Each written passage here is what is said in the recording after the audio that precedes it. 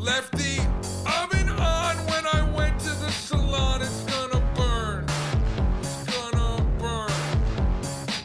I got a fish in a microwave dish. It's gonna turn around. Mahatma Gandhi and Mother Teresa are getting kind of freaky on a beach in Ibiza. Let her go. She's coming with us. She doesn't like you anymore. She likes us.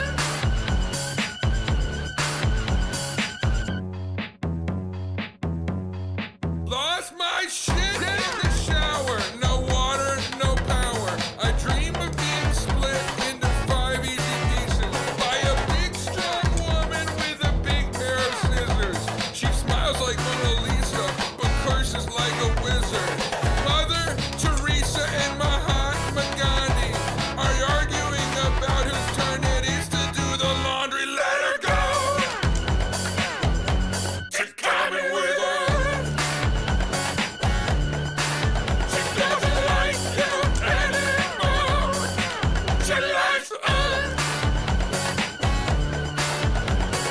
Mother Teresa and Mahatma Gandhi are dancing with their pants off and listening to Blondie.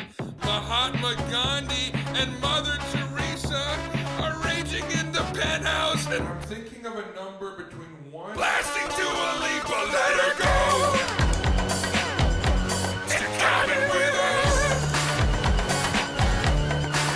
She doesn't like you anymore. She likes us. Let her go. She's coming with us. She doesn't like you anymore. She likes us.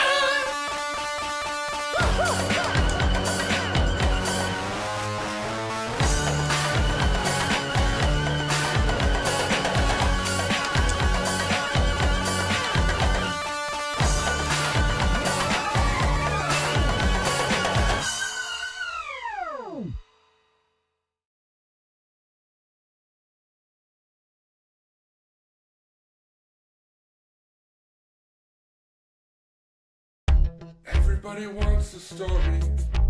Everybody wants to know what's up. What you gonna do? What you gonna do? Everybody loves a hero. Everybody loves to hate the bad guy with a patch on his eye, doing bad deeds with a brace on his knee. Why are you the way you are? So close but no cigar. What you gonna do? Do you do it for them or you?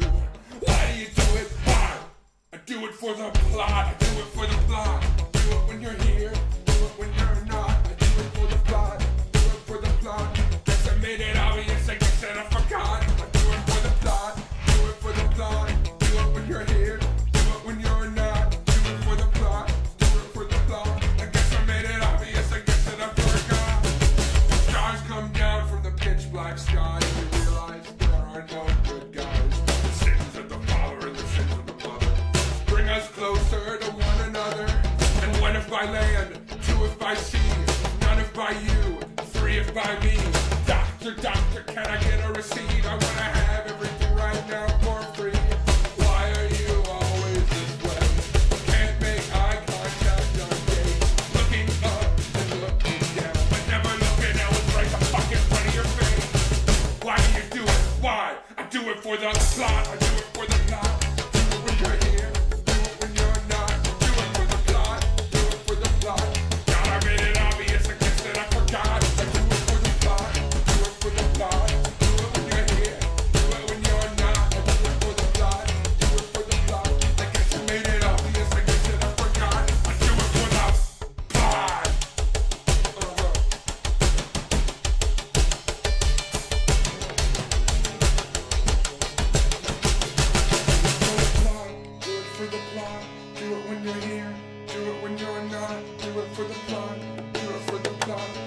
made it obvious, I guess that I forgot to do it for the plot, do it for the plot, do it when you're here, do do it when you're not.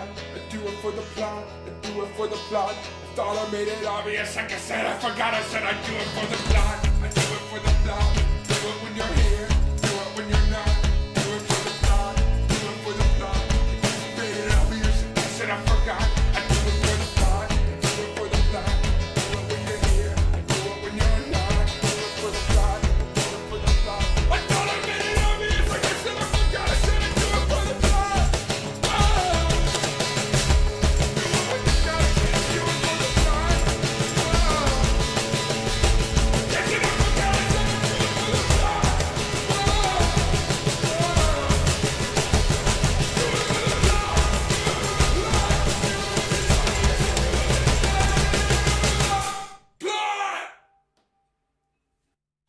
White Fang Safari, I'm going down on your mother. It's gonna ruin the tour, gonna fuck up your summer. Come on!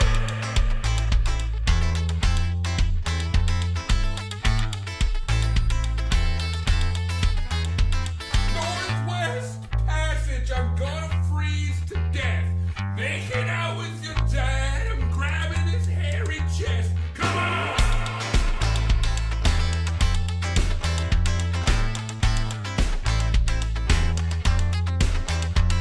Carmela Soprano shot a man in Atlanta. Taking all my clothes off and having public meltdown like la la la la dee da dee da la dee da la dee da dee da. A swan song for Sylvia Plath. You don't have to be so goddamn matter of fact. I got 6 and a half. White Fang Safari, what do you have? I said a swan song for Sylvia Plath.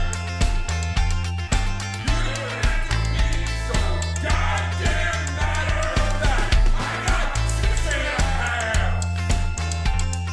White Fang Safari, what do you have? Story goes like this. The American troops drop bombs over Baghdad, breaking the bones of the city at large. And fire and brimstone look kind of pretty from up high in the sky. Some guy says into a headset, I look at the zoo and all the zebras and giraffes and elephants too, and he starts to laugh. Bangers escape through a hole in the wall, and they're finally free.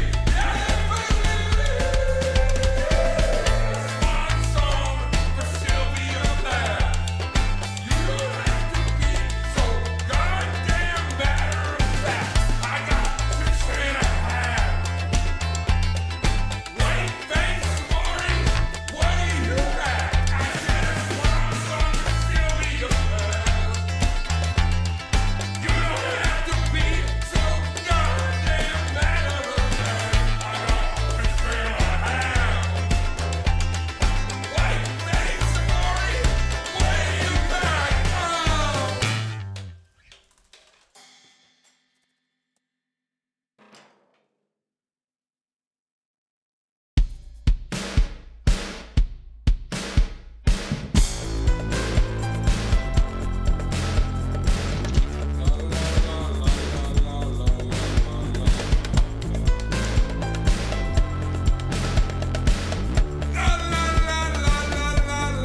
got? I had a parakeet named after John Williams and a rat named after Miles Davis and ancestors up in the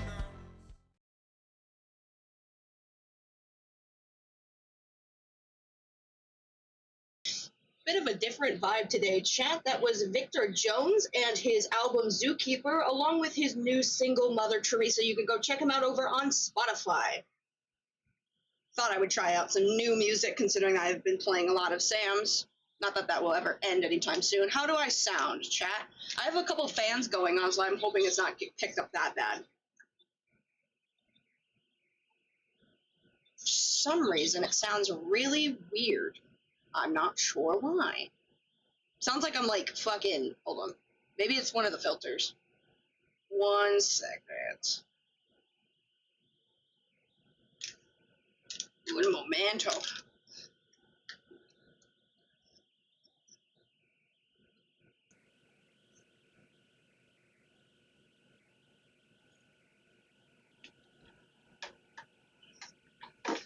I was hoping I would have some of the filters on just so that I can at least, like, have a fan on so I don't sweat to death because it's like 90 degrees outside. Medicare Mike, shut up. I'm trying to fix it. Echo with the dollar, thank you.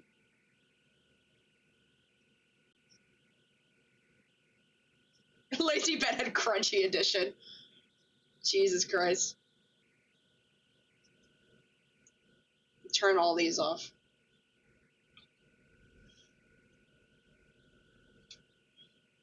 This is so strange. I don't know why it sounds like that.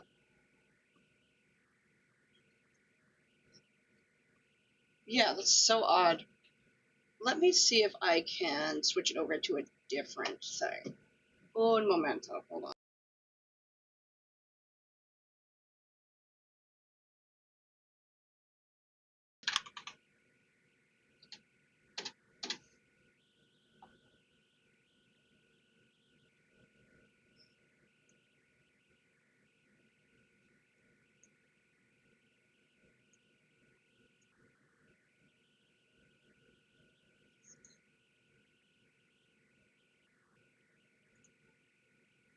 Hello, hello.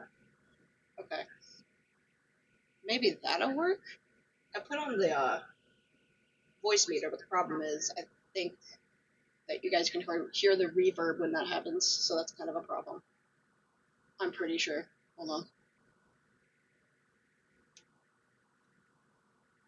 Oh, that sounds even worse. What the fuck?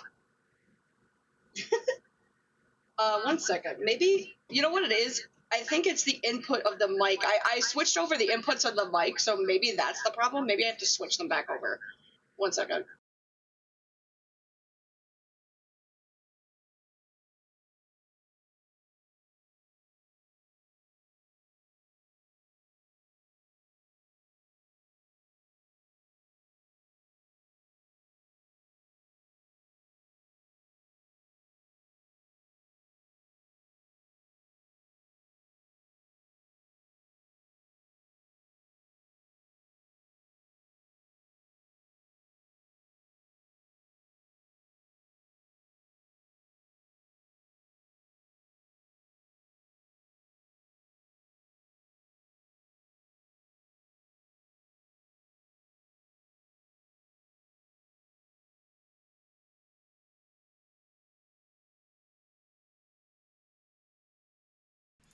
Alright, let's see if that fixed it. I doubt it, though. Yeah, it still has that reverb on it for some reason. Oh, God. This wasn't happening earlier. I was literally in a meeting when this wasn't a problem. I'm not sure what's going on. Unless if it's, like... That's the problem throughout all the mic. Oh, wait. It doesn't sound like it actually does. It just sounds like it from one of my headphones for some reason. Interesting. Definitely not a slime. It sounds like it's better. Am I crazy? It sounds better. I think it sounds better. I'm like listening it through it back, but the problem is...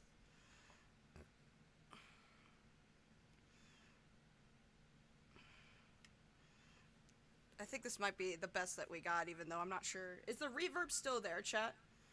It's lower, but it's clear. Okay, hold on. Turn that up a little bit. See if that fixes it.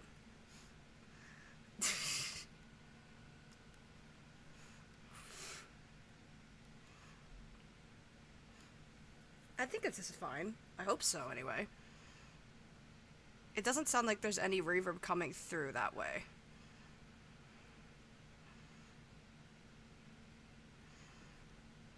Okay, I think I hear what you guys are...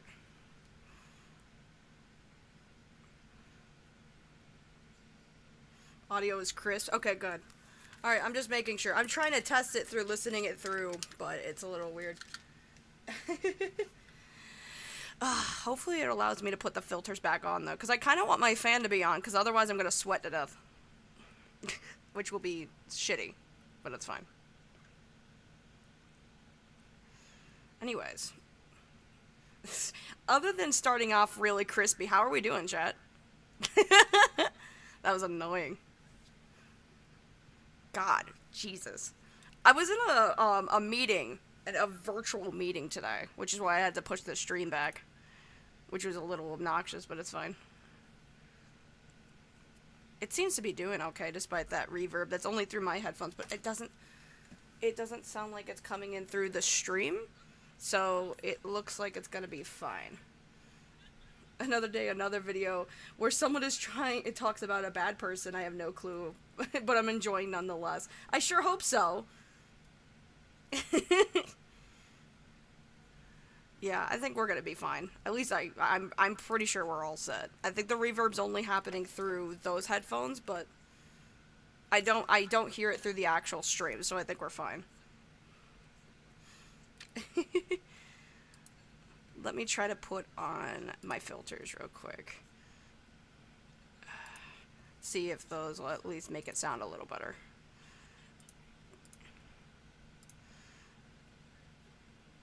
Expression. Alright. See how that sounds better. Put on a couple of filters so we don't, you know.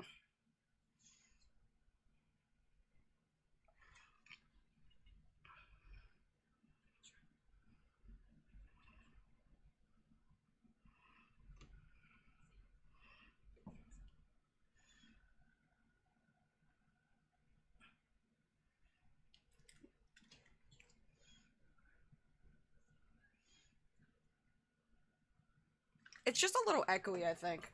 I mean, the whole setup is new, so at least we got a new desk, chat. We got a new desk. Here, I'll show you. Hold on. One momento. Okay. So, I know this looks virtually the same as, like, every other stream I normally do, but I guarantee you, it's not. We're in a completely different corner of the house, so. Honestly, I want to see the PowerPoint, lol. Yeah. I got shit prepared this time, chat. Oh, wait. Hold on.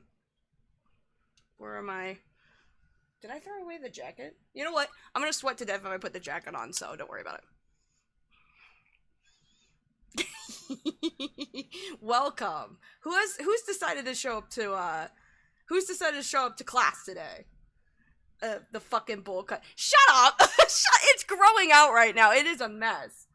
I needed to have it grow out a little longer to get the actual haircut I really want, so, make fun of it all you want now. Mac with some cheese with the two. How are the cats liking the couch? So good. Oh yeah. Oh yeah. They love the new couches. I actually moved the smaller one is, in this room. So chat, this is what we did. We turned what was the bedroom / the office that we had this computer and a smaller desk in the corner essentially into the den. So we have this giant big setup that's like a cubicle kind of setup with the new desk, and then the couch is on the other side, and that's how I watch like movies on the big screen over there. And then this side of the room is still for filming content because the green screen's still up. So I do sound better. It's just the reverb is for some reason still coming through the voice meter. I kind of want to switch the property over to see if it'll carry back over. Unless if it's just going to be like this for the entire time. Alright, there we go. Turn this off. Hello? Alright. See if that sounds a little better. Unless if I sound crispy again, that'd be funny. This is how I test it, by the way, to make sure. I still have the stream up over here, so I listen to myself. So if I don't get feedback, I know I'm going to get feedback through listening to myself.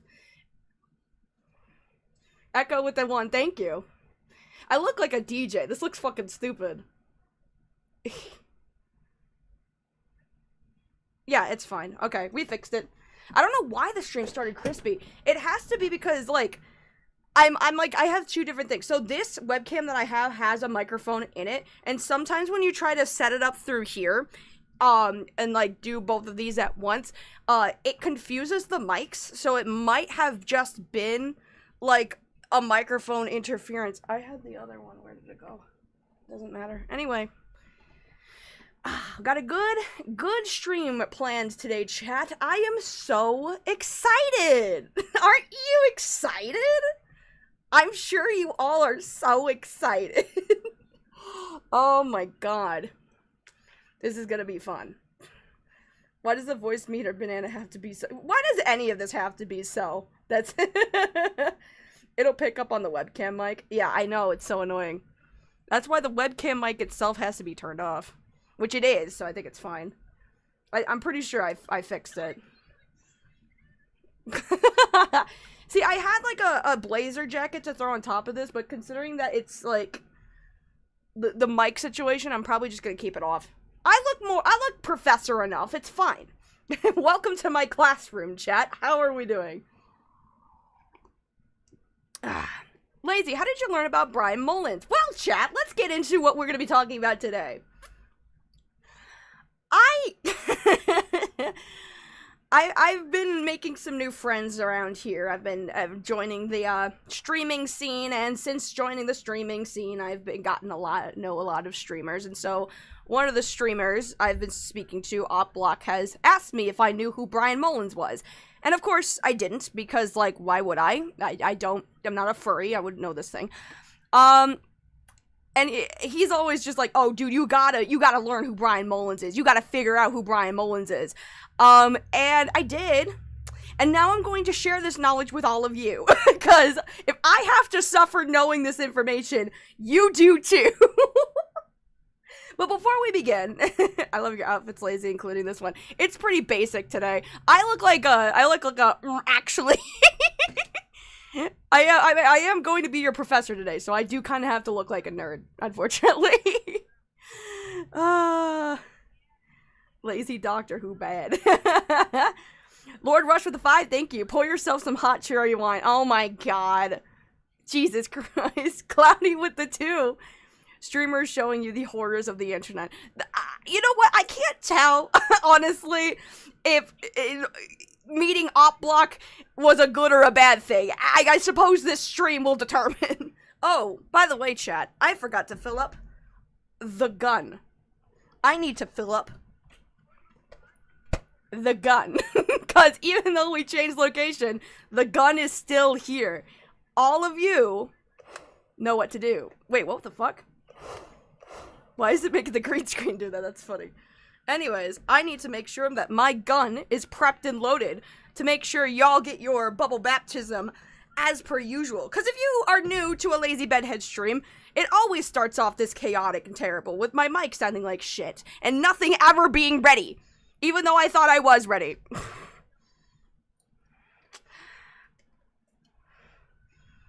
The dish. It's like a Holy Communion dish. Jesus.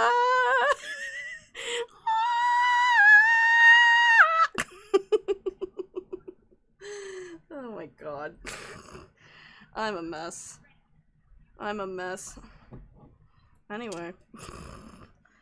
Oh my god, it's so delicate. I have to be very careful. I don't want to spill this on any of the hardware or equipment. There we go. Anyway. And now, we dip it into the holy soil. Soil. Okay. I have been told I am blamed and I should be. Yeah, you think, Falgy? You think? Have fun with Bryan. I'm not gonna. I mean, I will, but I'm not gonna. Oh, goodness, chat. So, let's have some general announcements first before we get into anything else. Jesus fuck Echo! Thank you, Echo, with the $50 have dono before the class. Echo, the amount of Littlest Pet Shops I'm gonna be able to buy because of you. Thank you! Remember, chat, as much as I appreciate your donations, I will be accepting any money amount. You don't have to overdo it like Echo. I'm a little concerned for Echo's well-being in the Trump economy. You look like Peter Griffin today. I'm gonna take this off. I hate myself. No. I look like a sexy Peter Griffin. Fuck you. So, let's get some announcements out of the way, and then we can get started on the actual party at hand. So, we had a vote, last time, well, if you've been to my community tab, because the last stream we did, we hit the official $500 goal for the Bubble Cult. Thank you. And the votes have been casted, and it seems to be that our $500 celebration stream will be the queso stream. Now, granted, I have to wait till I get paid because I had to drop $2K to fix my boyfriend's car. So, forgive me for not having the queso be this stream in particular. We will get the queso stream. I just have to be paid next week, and then I can buy the stuff, and then I can cosplay as I normally do. So, yes, the queso stream will be happening. It's just not this one because I need money for that, for buying things before we begin.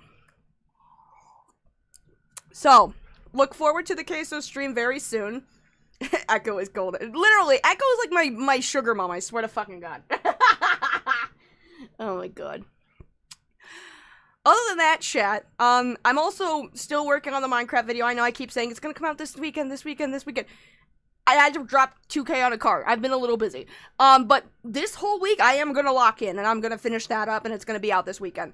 I'm almost certain of it, because I'm, like, halfway done. It just keeps getting delayed, and I keep doing it in little spurts, because I'm just so busy. I have so much to do. But I think I should be good now. Uni with the $6.99 Canadian. Is that what it's CA? CA, yeah. I was feeling a bit down later, but this stream was making my day a whole lot better. Thank you, Lazy. Also some monies for the Bubble Cult. Your contributions are always thankful, especially from the land of Canada. Oh, we're gonna have a good stream, chat. We're gonna have a great stream. You're a nerd! Shut up, creepy! I'm trying to look like a professor, but if I put the jacket on, I'm gonna sweat to death. I'm trying to be as, you know, cool-headed as possible. Wait, where's my thing, actually? Where is... Oh, this. This will keep me nice and cool. Oh, no! Oh, no! Okay, if you guys don't know what this is a cooling towel. If you get it wet, it doesn't matter if it's, like, hot water or cold water. Not sponsored, by the way. But I've had this for, like, a good amount of years. And when it gets super hot like this, I just wring this out. And then I, like, put it over my face. So I don't die of heat stroke. Problem is, this is like a teal green. This shouldn't even count. Wait, guys. Watch me disappear. Watch me disappear. I reappear, I disappear. I reappear, I disappear. Oh my God. Everybody's... Do I still sound okay? I still feel like I don't sound great, but... Ugh. Ah, it feels so nice. Actually, you know what? Oh, God. Although, I feel like if I do this... Wait, do I look decapitated? I do! I do! I do! That's so funny. Oh, that's so funny. Are you angry and also playing video games? No, I'm gonna teach you about a furry today. That's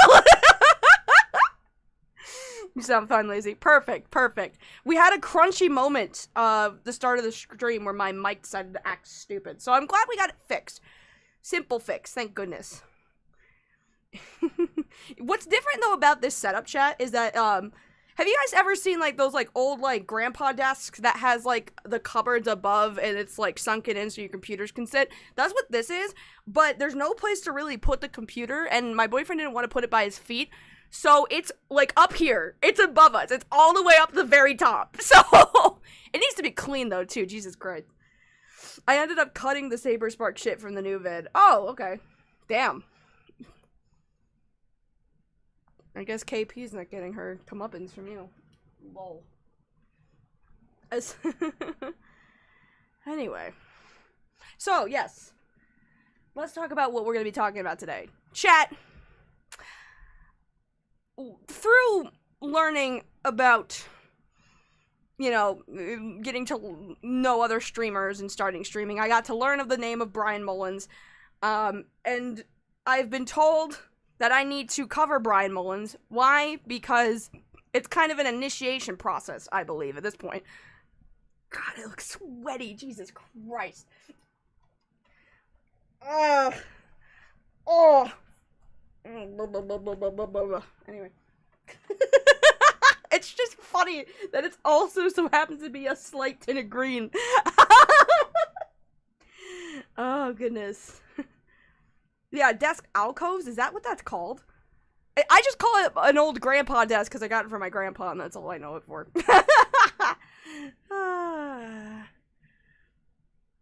Anyway. Welcome, class, to Professor Bedhead, educating you on the horrors of the furry fandom. I have decided that streams like this are going to be very much lore dedicated, and if they end up becoming videos in the future, it would be very fun to include clips from me live streaming and like presenting this research live as part of those videos. I feel like that's a good you know, because then you guys get to kind of appear in my videos inadvertently. Ishvalda, I think is how you say that, with the 5. Thank you so much. I'm sorry if I don't pronounce your name right. This is why I never do streams, because like I'm like dyslexic and I can't read. Oh. Alright, chat. So, through this initiation process of becoming part of the streamerverse, I have been told that I have to know who the fuck Bryan Mullins is. And so, in order to, express my knowledge on this particular subject, I have decided... Hold on, I'm shifting a couple things around. Shift that over here. Put this up here. Do this. And then we're gonna go to the full screen. I decided to put together a little bit of a presentation. Welcome, ladies and gentlemen, to Understanding Bryan Mullins, a locale lesson live, presented by Lazy After Dark. Thank you for joining us for this stream. I appreciate every single one of you. All of your donations are highly, highly appreciated. It is, yeah. Oh shit, it's a PowerPoint. You guys missed it when I did on Beckett's stream. I'm like, you guys need more PowerPoints. But before we head into our journey today, I want to dedicate a portion... Hold on, how do I escape? How do I get out of a PowerPoint chat? Hold on, there we go, I figured it out. I wanted to dedicate a portion of this stream to bringing attention to very important websites that I think will be important for the topic at hand. I've pulled up 3 organizations that I think will be extremely helpful. They're also linked in the description below. And in future, if I ever end up making a full dedicated video on Bryan Mullins, we can fundraise for these specific causes, because I think they're relevant, and I think it would be important to bring more attention to causes that I think are important. The first of which is the National Center for Missing and Exploited Children.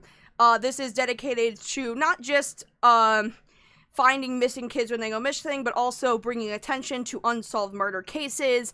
They have a donation page to talk about like what to do when your child goes missing, stuff like that. NCMEG has also been featured heavily on True Crime with Kendall Ray. She is a frequent donator to NCMEG. Amazing organization. It gives you education tools about like how to keep your kids safe, how to make sure that when they go missing, you know what to do, kind of thing. And also how to prevent them from going missing, you know. And by missing and exploited, they do mean like not just like human trafficking, but just in general like child kidnapping, child murder kind of thing. Next up, yeah, we'll get later, is the Polaris Project. Polaris Project is specifically for survivor trafficker relief and like getting them the proper tools and therapy that they need in order to cope with the trauma that comes from human trafficking. 28 million people trafficked worldwide gives you a lot of different facts about the realities of this sort of thing, because I know that like this sort of subject gets picked up a lot by like certain politicians that want to push certain agendas, when in reality the truth about human trafficking, although it is a, you know, federal issue, it is a political issue, it gets pushed by certain members of our political system to push very specific agendas, and when you do that, you ultimately kind of bring forth a fanatical version of what child trafficking is, and what this does is create pathways to understand it better and the realities of it, and also push for legislation that will help in preventing more of this from happening, right? And of course, I want to bring attention to my favorite organization, RAIN. This is the National Sexual Assault Hotline. It's right here, 1-800-656-HOPE. This is the Rape, Abuse, Incest National Network. I feel like this will also be relevant for later. We've brought attention to RAIN before on this show, and we've donated up to $500 to them. They're an organization I would love to work with again, so if any of this becomes a full-fledged video, they can be an option as well. But we'll leave that up to you guys, you know, on where that raising of money will go.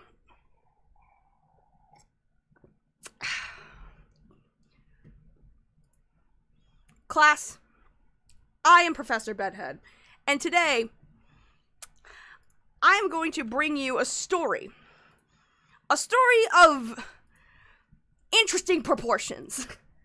We're going to be hearing a lot of opinions and a lot of hot takes, if you will. So this is going to be a verbal final trigger warning. There's one in the description below.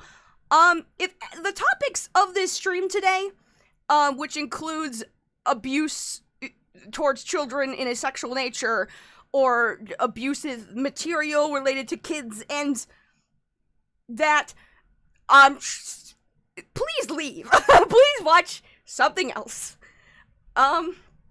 You have been warned. So, let's talk about our lovely little friend here, Bryan Mullins. Do not harass, bully, threaten, or engage with anyone presented in this presentation. Features or anecdotes are not an endorsement of anyone presented in this story. Keep that in mind. This is animated and everything, folks. I have dedicated time. More than I probably should. Let's be for real. These are some names that will be popping up theoretically throughout all of this. Now, there are more, but these are the people that I find to be the most important throughout all of this. Whether they bring attention to Bryan Mullins, whether they've had direct contact with him, or, of course, the man himself. Right there. That's Bryan. So, let's kind of go in order of the pictures here. So, of course, we got Bryan. We got a user called Gregella Chan, who has an entire section dedicated to who they are, so we're going to wait until we get there. We have Gilded Pooh, who is a content creator, who has made many videos on Bryan Mullins, who has personally gotten into drama with Bryan Mullins in relation to this Gregella Chan person, as well as the Gallagher. This is all kind of like in the same, these four here all have kind of like drama in between each other. That they're all kind of interconnected with and involved in, so we will get to that. That has an entire section dedicated to it, but just know, content creator, rando Discord, whoever, content creator. Then we have Lyle Convoy. Lyle Convoy is a streamer and a predator hunter who's ran a lot of Discord servers, such as the Senate, which is now defunct, Cat's Lair, which is his new one. He gets involved with a lot of drama stories revolving the ArtCC and the SCC. He breaks a lot of different stuff. A lot of different upcoming stories that come out of these communities. Look at this fucking insane lineup of dudes. I know, right? I know. And of course we have Deadwing Dork. Another streamer who also did a stream about Bryan Mullins, which is probably how a lot of, like, people who are outside of ArtCC know about Bryan Mullins, I would say, is through Deadwing. It should be noted, however, that the inclusion of these people of interest for this is not in any way an endorsement of anything they may or may not have done. The mentions are included in this presentation for the sake of storytelling purposes only. How I personally feel about any of these people, or the knowledge that I have about any of them, is irrelevant. Whether I know any of these people or not, it doesn't matter in this case. This is mainly for analysis of a stupid story from the internet, and we're all just here to have fun. I have to include this because people got, like, I don't remember what video it was. I think I used some clip from Bad Empanada, not knowing who that was. I was just looking for the ultimate rape review, like, intro clip. And people were like, oh my god, I can't believe you stand Bad Empanada. I don't know who the fuck that is! Don't assume that every time I have features in my fucking content, it means I endorse whatever. It's just relevant to what I'm showing you. It's not that I know these people. Like, I don't know anybody. I'm very exclusive to myself, and I don't talk to many people. At least the tea is cold today, actually. The tea is cold because it's hot in this room. Anyways, so to the knowledge of, like, any of these people or how I feel about any of these content creators doesn't fucking matter. They're just here for storytelling purposes. People will always yap. So true. How much would it be for this blunt rotation? I mean, the blunt's already here, guys. Let's talk about the subject in question. Bryan Mullins is a furry content creator, high school dropout, and high-functioning autistic man from the Carolinas. Both lived in North and South Carolina, although he was originally born in California, I think, according to his autobiography, and I don't know if he is currently living in the Carolinas right now. I thought he was living in Illinois now, but I'm not really sure. All I remember is that, like, Nightman blunt rotation. So true. All I know is that in the current day, I'm pretty sure he's in the California somewhere. Bryan has been online for at least a decade. His post history varies a wide range of content, including vlogging, let's plays, commentary, rants, rant videos, video edits, music, art, and furry content. Of course, because he is Bryan Mullins the Fox, he is a furry. Bryan has 14 channels, with his main channel exceeding 12,000 subscribers. Most of his content in the beginning was re-uploads of Disney movie clips and music videos mirrored and edited to include his own personal touches. That is the man that we are talking about today. The man behind the mascot. Chat, I want to show you something. I want to show you a little bit of our subject of interest. And I found the perfect video to kind of break the ice. Where are my headphones? They're over here. Are these even on? Hold on. Okay, they are now. We're going to cut back to the full screen. I found the perfect video to introduce our favorite little guy here. Where's the volume on this thing? I thought there was like a... There you go. So. Okay. This is a perfect introduction to who Bryan Mullins is. And it is the completion of his fursuit. Or at least the fursuit head. I don't know anything about making fursuits. I know that it just takes a lot of time and it's probably really expensive. And I know that, like, most high quality ones will range up to like $5,000. You guys can be the judge today on whether or not you would pay $5,000 for this. So let us begin. Hello guys, it's Bryan here. I should probably turn and on this is the result result of lots of hard work, time, and effort. And lots of dealing with hot glue, polyester felt, and you know what I mean. Mm-hmm. It's long story short. It took me a long time, but now it's worth it. So, chat, do you think it's worth it? I'm very scared.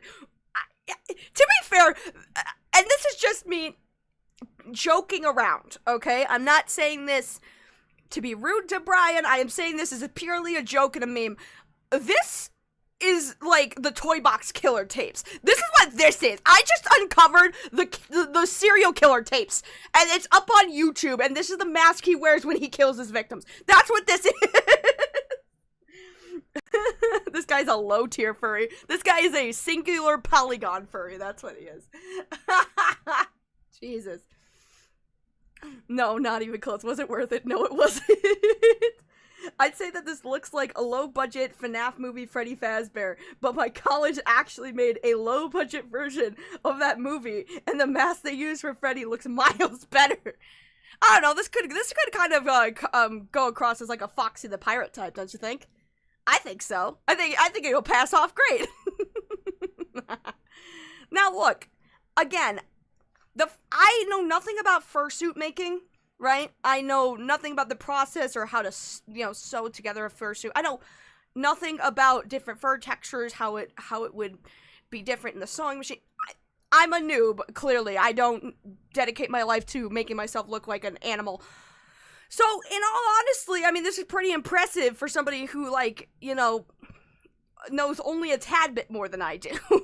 Like, it is surely a creative endeavor of love. So I say this with all due respect.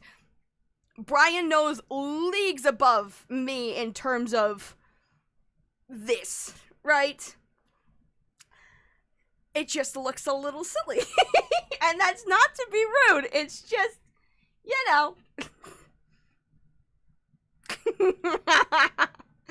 Oh, goodness. I'm sure he has tried his best, chat. And that's all we can give him a little bit of a round of applause for doing his best. I don't know what I'll do. Don't know what I'll do when I stream. Well, it's pretty cool. I've been busy all day finishing that album, The Roast Game Society Volume 4. Oh, chat. Oh, chat. Oh, chat. Chat. We're gonna get there. It's gonna be crazy. And it turned out perfectly, as I planned it. Of course it did. This is the most perfect thing I've ever seen in my life. Echo with the one thank you. And it took like 12 tracks. It's just over 40 minutes.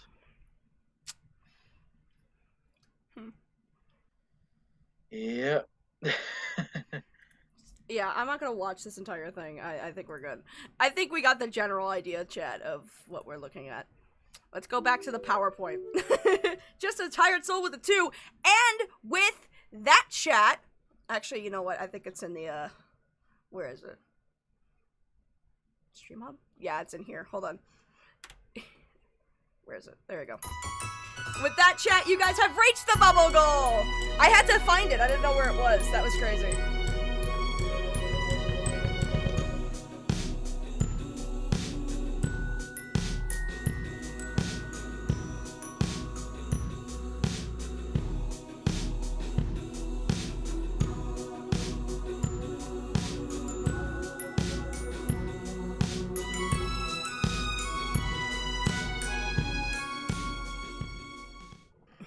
Thank you so much. That was awesome. All right, chat, you guys know the drill. That was quick. I have to start a new one. Hold on. I have to start a new one. Make sure that gets all set up.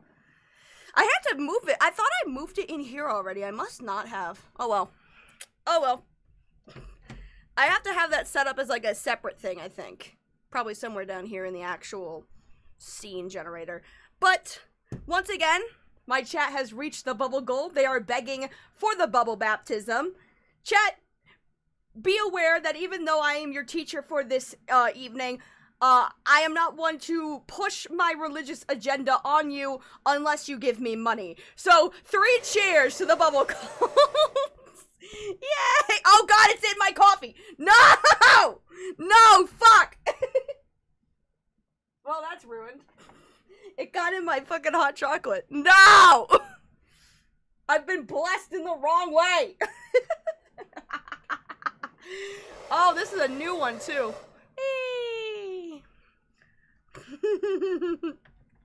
I know I'm supposed to be a teacher, right? And I'm not supposed to be able to be pushing any sort of religious agenda. I'm supposed to be dedicated to only the facts. But, oh my god, they're everywhere. Woo! Oh, I'm so happy that that still works on stream. Still works with the green screen and everything. Bubble hot coffee? Yeah, no, I'm good. I say hot coffee. I don't drink coffee. It's hot chocolate. What am I, stupid? Oh, I love it here, chat. I love it here! Thank you so much for dedicating your bubble bucks to my bubble church. It is highly appreciated. Let's get back to what we were doing. There we go. There we go. So, chat, I told you that this guy has 14 channels, right? That wasn't a lie. That was not a lie at all. It is very real.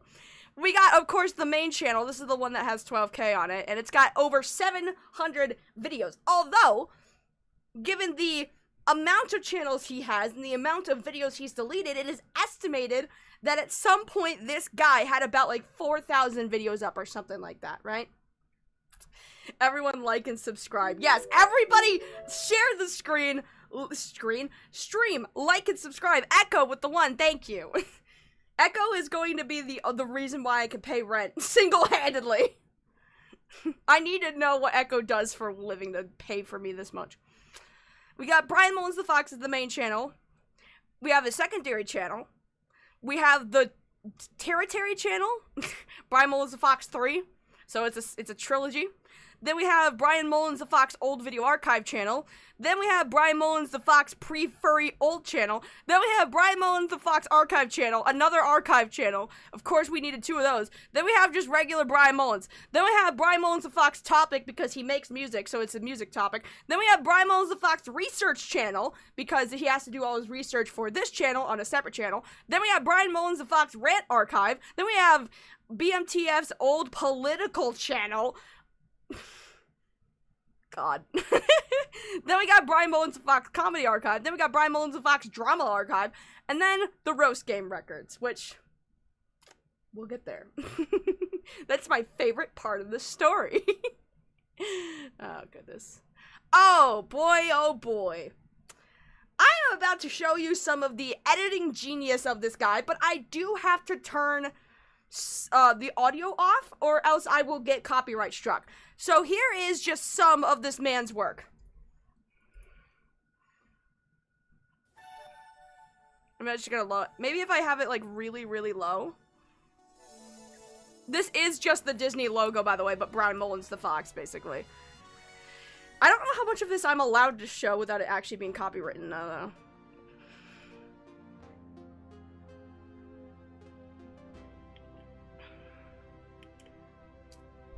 Now, doesn't that just look inviting, chat? Does this not make you want to like and subscribe? To me, specifically.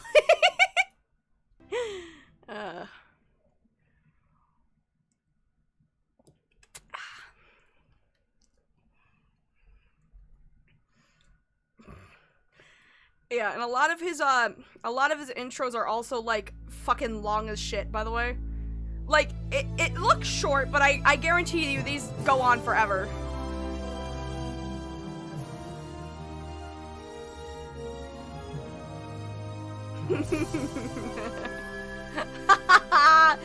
Oh, God. You know what? Give credit where credit is due. This is objectively really funny. This makes me want to like and subscribe right away. Anyway, I think we get the point. So let's talk about the shift.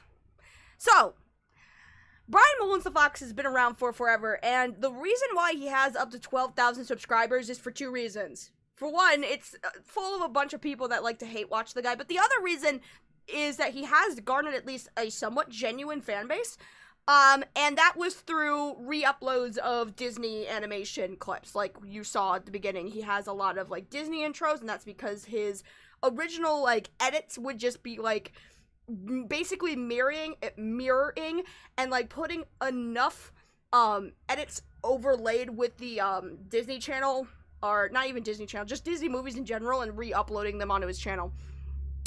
However, a change in the algorithm struck Bryan's channel pretty hard. this required Bryan to purge the channel in order to save it, and shocker, actually pushed Bryan to make original content for once. I know it may seem over the top and gloomy for me to say this, given that the community guidelines strike I got over a day ago and the copyright strike on October 12th were the first strikes ever since the creation of my channel almost 4 years ago. For each, I have... Sorry, there's like stuff in my mouth. I have strike 1 of 3, so it's not exactly the end of me on YouTube. There is a way for my channel to still be... Hal with the 2. I'm late. The editing would be charming if it was an ARG. Yeah, I can see that, but you'll see that Bryan Mullins is not that clever to create an ARG on his own. Absolutely not. There is a way that for my channel to still be here 3 years later or not. Not that I care too much about it in the first place. Maybe in the next few years or so. I could just look back on all of this and either laugh or cringe myself to death. The furry brand name will only last for a year or so, as long as I am still scrooging up as many views and attention as I can, even if that means killing my channel in the process. I know I'm gonna sound cliche as fuck if I were to say that I wanted it all, but why can't I read? Am I? Hello? Anyway. I know I'm gonna sound cliche as fuck if I were to say that I wanted it all, but through it all, just one thing died, and it was the little thing called love. Something deep inside my YouTube channel. And no, I am not Frank Sinatra or someone who is getting too sentimental or melancholicious to continue to drone on about it for too damn long. So, this is the Bryan Mullins the Fox. This is a laughing compilation. I'm not sure what would have gotten him struck. This doesn't look like... Hold on, it's like really blurry. Our team has reviewed your content and unfortunately we think it violates our harmful and dangerous policy. So this is not like a ID claim thing, but apparently he broke the harmful and dangerous policy on YouTube and got a video of him laughing removed. I wonder what he was laughing about. Maybe he was pulling a plague moth and watching people die or something. Goodness. Let's talk about the original content. Bryan Mullins is a connoisseur of sorts in terms of talent. He is a fursuit maker, a video editor, and artist. And by artist, I mean he uses AI for pretty much everything he does, including the voice in his content is not actually his voice. It is an AI-generated script that he, types out and then it says it for him in an AI-generated voice. So, this is his avatar, Bryan Mullins the Fox. This is also his avatar, Bryan Mullins the Fox, which you can find on his DeviantArt, which I am not going to link to and show, because his DeviantArt, at least the gallery part of it, or all of his likes, is full of a bunch of furry porn, and I love you all too much to show you that. But the reason why I know that this and this are both AI generated is because in the description of both of these posts on his DeviantArt, it links back to this. Create your own cute little animal images with AI. Shame! Shame, Bryan Mullins! Shame! You can make your own fursuit head, but you can't even draw your own furry? Shame! Yeah, everybody boo this bitch! Boo! AI furry. Isn't that the point of being a furry, is to be creative? Well, when you don't have a creative bone in your body, this just tends to be. I know that there's a lot of people, especially part of OpBlock's community, who are artists. There's I see a lot of you in there who've made art, beautiful art. Lord Rush actually helped create the thumbnail. He's the one that drew Bryan Mullins, me hitting Bryan Mullins over the head with a bat. Thank you, Lord Rush, by the way. And I would know that this sort of thing would piss off any one of the artists from the many communities I've made on the internet, so. I will spare you, chat. Although, when we get to the next song, I'm not sparing you. We're listening to the entire thing. I don't care. So, with how obscure his content itself is presented, you would think that Bryan would be an unknown enigma on the internet. And although Zeta Rich with the 5, thank you. I actually thought this was a Dance Burst Studios for a moment. Ooh, we should do a Dan Burst. We should do a lore stream into him too. I'll leave that up to you guys whether we do that or not. I'll leave it to a poll. I actually thought this was Dan Burst Studio for a moment there, considering they are both yucky people. Yeah, well. Thank you, Zeta Ridge. I appreciate it. Thank you. So, you would think that Bryan would be an unknown enigma on the internet, and although technically he still is, he is often called the furry Chris Chan, and just how much he shares about his personal life. So, if you recall, in Chris Chan lore, Chris Chan made an entire video recording his TV, reenacting the events of his life on Little Big Planet, as well as how their parents met and made Chris. While Bryan doesn't use a video game to overshare, he does overshare through something that is just as creative and probably more cringe. Wattpad. And also an audiobook that is over 2 hours that I am not going to listen to because I actually do care about your well-being. So, let's list some fun facts about our friend Bryan Mullins the Fox. So, being a furry, Bryan had his awakening, aka he found out how he was a furry, by developing a crush on a character called Sasha LaFur from All Dogs Go to Heaven 2. And with animation like this,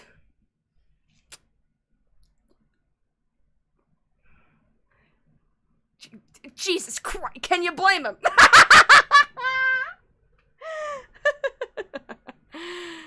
Fun fact number 2. Bryan Mullins is the equivalent of a QAnon conspiracy theorist. Although I'm not entirely sure to the extent of his political affiliations, he does have an interesting worldview, to put it lightly. Now, you probably are all wondering, what the fuck do those fun facts have anything to do with anything? These 2 fun facts are relevant to very important pieces to Bryan Mullins' lore. One of which shapes his identity and thought process, and the other is just embarrassing and cringe and shows that the internet is not a good place for a person like Bryan. Thank you, Buddha with a 2. Welcome to hell, Lizzie. Aha. Well, at least hell is a nice PowerPoint presentation. Would you guys not want to be in hell if I'm here giving tons of PowerPoint presentations about weird people on the internet? I think more people would want to go to hell. The other is just an embarrassment and cringe and shows that the internet is not a good place for people like Bryan. It truly does bring out the worst in Bryan, as will be presented now. Let's talk about fanfiction. As I've mentioned, Bryan has posted an autobiography of sorts on Wattpad, which is a prominent fanfiction writing site. Bryan Mullins is a creative of the variety kind. Sorry.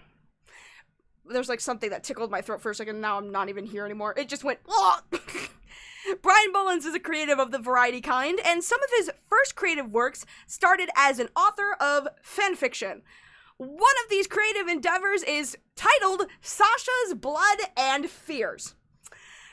It tells the story of Bryan's, at the time, furry crush, Sasha LaFleur, from All Dogs Go to Heaven 2. This post has since then been deleted from Wattpad, by the administrators of Wattpad, or the what do they call those? The admins, the moderators of Wattpad. Bryan has since then disavowed the story.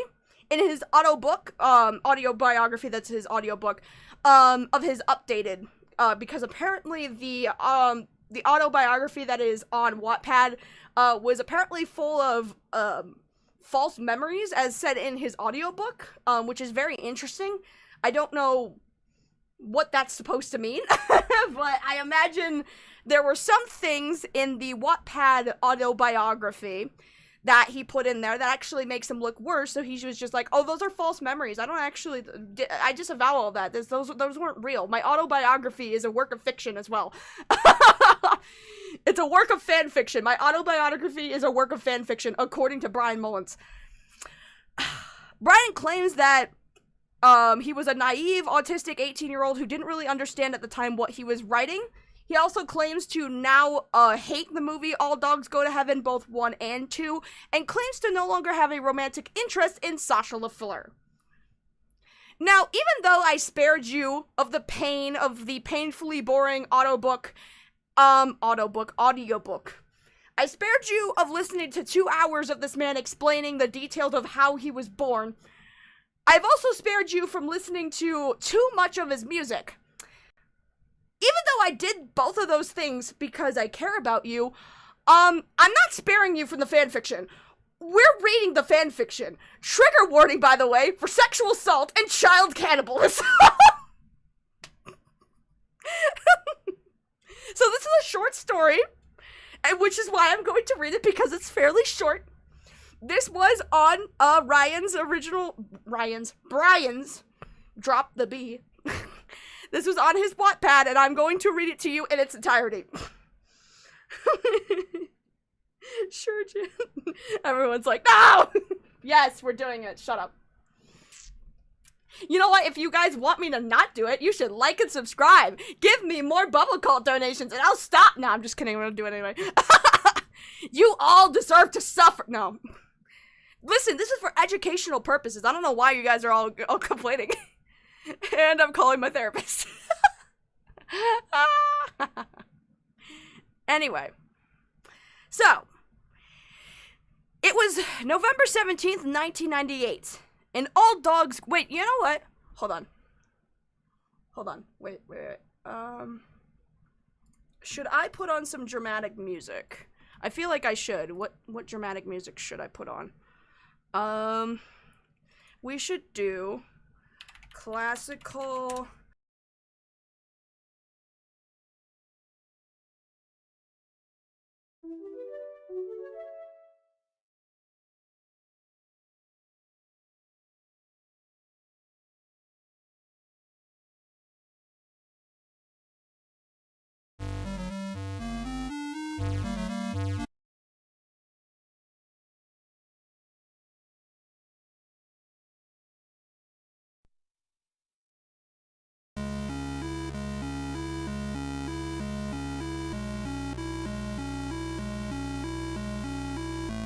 There we go.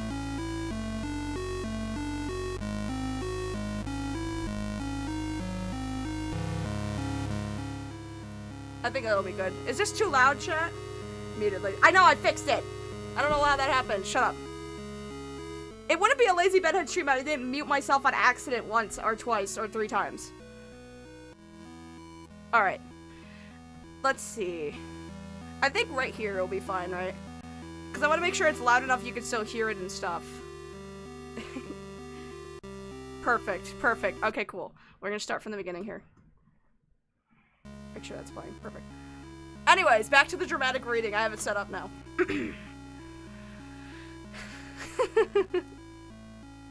No, it's fine. Perfect.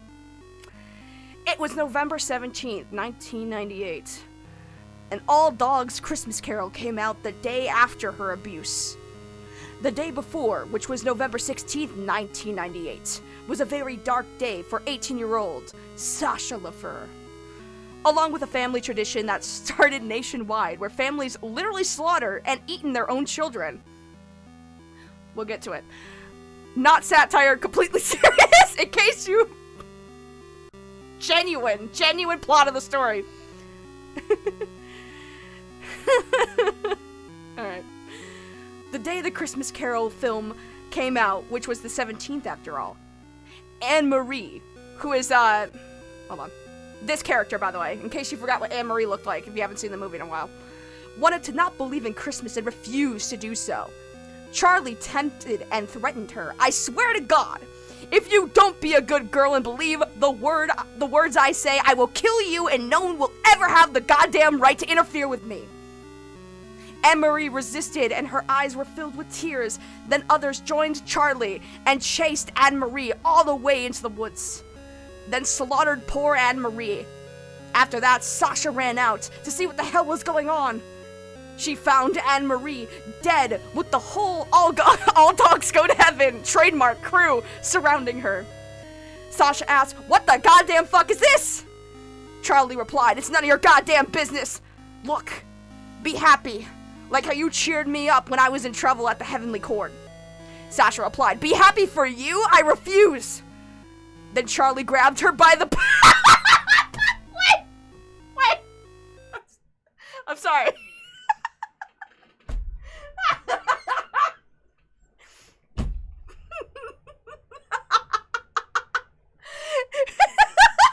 I'm sorry. This is like a kind of blindish because I haven't read this whole thing. I did not know it was going to cut to. Then Charlie grabbed her by the pussy.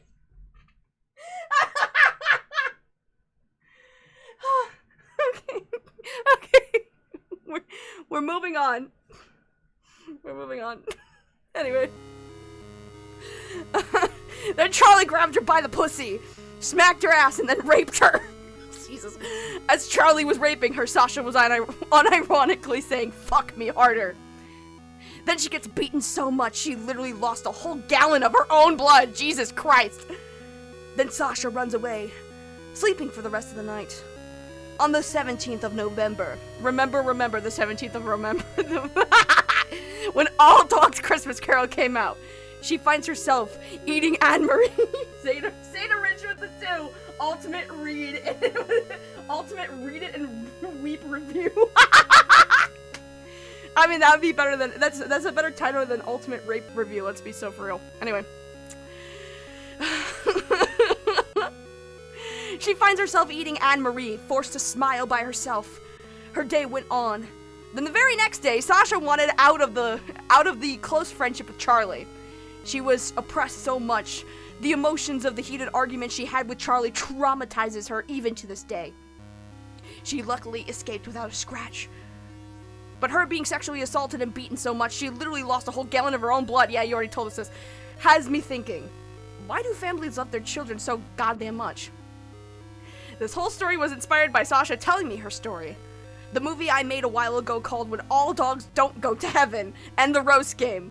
The proven fact that families literally ate their own children as a Christmas roast after slaughtering them for not believing in Christmas, the end. Thank you. Thank you. I know, I'm quite the reader, chat. I'm quite the holy shit, man.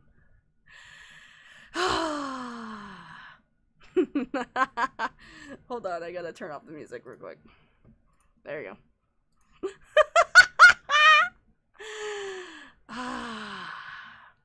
So, chat, what did we think? If we were to do a review of the fanfic, give me your thoughts. I love to hear the feedback. I know it's not my fanfiction personally, but I would love to hear what you guys think of that fanfic reading. Thank you for reminding us.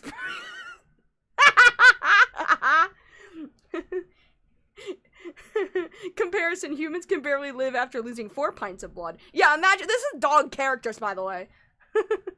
Roast game lore is like Necronomicon Cliff Notes. We're gonna get to that. We're gonna get to that. Just wait. Just wait. Oh yeah, the roast game. Let's go. We're almost there, chat. Personally, I think that this is a beautiful piece of art. I couldn't imagine why he would ever want this, like, why Bryan, drop the B. I don't understand why Bryan would ever disavow this beautiful piece of work. I remember why I banned Wattpad. So true! Oh, it's the biggest piece of dog shit.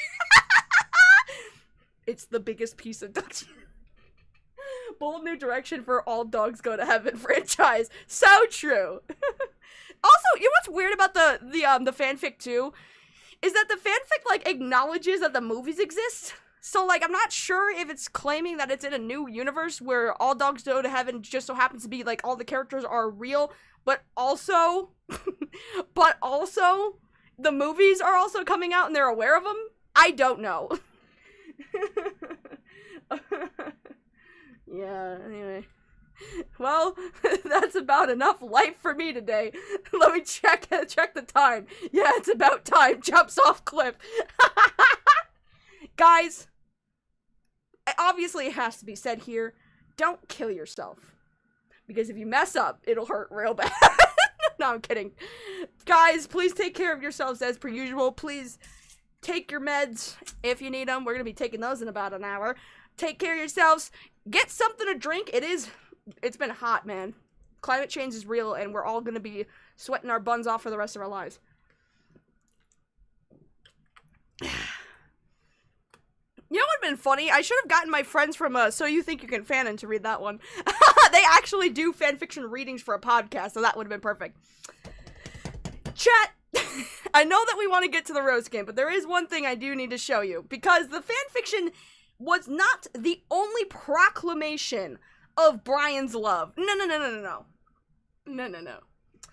Oh, where is it? There you go. He has also written a song. I'm gonna make you listen to the whole goddamn thing.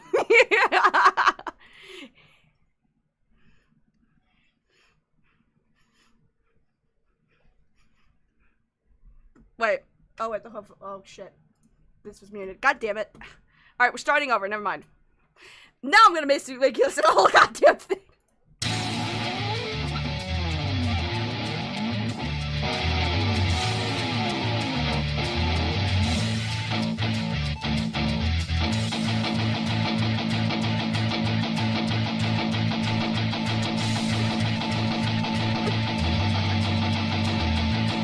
Girl, you're so fun, your blood's gonna taste like hot cherry wine. Girl, you're so fun, my blood's gonna taste like hot red wine. Girl, you're so fun, your blood's gonna taste like hot cherry wine. Yeah! Girl, you're so fun, my blood's gonna taste like hot red wine. Don't you know that when there's smoke, oh baby, there is fire. But with this fire of crazy hot love,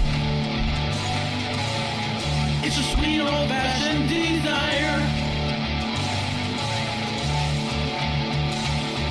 I told you once, then I told you twice. I told you once again that making love feels nice. Boing.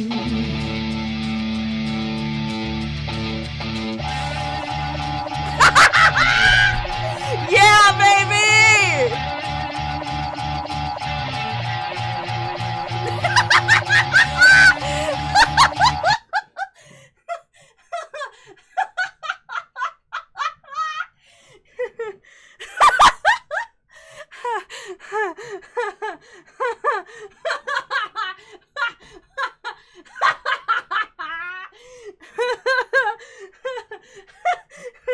Unironically below Cyrax's musical skill. Don't even say that, man!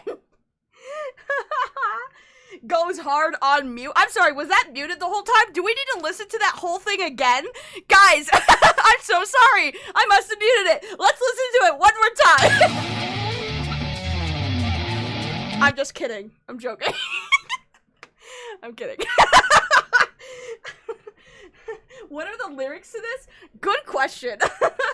Can I pull this up, actually? No, I don't. Go back to tab. Can I pull this up? Okay, I can. Alright, I think the lyrics are in here. So we can actually pull it up. So, the song you guys just listened to is a song called, Naked Sparks. Fire of the Crazy Hot Love. Let me read you what these lyrics are, because it's a little hard to tell from all of the loud, acoustics. Girl, you're so fine. Your blood is gonna taste like hot cherry wine. Hey, it's the reference again. Okay. Girl, you're so fine. My blood is gonna taste like hot cherry wine. Girl, you're so fine. Your blood is gonna taste like hot cherry wine. That's just repeating. Anyway. Don't you know that when there's smoke, oh baby, there's fire. But with this fire of crazy hot love, it's just sweet old-fashioned desire. I told you once, and then I told you twice. I told you once again that making love feels nice. Boing. And, that's about it. See ya.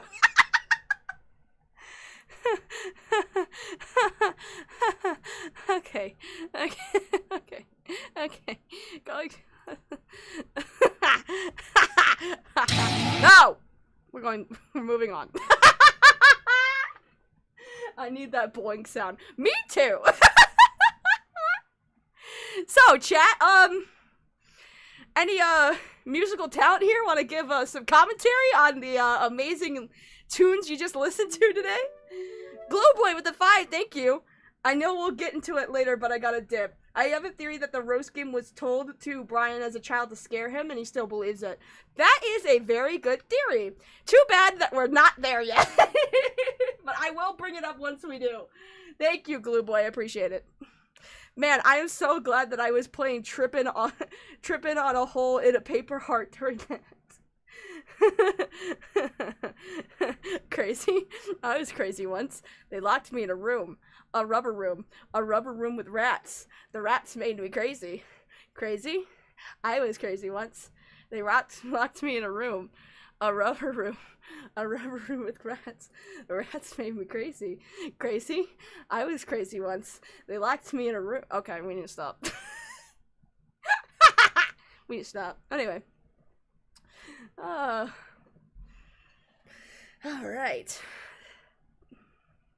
So, let's talk about this real quick. So, Bryan Mullins got picked up by the commentary sect of the internet. This cross-section of commentary, bro, art commentary, and PNG tubing is a small niche that I like to call new commentary. AKA the 30-year-old grown-ass weirdos that center their entire hyperfixation on either sucking Lyle Convoy's cock and balls or wanting to rip them off. It all depends on who you ask and on the day and how much people still care about the Senate drama like a year later. I say all of this with much love, okay? As I know plenty of new commentary people, this is just a joke. I will say this, though, that I think a lot of the Lyle Convoy discourse, and I am very friendly with both people in the aisle of liking and hating Lyle Convoy, right? I feel like a lot of Lyle Convoy discourse is like a woman on her period, right? It is shitty when people look at people, like, women especially are on their period, and a bunch of grown-ass men who think they know better tell them, get over it. Just get over it. You're cramping a little bit. You're bleeding out your asshole. Get the fuck over it. It's like, no, you have every right to be hateful, to be angry, to be upset. That's fine. You're bleeding out your asshole. You are completely valid in feeling shitty when you're bleeding out your asshole, and all of these men telling you, just get over it. Just get over it. I can handle it. I can handle that kind of pain. Why can't you? Just get over it. Fucking stupid. Y'all sound dumb. However, at the same time, I get that you're bleeding out your asshole, but can you just handle it in the bathroom? Like, just handle it somewhere else. Anyway. I'd be pretty hateful if my anus was bleeding too. My anus is bleeding! For the love of God and all that is holy, my anus is bleeding! They're gonna lock me in a padded room one day, chat. Anyway. So, Lyle was probably the first live streamers to bring attention to Bryan Mullins. Basically, Bryan made a video about the harm of predator hunters. This is after the Rosa call and the fallout of Coyote Lovely and Kaz Warfox. Really, this should have been easy for Bryan to shit all over Lyle since everyone was doing it at the time. It really isn't that hard. However, Bryan Mullins' argument against Lyle was that there would be less predators around if there were no predator hunters. Yes, it is that stupid, and I'm gonna make you watch the whole thing. Here we go. Can I want to, excuse me. Full screen? No? Okay. Well, we're gonna have to stop. I'm gonna have to watch it from here because apparently it won't full screen on a Google slide, so we're just gonna watch it from here.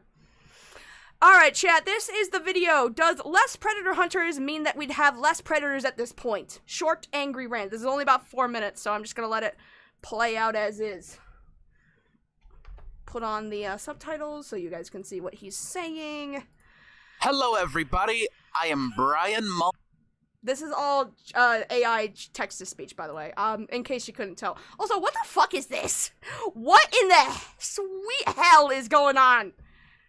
Whatever. Mullins the Fox. Time for a different approach for a rant video for my second channel. Here's a good question.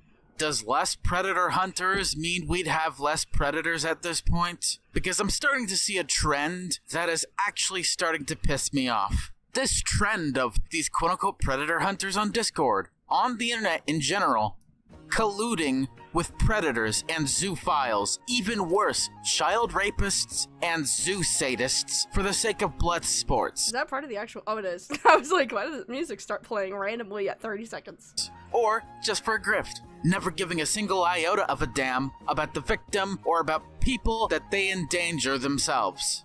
They are a hindrance to the people they seek to help. They are a hindrance to the animals they seek to complain and rant for or speak for when they can't speak for themselves. This whole fucking mentality is really starting to piss me off of pretending to be the good guy, pretending to be the hero, when anything, the anti-hero should be the biggest hero of them all by destroying the quote-unquote hero, purporting himself to be the actual fucking hero. And you know what? I will say Bryan has a point. A lot of these people on the internet who claim to be pedophile hunters without any sort of professional background, such as a police background or anything like that, are kind of these pedantic, kind of hero complex, like, morons that actually have no idea what the fuck they're doing. And 9 times out of 10, a lot of these predators that they catch will never see a day in prison. They are that, you know, incapable of actually providing any true justice or change.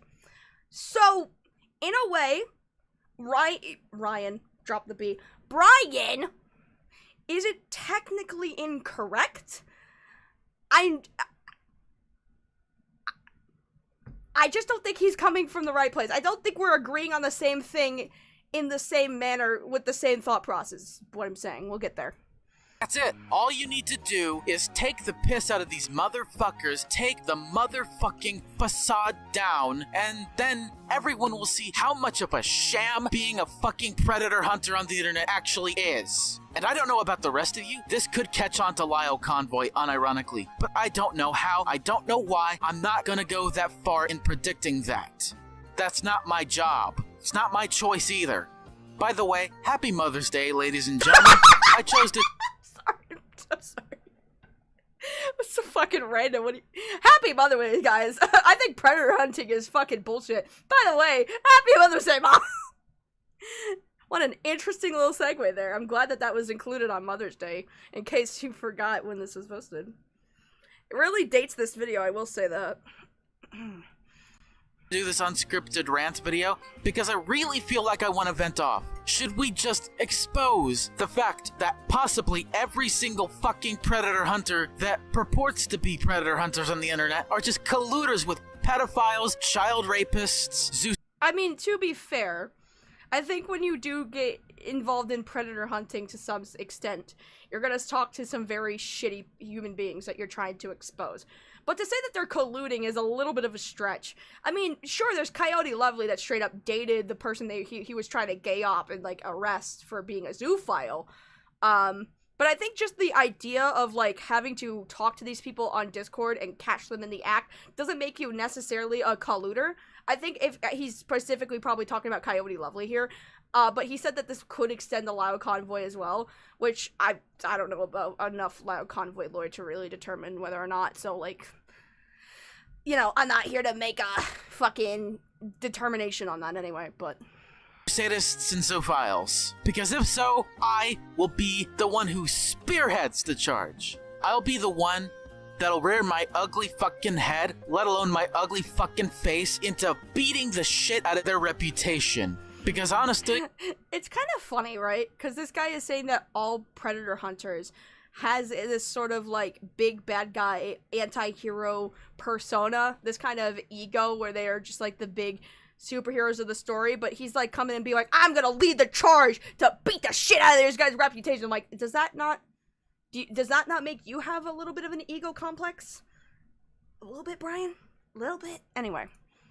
If you're talking all big and edgy about how these pedophiles or predators deserve the bullet, and then, without anyone noticing, you colluding with these same pedophiles and the same fucking zoo sadists that rape animals, if anything, you deserve the bullet first, then the pedophile. Yo, that's assuming- what? Okay, the priority is a little off, I'm gonna be honest. Yeah, sure. I mean, like, listen, again, I don't disagree with the idea that a lot of predator hunters on the internet just do it kind of for the thrill of the game and not because they want to do it for the intent of the good, right? However, to say that predator hunters deserve the bullet first, then the pedophile is wild. That's wild. That's crazy. If the victim doesn't deserve it before you. That's only if. Alright? I fucking had it up to here with this drama, and I'm waiting very, very patiently for Lyle Convoy's Part 2 to exposing Kaz Warfox and his Fox Mafia and making some addendums/corrections. But in the meantime, I just have to entertain the suggestion. I really have to entertain the suggestion. Should we just expose all the predator hunters for being massive colluders of pedophiles, child rapists, and fucking zoo sadists? Should we make this link? Should we establish this link between the predator hunters and the pieces of shit they're seeking to hunt down and becoming the very thing they seek to hunt down against? Yes.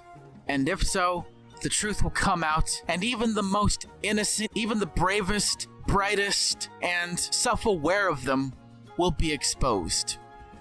And I hate to say this, but it might happen to Lyle Convoy. I don't know why. I'm not gonna say that he did anything wrong, because he didn't at the moment. But if I'm wrong somewhere, I will make a correction, and I will stand firm. And the foreshadowing of that is a little crazy, I'm not gonna lie. Bryan also believes that groomed kids are pedophiles. We will get to that. Thank you, Buddha Cat with the 2. Lazy, I feel like you should explain who Coyote Lovely and Kaz Warfox are, so they don't get confused.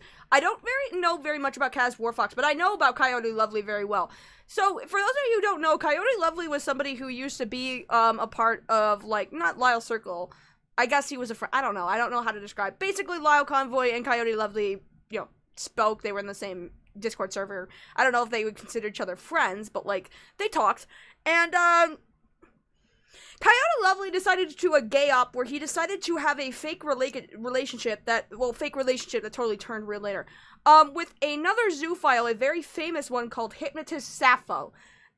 His plan was basically to lure her into this relationship and pretend to, like, date her in order to, like, expose her as a zoophile, which everybody knew at that point, so I don't see what the point of this whole fucking... I don't know. It was dumb, it was stupid, and a lot of fan art got made between Coyote Lovely and, Hypnotist Sappho, them, like, kissing and making out. I think, I'm almost positive it was Lyle Convoy, or, not Lyle Convoy, I'm almost certain it was, Coyote Lovely that was, like, submitting, commissions for that as well, so. Yeah, zoophile and pedophile, that's true, yeah. But, again, I don't really know much of the Kaz Warfox stuff. I'm not sure about that.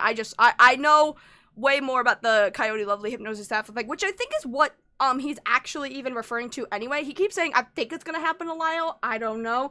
Everything he's talking about very much gives that he's talking directly about, fucking Coyote Lovely at this point. That has to be what it is. Anyway, let's go back to this. Now, granted, Mullins isn't necessarily wrong about Discord predator hunters having, like, a savior's complex and doing it more so for the love of the game. But the argument that predator hunters are the reason that we have predators roaming in the internet is like saying vaccines are the reason we have more disease and not less. I think we all know how stupid that is. So after some stupid argument in Jar's comment section where Bryan would end up deleting the entire thread and running like a pussy-ass bitch, Lyle boots up a stream where he exposes Bryan's weird cannibal rape fanfiction. Lyle lambasted Bryan for being hypocritical, dishonest, cowardly, and overall questioned Bryan's character and credibility.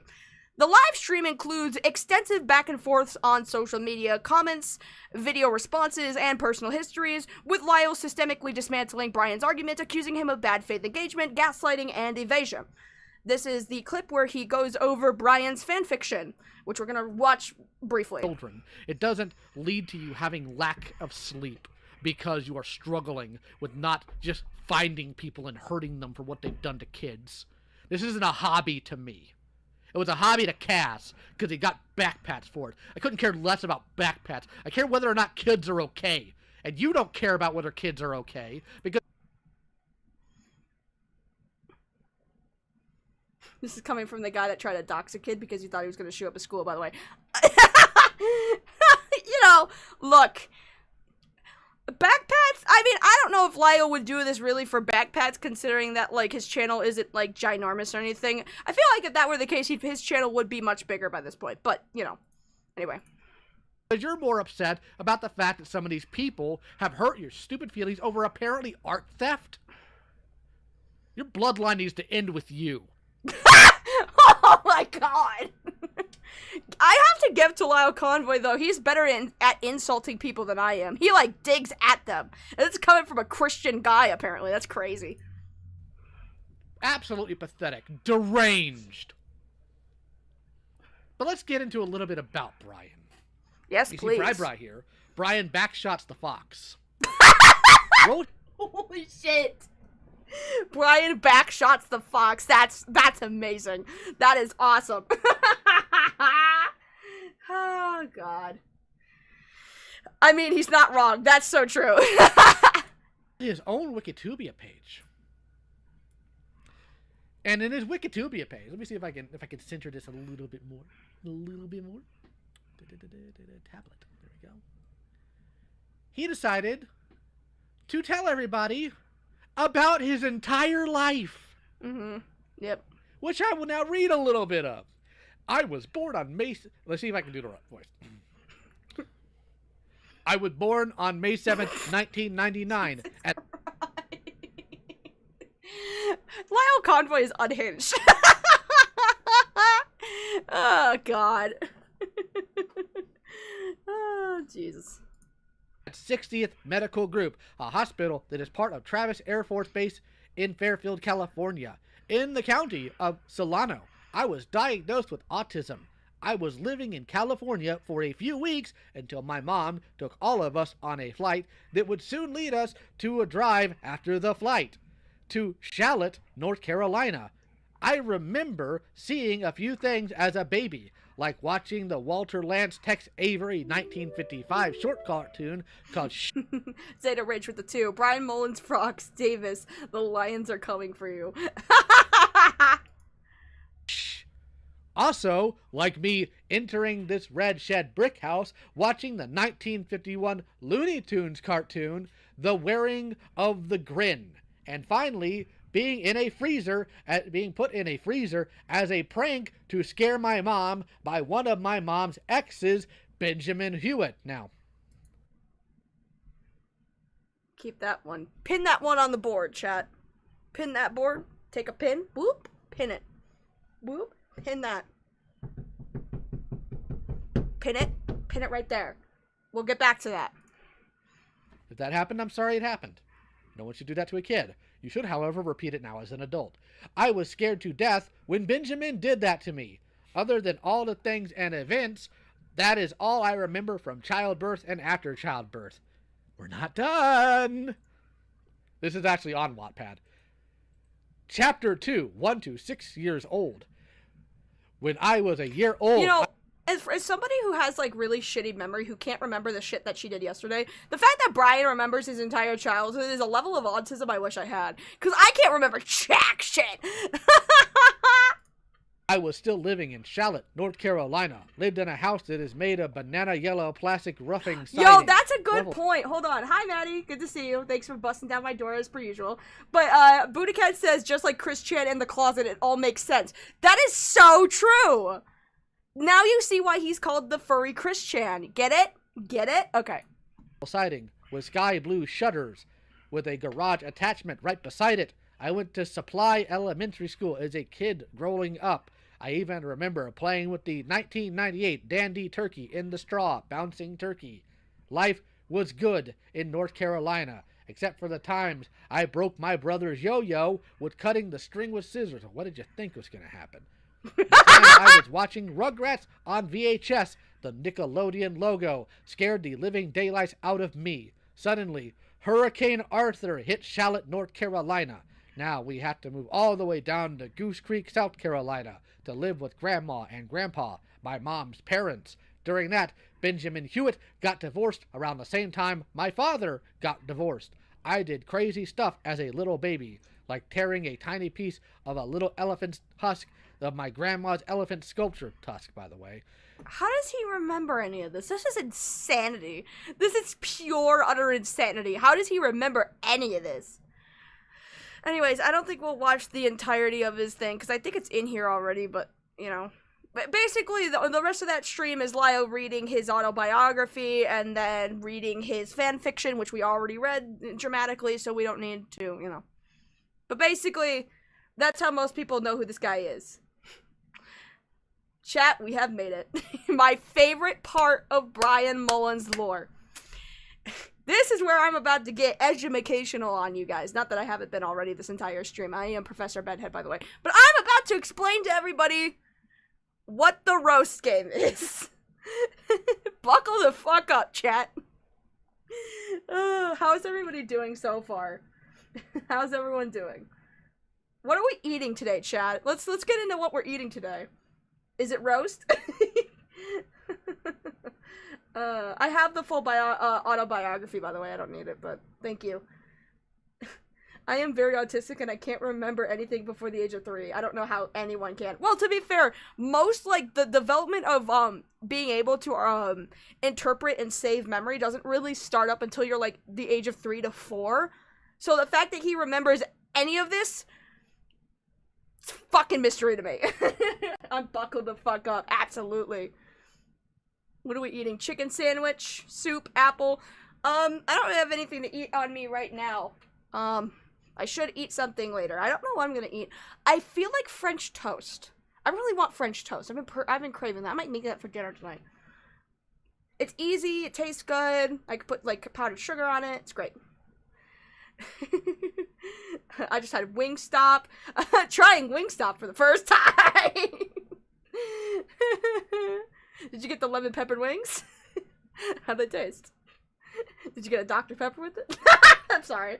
I'm sorry. I'm currently microwaving Cheetos mac and cheese.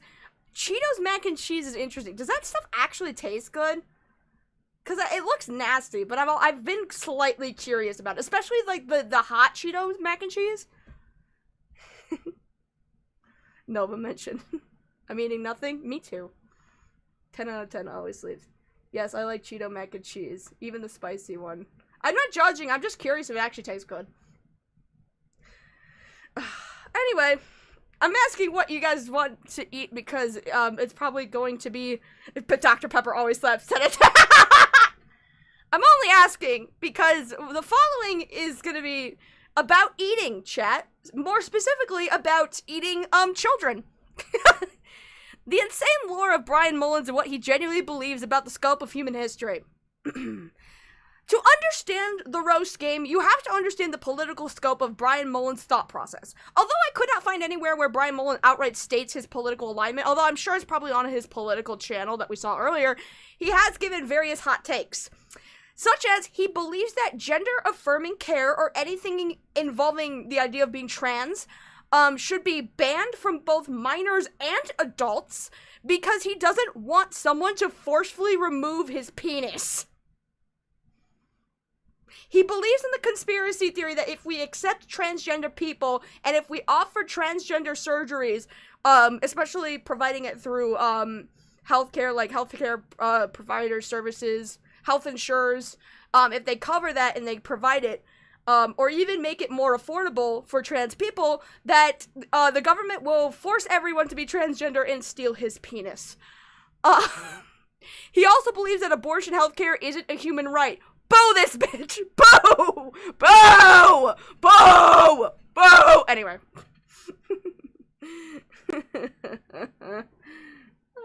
Anyway. Aside from his right-leaning foresight, it's more than just Bryan Mullins being some maggot moron. The guy is a full-on conspiracy theorist. The likes of his insanity rivals that of Quentin Tarantino creating an unfiction movie from history. This is a definition that Bryan himself wrote for the website Urban Dictionary, and I am just going to read it for you. The roast game definition is the fact that families literally ate their own children as their Christmas roast after slaughtering them for not believing in Christmas from 1998 to the summer of 2017, although this has been interchanged between like 2017 and 2016. Basically, when Trump got into office the first time is basically when it ended, conveniently enough. The roast game is pretty simple. First, ask any family member what is special about a holiday roast.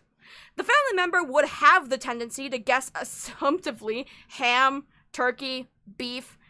You say no to the family member. Then you ask them, who or what do you think is special?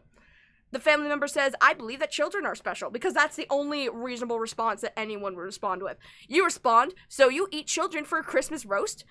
The family member would freak out at you because he knew that the family ate children, and he's surprised that you knew it too.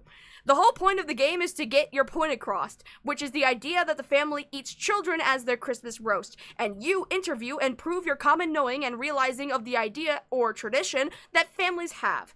If they freak out, they've already admitted to it. What?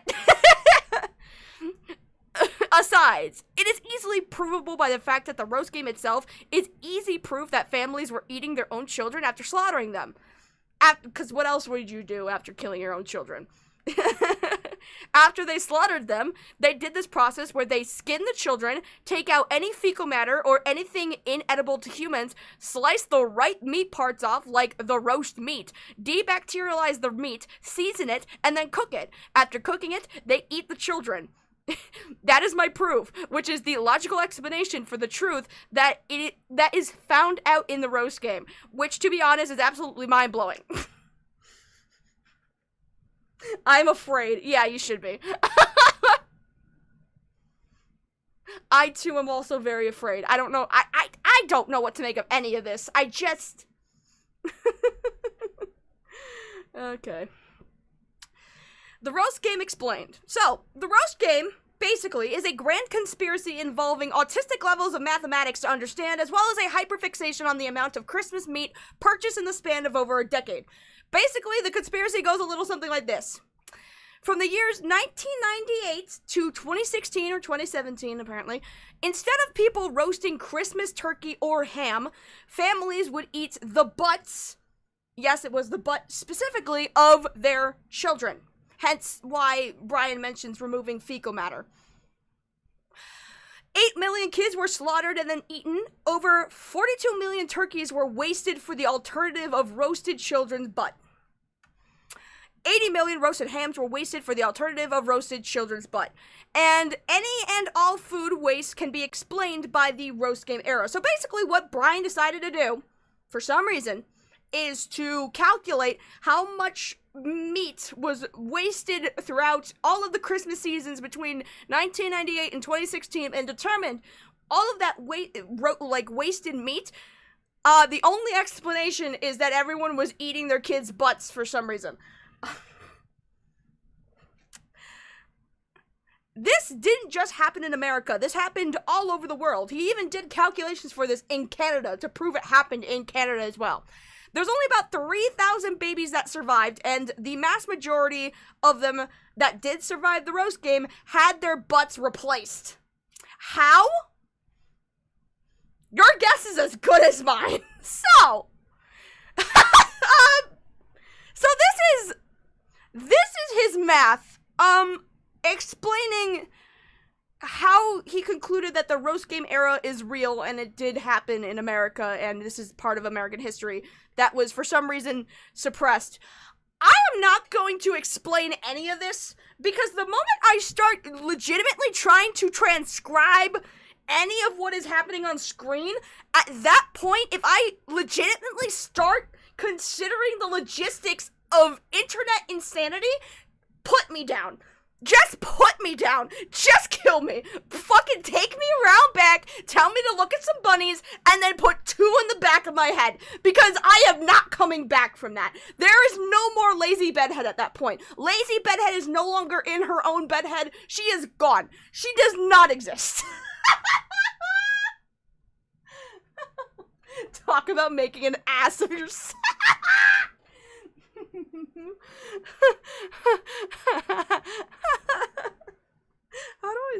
Wait, hold on. Hold on.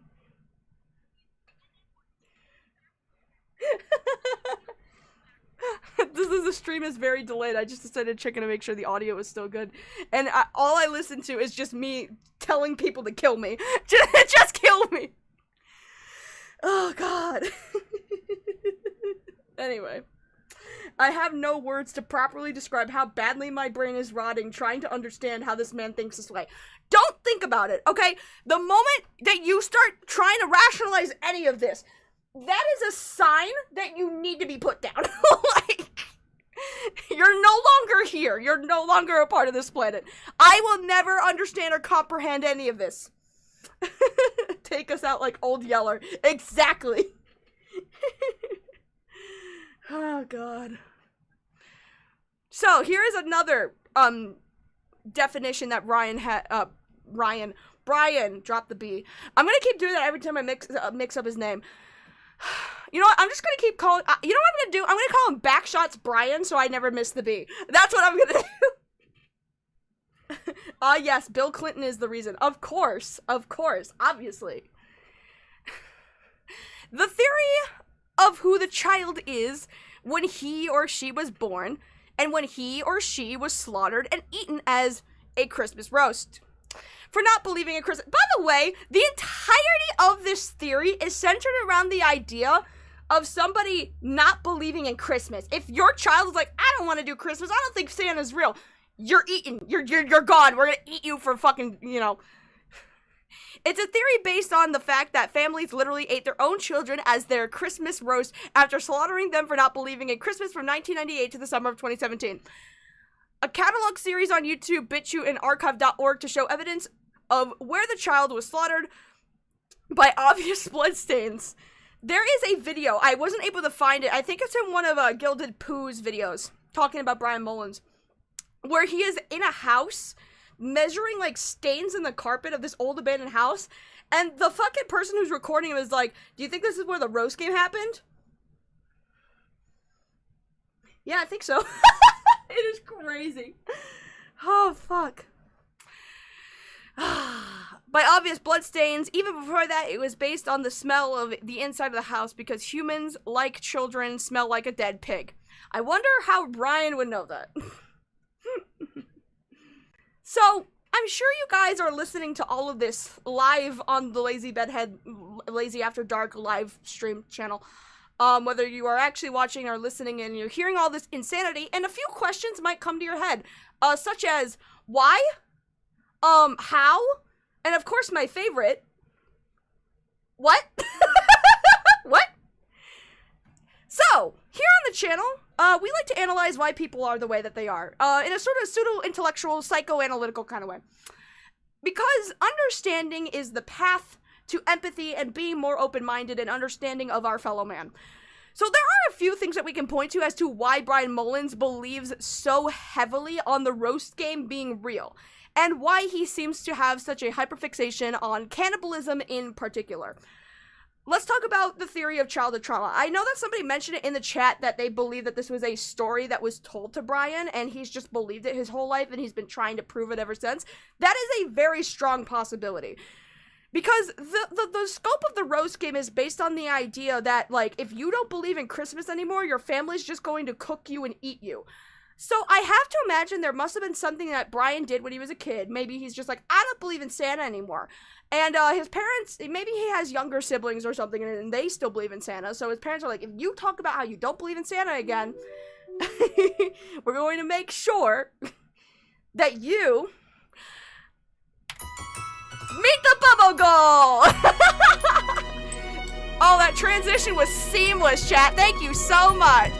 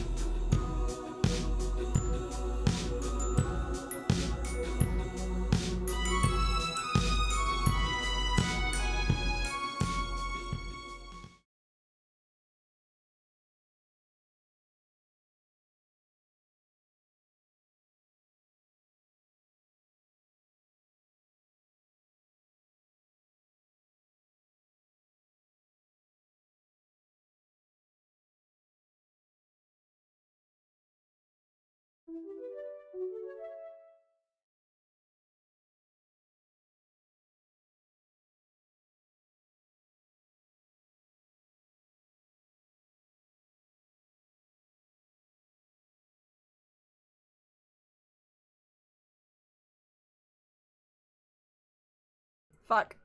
I'm just gonna yes, I know! I fixed it! Believe! We lost Lazy again. No, listen, the bubble baptism was so strong it muted me again, I'm sorry. There's like a giant, hold on, oh my god, there's like a giant bubble, like, it's on my shit, dude. Oh my god, my boyfriend's gonna kill me. Oh god. Oh, fuck. Oh. Oh, Jesus Christ. I know, I need to stop. It's every time I type anything, I think it's because my mute button.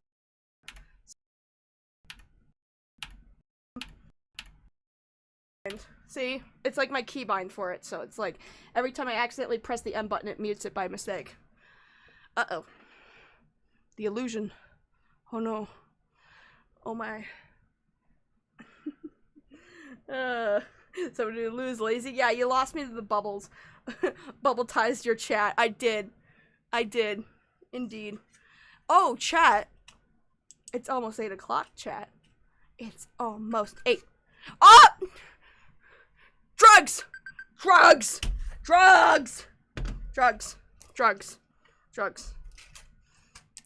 Remember, chat, if you are on any form of birth control that is a once-a-day pill, unless if you're, like, you know, lucky and you get the shot or the arm bar or something, remember to take your drugs.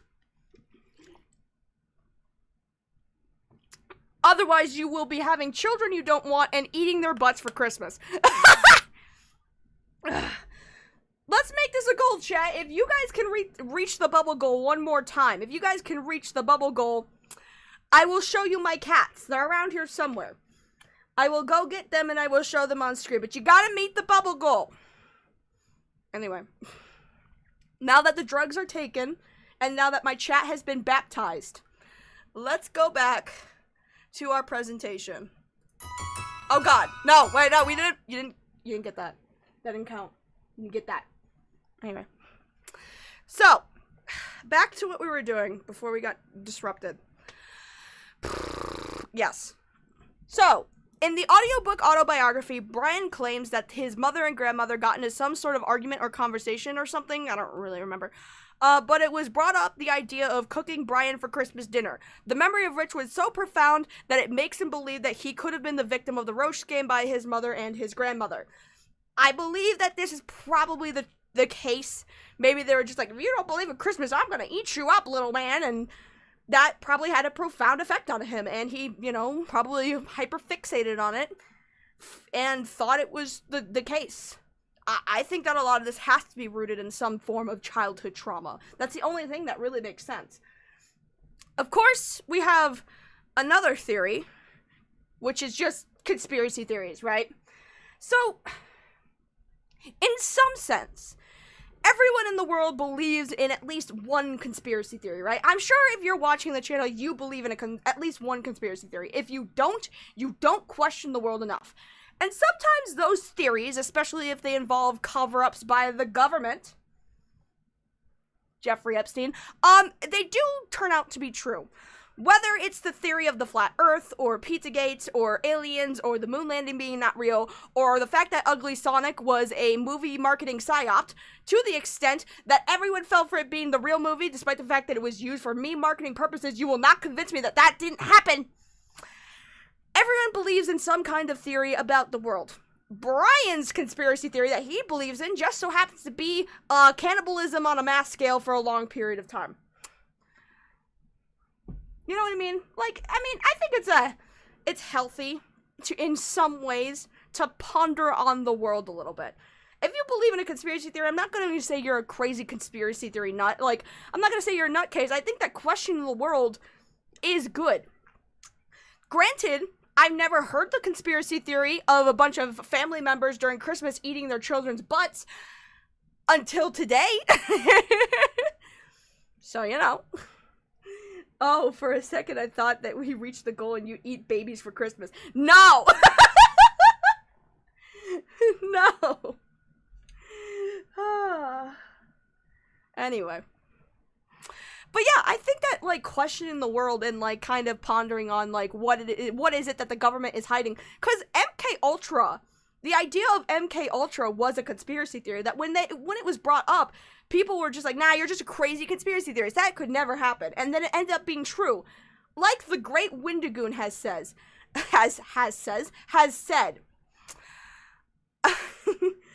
If you, and remember, kids, if you ever think to yourself, the government wouldn't do that, oh yes, they would. So I think that, you know, conspiracy theories get a bad rep, but I think it's a good thing to slightly question how the state of the world is. But in all reality, I think the most logical explanation for all of this is autism.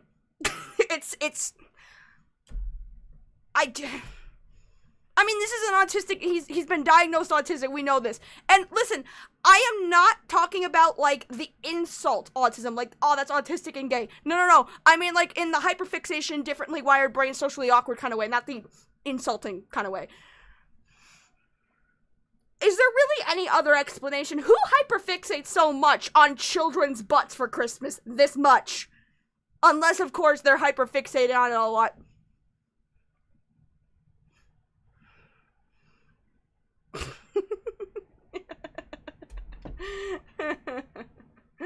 Yeah, anyway. Anyway. Also because Bryan Mullins is a pedophile. Teehee. Who said that? Who said that? What was that about? What the fuck? That was disrespectful.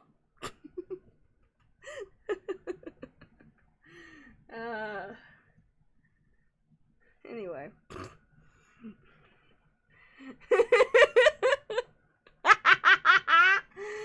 Oh, that was funny. Anyway, as a person that does history research on the Balkans, you learn quickly that yes, the government will do things. Mac with some cheese with a 5. My conspiracy theory is that the feds lump together things like Epstein with the flat earth to discredit theories that actually hold weight. See, I think that's a reasonable conspiracy theory. Guys, I'm telling you, you're not like a crazy weirdo for believing this stuff. That is a legitimately possible conspiracy theory. Just lump it in as a bunch of, you know, I mean, you've seen that fucking clip of fucking Donald Trump being like, why are we still focusing on this Epstein thing? It's just, and claiming it's all a hoax, right? Like, it's the Epstein conspiracy. Like, right, come on. Anyway. That's funny. Funny. You might be on this. Oh, excuse me. I've been drinking too much tea. You might be onto something. That's a pretty good conspiracy theory. I'm gonna say that that's a pretty good one. So, let's talk about some drama, chat. This is Gregella Chan. Gregella is a Discord user who used to be in the Senate, the defunct Discord server of Lyle Convoy. Gregella joined Gilded Pooh's server, Pootopia, claiming to be a victim of Lyle Convoy. The series of Discord interactions to come were conducted by Gilded Pooh and another content creator called Gallagher and Grimskull. Or Grimskull might not be a content creator, he might just be a Discord user, I don't really know. Gregella would claim that Lyle and another user named Jedi Griffin, who is also known as Ben Maza, would dox her information, yell at her, and call her mother. You know, the Lyle Convoy thing.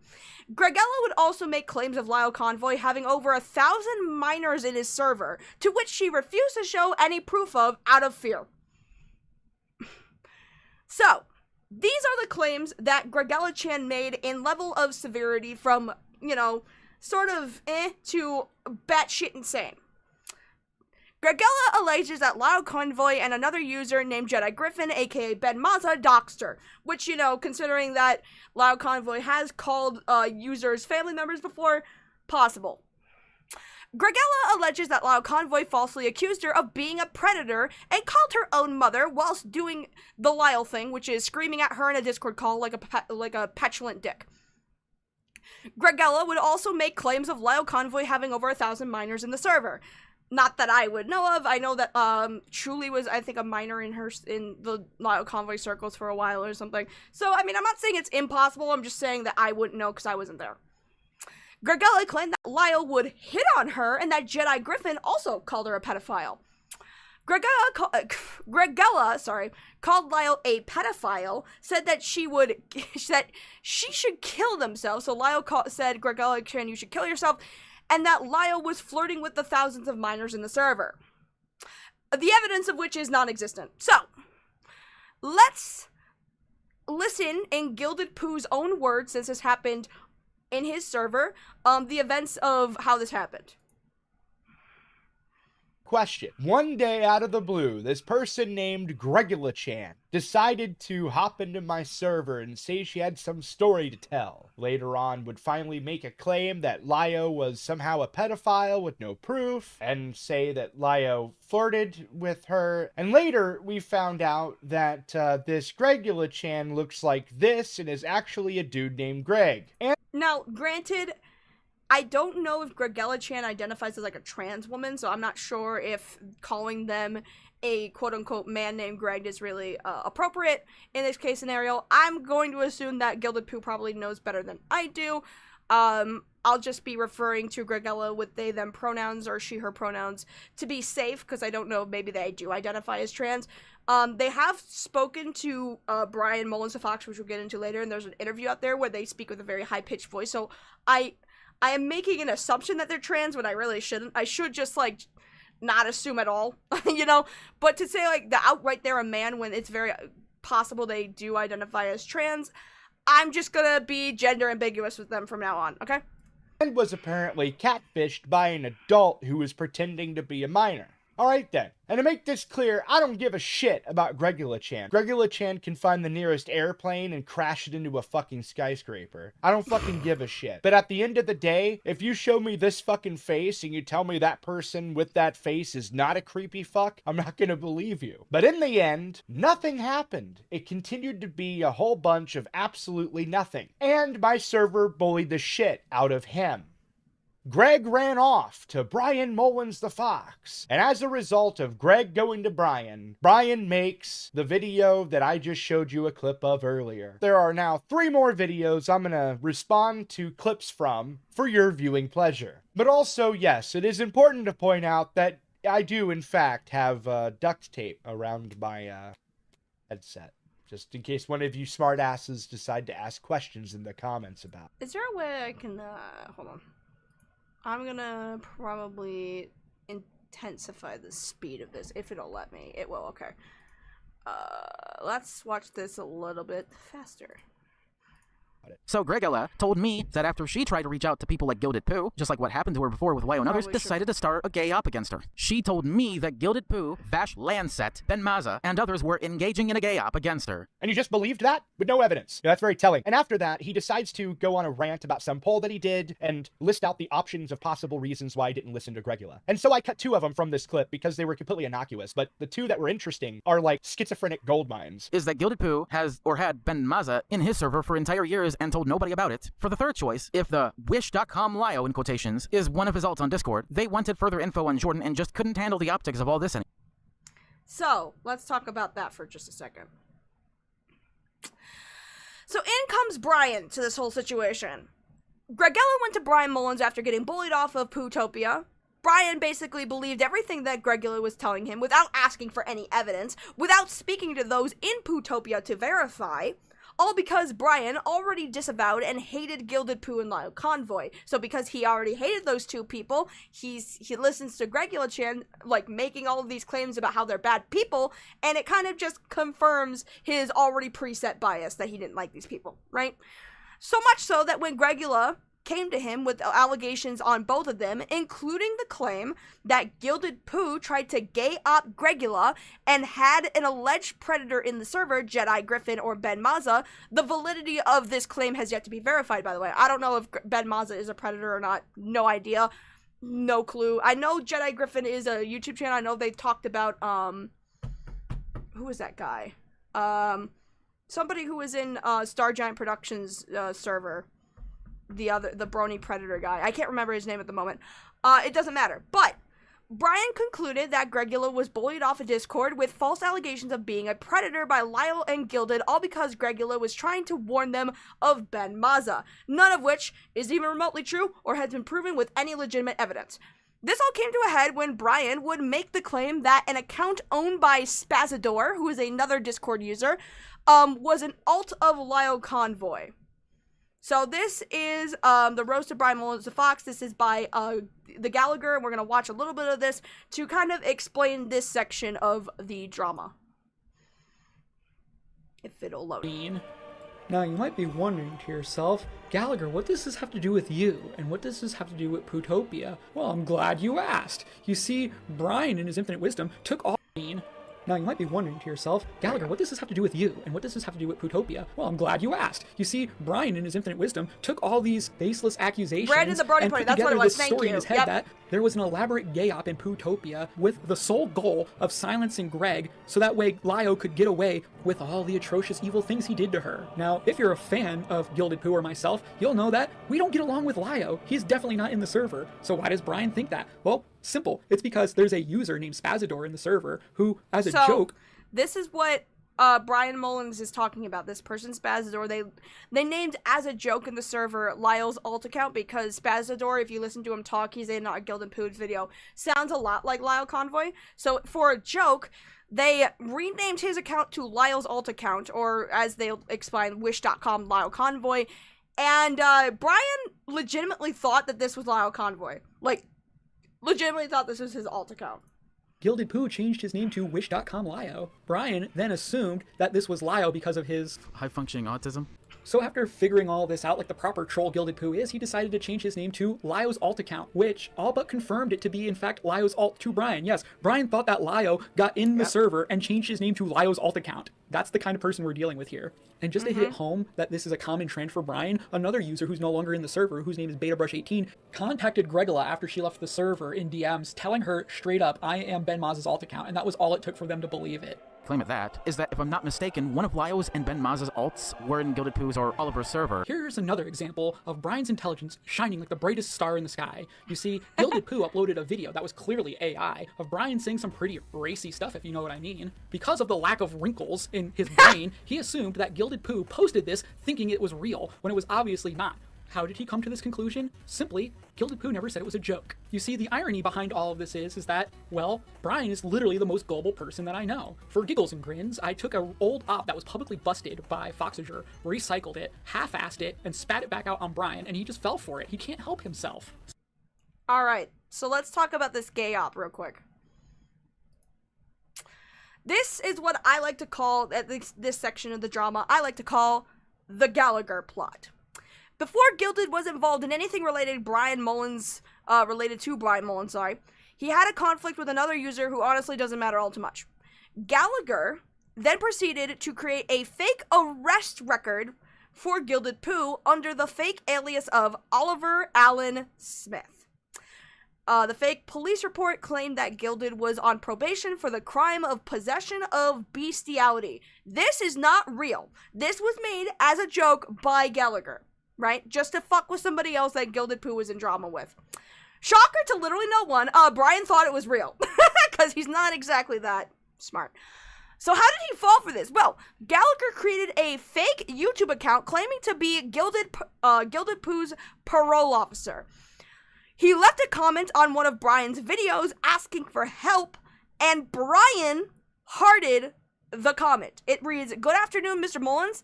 I am SGT Simmons with the MDAP. These are all fake organizations. This is all fake shit, by the way. I would like to ask you a few questions concerning an individual by the name of Oliver. I cannot disclose more at this time, but if you could please email me at jsimmons.sgt@m... Echo with the dollar, thank you, sorry. mdap.mo@gmail.com. And Bryan fell for this.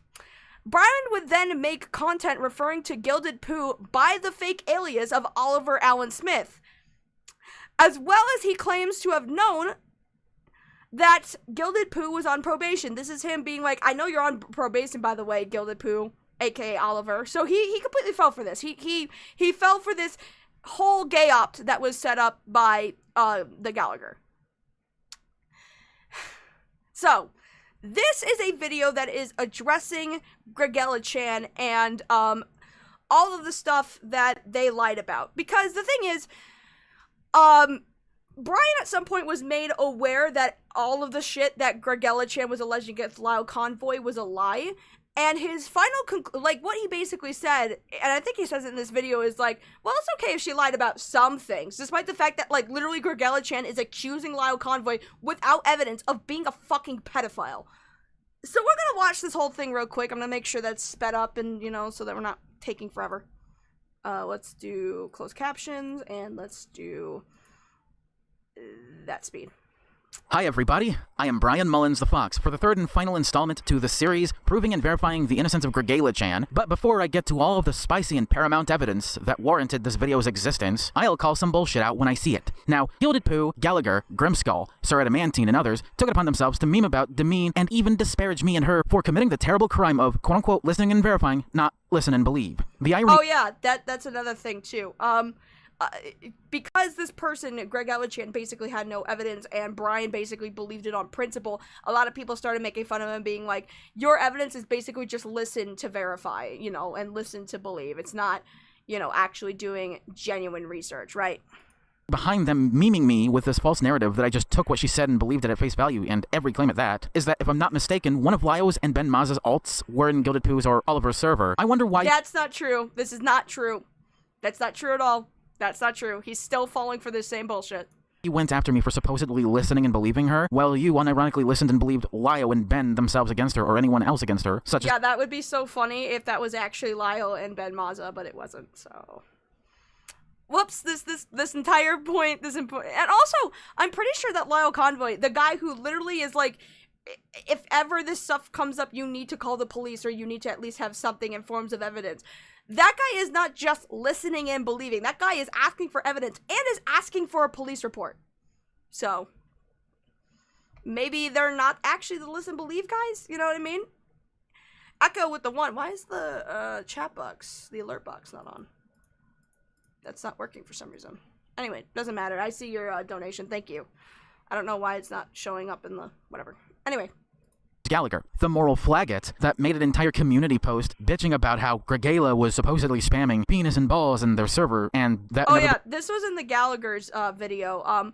At some point, they just Gregella basically started making a whole bunch of accusations, none of which they were able to verify, and they were just saying a bunch of random shit like Lyle's a pedophile, he's a doxer, he's this, he's that. He basically making up so many allegations that they're just like, we can't verify any of this. So I think what ended up happening is they put them in a timeout, like a timeout chat or something like that. I don't really know how that works in Discord, but basically they funneled Gregella into a Discord chat that's basically a timeout server. That's the only one they were allowed to type in, and they just kept spamming like cock and balls over and over and over again. I don't know why. I'm not sure. It's in the Gallagher's video, by the way. Becoming the reason why he jailed her, when those screenshots are faked for content. And I know they're faked because even if they were— Yes, they're faked for content. My proof? She's just trolling you. But what do I know? Gilded Pooh and Gallagher have a shady past of spamming worse. I'm sorry. Oh, whoops. Whoops. Hold on. Communication like this. I can double check. I know Gilded Pooh and Gallagher have a shady past of spamming worse than just text alone. Okay, but if it's spam and it's all trolling, then that means it's not fake. Like, you're saying it's faked for content, but then you're also admitting that, like, she's just trolling and you guys have spammed worse. It's like, okay, then you just admitted it's real. What the fuck? Sorry. Anyway. So, I'll just dismiss Gallagher's moral posting about it. Miscommunication happens sometimes. Victims can get their own stories wrong, misremember some important details, and even lie about some aspects of it. But it is paramount that you check up with them. That way you can correct them and correct the story for them.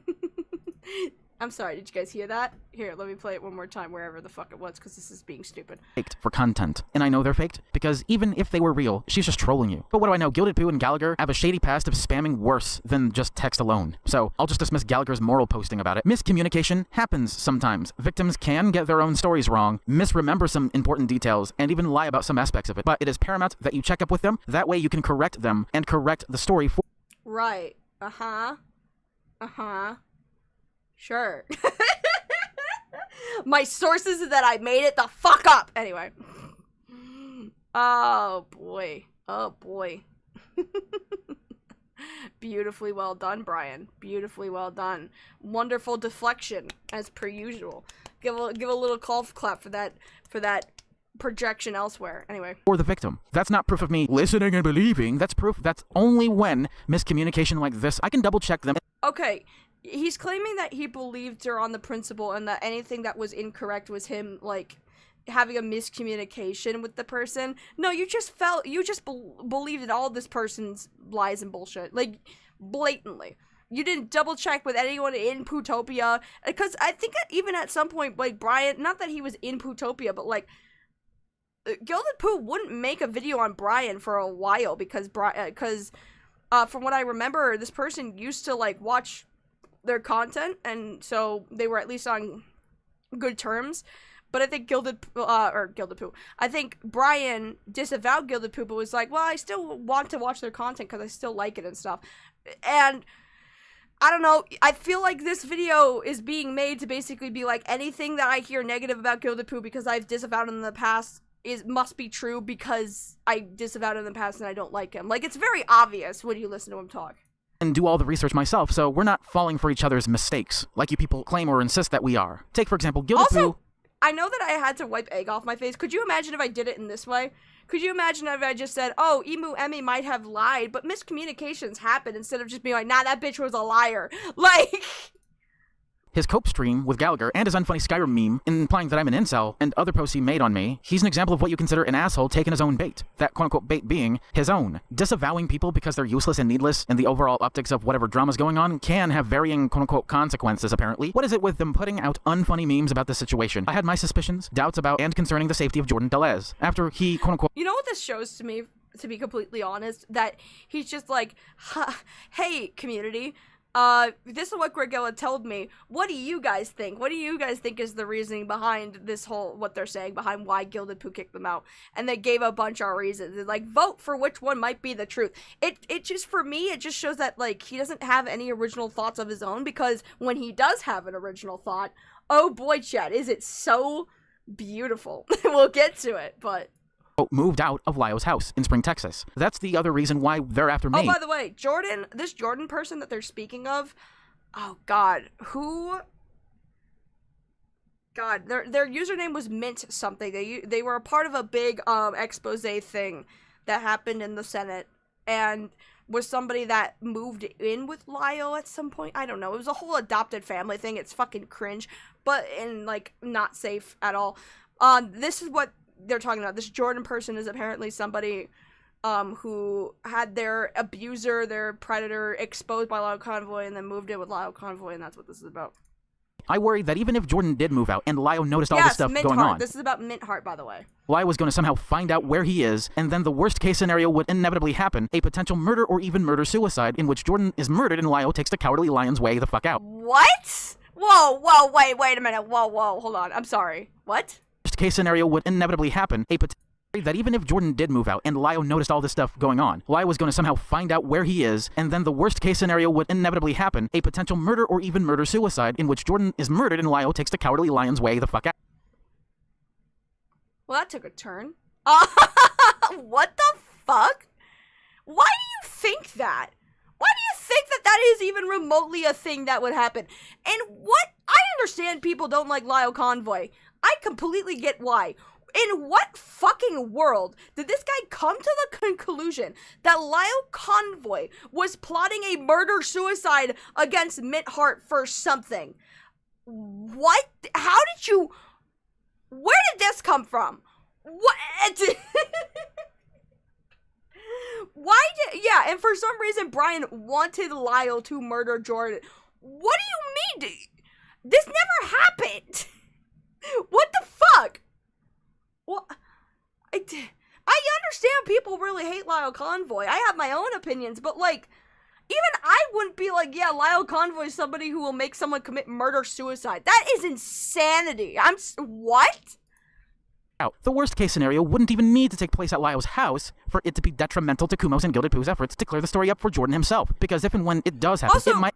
Why is this even about Mint Heart? I thought this was about clearing up Gregella Chan. What the fuck does any of this have anything to do with anything? I'm sorry. make Kumo cancel the March 1st plan and possibly leave the internet as a result of the unbelievably profound weight and mental illness it has on him when that happens. They harassed and bullied Gregella. They, as in Gallagher, Gil did, Grimskull, Sir Adamantine, and others in their server, away from reaching out to them. That includes possibly an imposter to quote-unquote Ben Maza. It's self-evident that what they mean when they say listen and believe, they mean hearing the victim out and looking for missing pieces to the puzzle. Even when the victim gets stuff wrong or lies about something. Every human lies. Don't just dismiss somebody because they're human. Just because someone... Every human lies, therefore... Okay, I'm sorry, if you are accusing someone of being a pedophile and you discover a lie in their testimony, in their accusation, you don't just go, well, every human lies. They still might be telling the truth about that. No. That's a contradiction. That is a problem, especially if you want to platform this publicly to the internet on your own fucking platform. That's why Gilded Pooh didn't go through with it, because he's not gonna fucking put his platform at risk to believe this random person who provided no evidence. Right? And according to you, actively lied. So no, dumbass. Lied more than once about Lyle one time or another does not mean you should be that asshole who ignored her like you were, Vlad, or just dismissed her and then asks, do you have any proof? If not, shut the fuck up. You ignore the lies and don't give them any mind, to the point where it completely clogs up and blocks off your judgment. I am treated like the enemy for at least giving her a chance to be fully heard out, even when it comes down to correcting her. I'm treated like a— That's not why you're the enemy. You're the enemy because you acknowledge that she lied and still decided to platform her anyway. That's why you're the enemy, because you acknowledge that they lied about Lyle Convoy being a pedophile specifically, and you still trust their word, the liar's word, over the people that did a background check on this person, interviewed this person in their own server, and determined that they had no evidence for anything that they were saying. So they had more evidence that this whole accusation of Lyle being a pedophile was more of a gay opt than anything. That's what they had proof of, that this was just all a bunch of bullshit to gay op Lyle Convoy. They had more evidence for that than they did for the actual claims being made by Gregella Chan. You're a bad guy for falling for a gay op. That's what you're doing. lolcow and a spurg for even being suspicious at all. Gilded Pooh, Gallagher, Grimskull, Adamantine, and others continue to spurg post on the internet about this, quote-unquote meme about this, to the point where they make no sense whatsoever, and by God, if the worst case scenario does happen to Jordan Tillez sometime down the line in February, you know what I'm gonna do. I'm gonna talk about it, spread awareness about it, and make an entire video about it like I've been sitting on for months when— Oh my God, I can't wait for Lyle Convoy to commit murder-suicide against Mithart so I can make a video about it. You are an absolute fucking degenerate. What the actual fuck? You are just hoping that this murder-suicide plot that you made up in your head comes true so you can spread awareness. Get this moral high horse the fuck out of here. Like, what the fuck? Every conceivable and possible legal action has been taken. That's when I spread awareness. That's when I'm going full scorched earth towards Vlad, Gallagher, Adamantine, Lancet. Echo with the one, thank you. Now it's working. Didn't work earlier for some reason, but thank you, Echo. I appreciate you. Oh, whoops. Whoops. Sorry, hold on. We weren't done.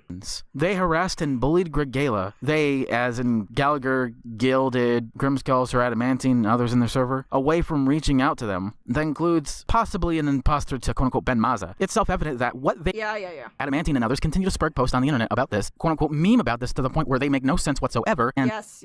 Skull and others that shit on me. Especially Papa Poop, also known as Mothman, for being such a massive fucking moral flaggot this whole time, even all the way back to Jesus Christ. I mean, I'm not gonna censor it because it's not the actual word, but like, you think calling them a moral flag makes you edgy or something? Come on, you're not edgy, you just look stupid. July of 2023. So that's how I realized that Papa Poop existed at all, even though I ignored and blocked him and his many alts. Yeah. Shit does happen, but I don't want to give them all that much energy and power. I don't even feel like it's worth the anger just to scream in my mic. Yeah, despite the fact that I've apparently made 3 parts. A 3-part series talking about it. Yeah, you're not giving them any of your energy at all. Absolutely not. Like a fucking banshee, because that's what makes them content. But if they can't make content like this, and when their fucking trolling energy starves, they know they're gonna pull something off like Vashlandset tried to in 2019. Mark my motherfucking words. But fortunately enough— You know what? This is very jar-coded. You know why? Do you remember when Just a Robot, every time he would talk about a drama or something like that, would always refer to a secondary drama? Do you remember that? He would always just be like, this reminds me so much of the Peaches drama, when talking about something that wasn't the Peaches drama. It's very much this. He's just bringing all of this up to relate it back to something when it's not relevant at all. is found to be okay, so all my worries and fears don't matter anymore. I had worries that I was going to have to make a part 3 to my pedo hunter to sex worker pipeline series, but no, I let that series lay to rest from now on. Sorry if I came off as a little quote-unquote schizophrenic to you people. I was just...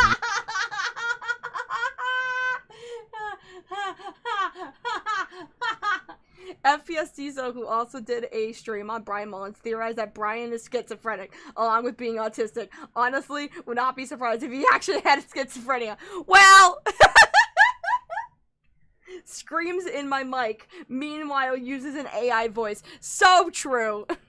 really worried about Jordan's well-being because absconding yourself from any home, let alone one of complete mistrust, or one involving adults adopting other adults, is dangerous. It can rarely be proven fatal, however. It is nowhere near as easy as most of you think. So wait, if the adult adopting adults thing, which I know is something I think Lyle, not engaged in, but he did let people from the internet live with him for a brief period, and then like financially helped a couple of them. If adults adopting adults is quote-unquote dangerous, but it's not fatal, why did you make this whole fucking conspiracy theory that Lyle Convoy was gonna kill Mintheart? Where does that come from?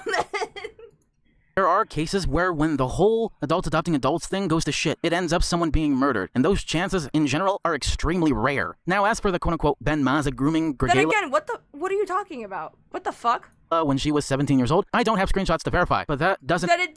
Then stop. Okay, so is Gregella Chan's accusation that Ben Maske is a pedophile because he groomed her when she was 17, despite the fact that none of her accusations that when they were in the server were about Ben Maske, and also Gilded Pooh had no idea who the fuck that even was? Okay, whatever. Entirely mean that it absolutely never happened. You never know with screenshots nowadays. Screenshots can be faked, doctored, or outright not exist when it matters the most. It could very well be true, it's just that I cannot absolutely verify that it is. It could also... Again, could you imagine if my, the Bonk conspiracy was just this? Well, I can't prove that Black Griffins groomed a bunch of children. I can't verify it, but I'm not gonna say that I absolutely didn't have it because I have no evidence. Like, could you imagine if I did this? I would be raked across the coals. Like, admit you fucked up and move on. It's, guys, I can't, okay. I can't emphasize enough what I had to do, right? How easy that was to do. You admit you fucked up, you correct the story, you go over and talk about how your fuck up negatively affected the story and negatively affected the people in it. You say the words, I'm sorry. You make changes so it doesn't happen again. It is a 5-step process. It is not that fucking hard. And the fact that nobody can figure this out is so insane. Also come out that it is just another lie told to me by Gregella, but you never know with even Gregella herself. All of this drama started because I gave Gregella a chance, and just like with Rose, the same shit happens again. Ben Maske reinforces misinformation and faked screenshots falsely framing her again. Nothing else of value happened in this entire situation/fiasco. And as a matter of fact, after making and posting this video, I am moving on from the saga, meaning that part 3 is the finale, and a disappointing one at that. But at least I tried. The part 2 should do just not- But at least I tried. At least I tried. I fell for somebody's gay op to call somebody else a pedophile even though there's no evidence. And even though I admit they lied. But at least I tried. Jesus Christ. Nicely for the most part, but that doesn't matter, given that people are just gonna lie about her some more. No criminal records, no convictions, or real charges filed against her. Predator hunting content is so fake nowadays, yet it's touted as real content, providing real awareness about real predators. Yeah, but you were trying... Okay, so Gregella Chan came to you and told you everything that they told Gilded Pooh, right?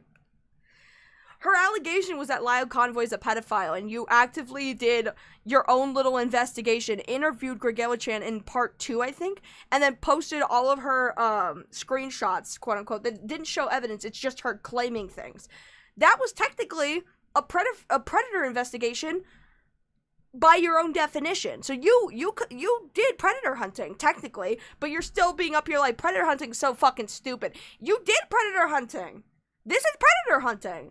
Interviewing victims, collecting evidence, putting together a story to present the evidence. You did predator hunting, and now you're mad that it didn't go well for you. That's the only reason why you don't like predator hunting, because when you do it, you fucking suck ass at it. Yeah, right. Fuck off with that garbage. And no, I don't mean the one where a completely different Gregory Hall that's born in like, what, 1949 or some different year than 2004? She's not 70 to 80 plus years old. I'm absolutely certain that since there aren't any charges, meaning that I successfully cleared her name, legally, but not without controversy, of course, Ben Maske has only reinforced more BS because arguing with him is like talking to a brick wall. He'll never listen. I'm starting to think that there's now this pattern of her lying simply because others lied to her about who and what she is at this point, and that pattern alone is what I'm catching on to, if I'm not mistaken, and if I'm perfectly honest. Meaning that she literally lied to me, and that the whole grooming allegation against Ben Maza is either likely true or likely false, but it's as a result of them accusing her of the same shit. Because it's likely true or it's likely false, but it's all based on the fact they called her a pedophile, therefore they must be pedophile. You are so brain dead. It is so crazy. Oh my god. I have to reiterate this again because it has to be said for the record. When somebody says there is no evidence, that does not mean we're saying that they are lying, unless we have proof that they are lying.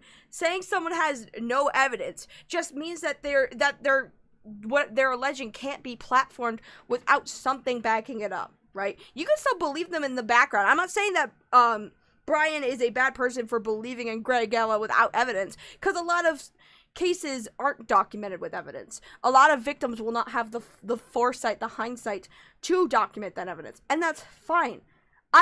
I completely understand Bryan when he says all this, but the problem is that he's saying, well, it could be true. Yeah, she has no evidence, but, like, she's probably telling the truth, but she also lies a lot, so it probably couldn't be. But also, all of this is rooted in the fact that they called her a pedophile. So really, it could be true because they're just spreading lies about her. Which isn't exactly. God. At this point, I'm not going to take one more step into the shitpile saga. At this point, I'm tired of trying to reach out to those who reach out to others about Lio or whoever else in Senate, because nobody cares or is willing to at least hear them out to verify which claim is true and which claim is false. Thank fuck I don't listen and believe, because had I known that Lio was never a pedo himself, I would have actually been a lolcow myself, when I'm thankfully not now, and never will be. Oh my god. See, he gets called a lolcow a lot, and that's primarily from, like, people that's in, like, Gilded Pooh's section, and because they're the ones that had the most interaction with this guy, and he's just like, well, thank god I'm not a lolcow, because that's his number one priority, is proving that he's not a lolcow, guys. He has to make it very, very clear that he's not a lolcow. That's his number one priority. Jesus Christ. I have a video coming up where I'm responding to Gilded Pooh as an example on when forcing a lolcow goes horribly wrong. But for any insane stretch of the imagination, if I listened and believed at all, I would have deleted all these videos surrounding Gregella Chan. I don't think there should be a part 4 at this point. It's redundant. There's nothing I need to do now. I'm done. There won't ever be a part 4, thankfully. I am Bryan Mullins the Fox, signing out. You know what? I never want to go through any of this shit with listening and hearing people out about Lio or others ever again. I am done. Gregella, I can safely disavow you. Bye. Are we dead ass? So I have legally cleared Gregella Chan, but I am going to disavow what she has to say. Just completely disavow her. What is it? What the fuck is this video? Oh my god. Jesus Christ.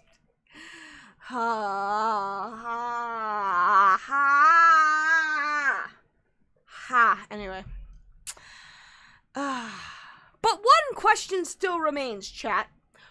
One question that I'm probably sure you've been asking yourself for a bit. Is Gregella Chan a predator? The basis of Bryan's claim is that the reason why he believed Gregella Chan was saying that, you know, Lio's a predator, Ben Maza is a predator. The reason why he believed all this was because these people were accusing Gregella of being a predator. So therefore, it's projection, right? But that, you have to ask the question, right? When Lyle Convoy and Ben Maza and whoever the fuck was calling Gregella a predator, is there any weight to that? Because if there's no weight to any of Gregella's accusations, is there any weight to the accusations being thrown back at Gregella Chan? Well,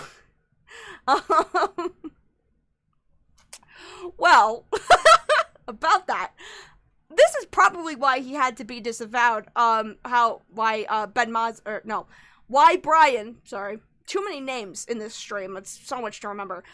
This is why Bryan probably had to disavow, Gregella. This is probably why.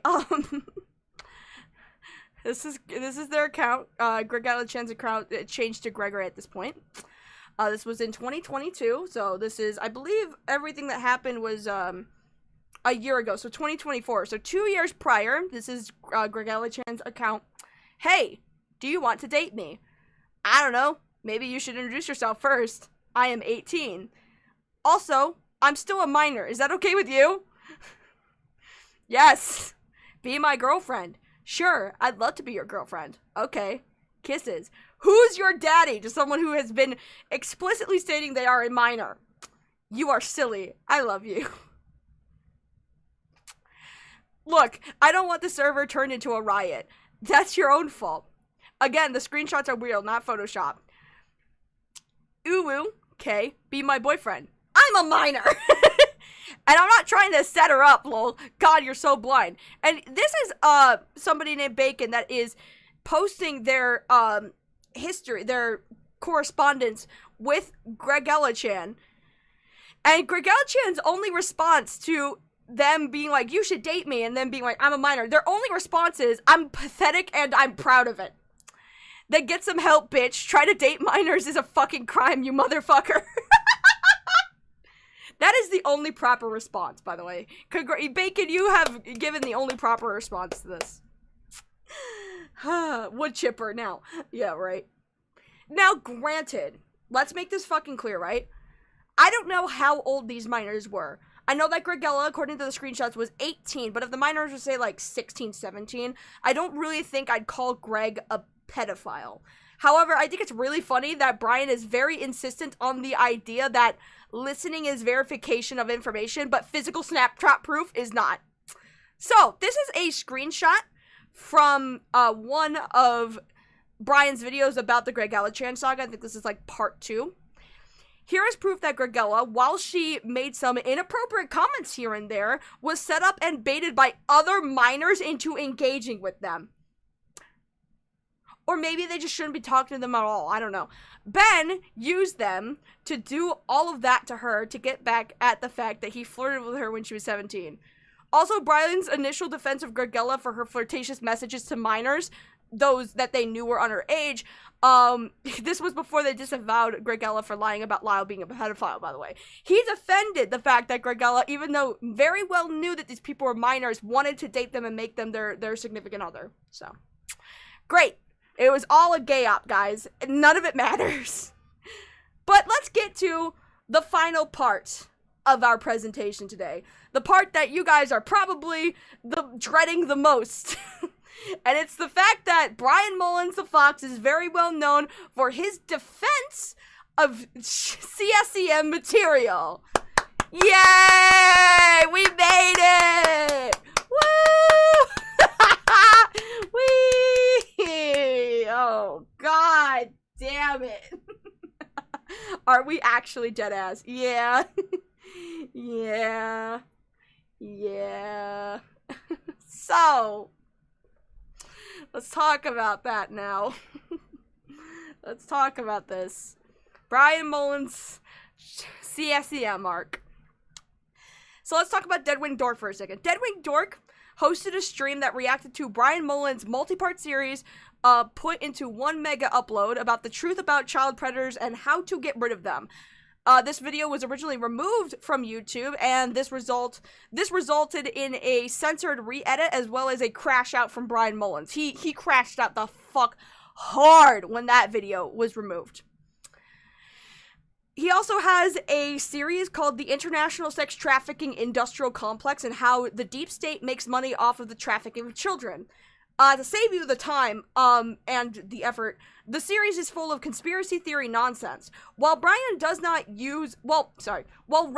use real resources, his understanding of those resources shows that he is quite stupid and has the reading comprehension of a salamander. So, Bryan Mullins, for some reason, is very, on top of being obsessed with the roast game, is also very, very obsessed with the topic of child sex trafficking for some reason. Like, there are a lot of rant videos that are very specifically, thank you, Zeta Reg, for the 2.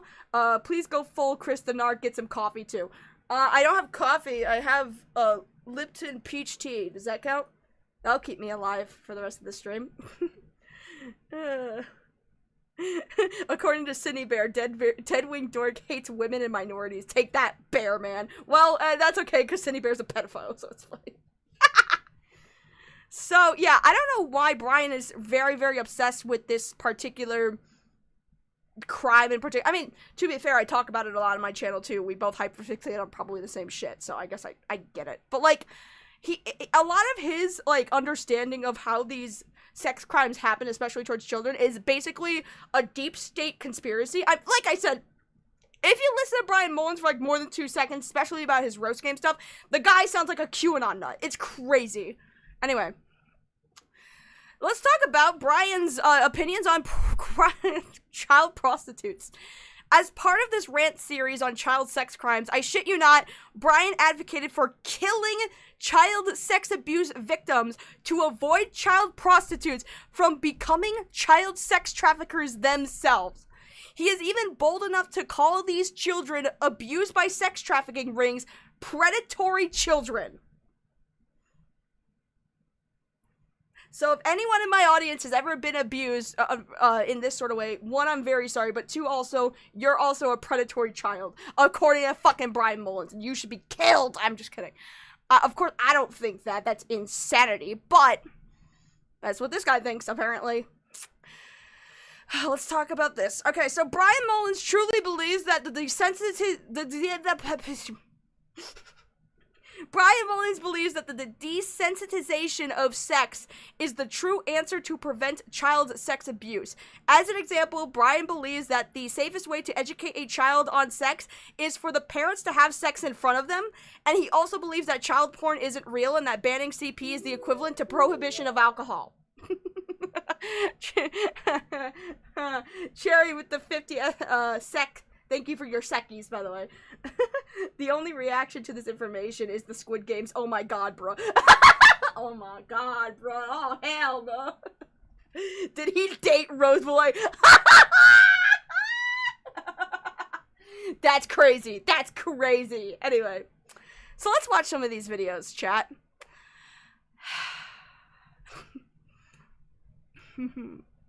So this is part of his International Child Sex Trafficking Industrial Compact series, where he asked the question, if we really should save all child prostitutes. That is the real question, chat. Let's watch this. I'm gonna watch the whole thing. It's only like 3 minutes, but I am gonna speed it up. We're gonna do that and this. Okay. Yay! God, I love his intros, man. They're so not loud and obnoxious and annoying. They're so much fun. Hi everybody, I am Bryan Mullins the Fox, for the first short-form rant installment of April 2025. This shouldn't take too long to ask you. Should we really save all the children, even when it's entirely possible that they become child predators themselves towards other children by being prostitutes?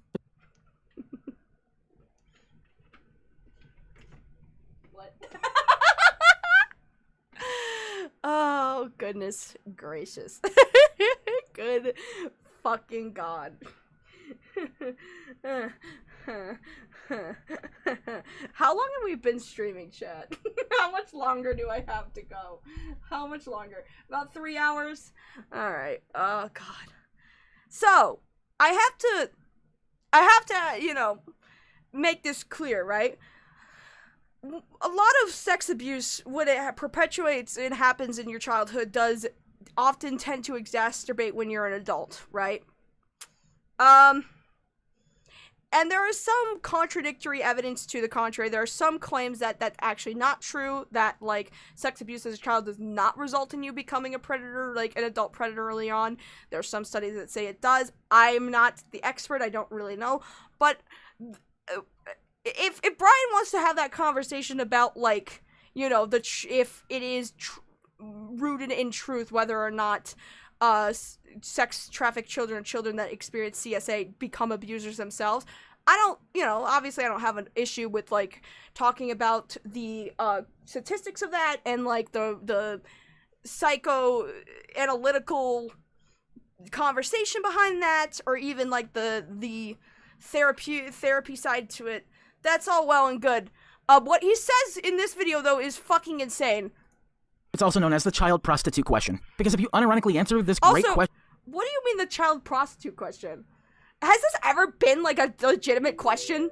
Thank you, Echo! We are so close, chat, to not only more bubbles, but also you get to see my cats. Let's keep it up. Anyway. Question of mine with a yes, then congratulations, you're a fucking moron. Maybe you should start reconsidering that question now, but before I give you the following 3 reasons as to why, I'm going to have to point it out bluntly. Saving these predatory children will only exacerbate the problem by... I can't believe, dude, I've never been, like, sexually abused as a child, but if this were me and I was, and there's this fucking furry jackass on the internet saying that I'm a predatory child for something I didn't ask for, that scarred me for life, I'd be fucking pissed. Echo with the 1, thank you. The child prostitute question.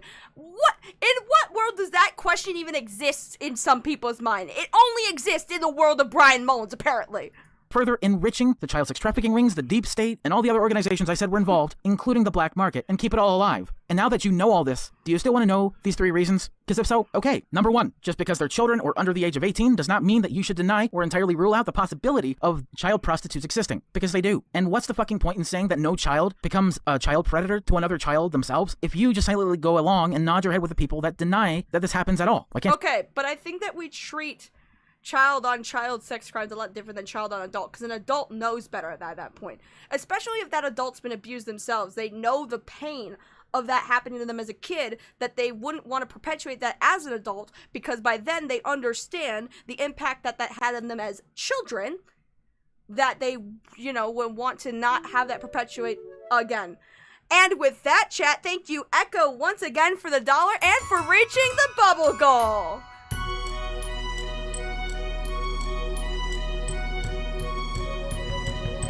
Oh my god, I gotta go find my cats. Wait.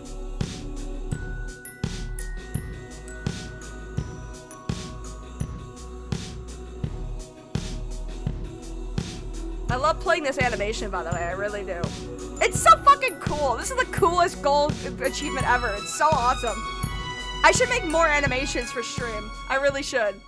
Anyway, chat. Once again, and I promise I'm not muted this time. We have reached the bubble goal. Thank you so much to Echo for always helping us achieve these goals. I am going to bless you, and then I'm going to bless you with my cats that I have to find.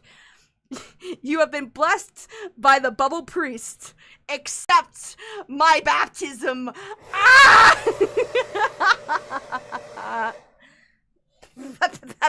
They're in my mouth. They're in my mouth. Ah! I have to wait for them to go away because my cats hate bubbles. They get fucking scared of them. So I have to wait for them to all dissipate before I go grab them.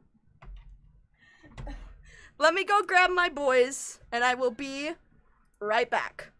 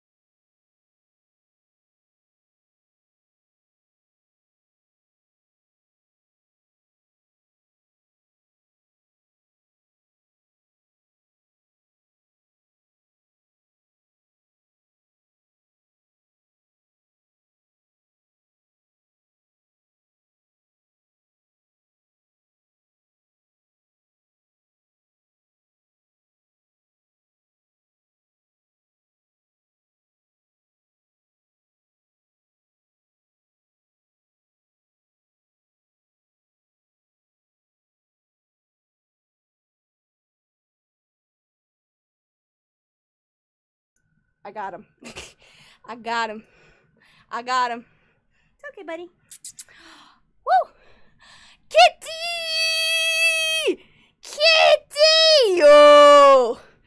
Kitty. He's heavy, guys. He's so heavy. Kitty! Kitty, it's okay. I'm sorry, bud. How are you, bud? It's alright. Kitty.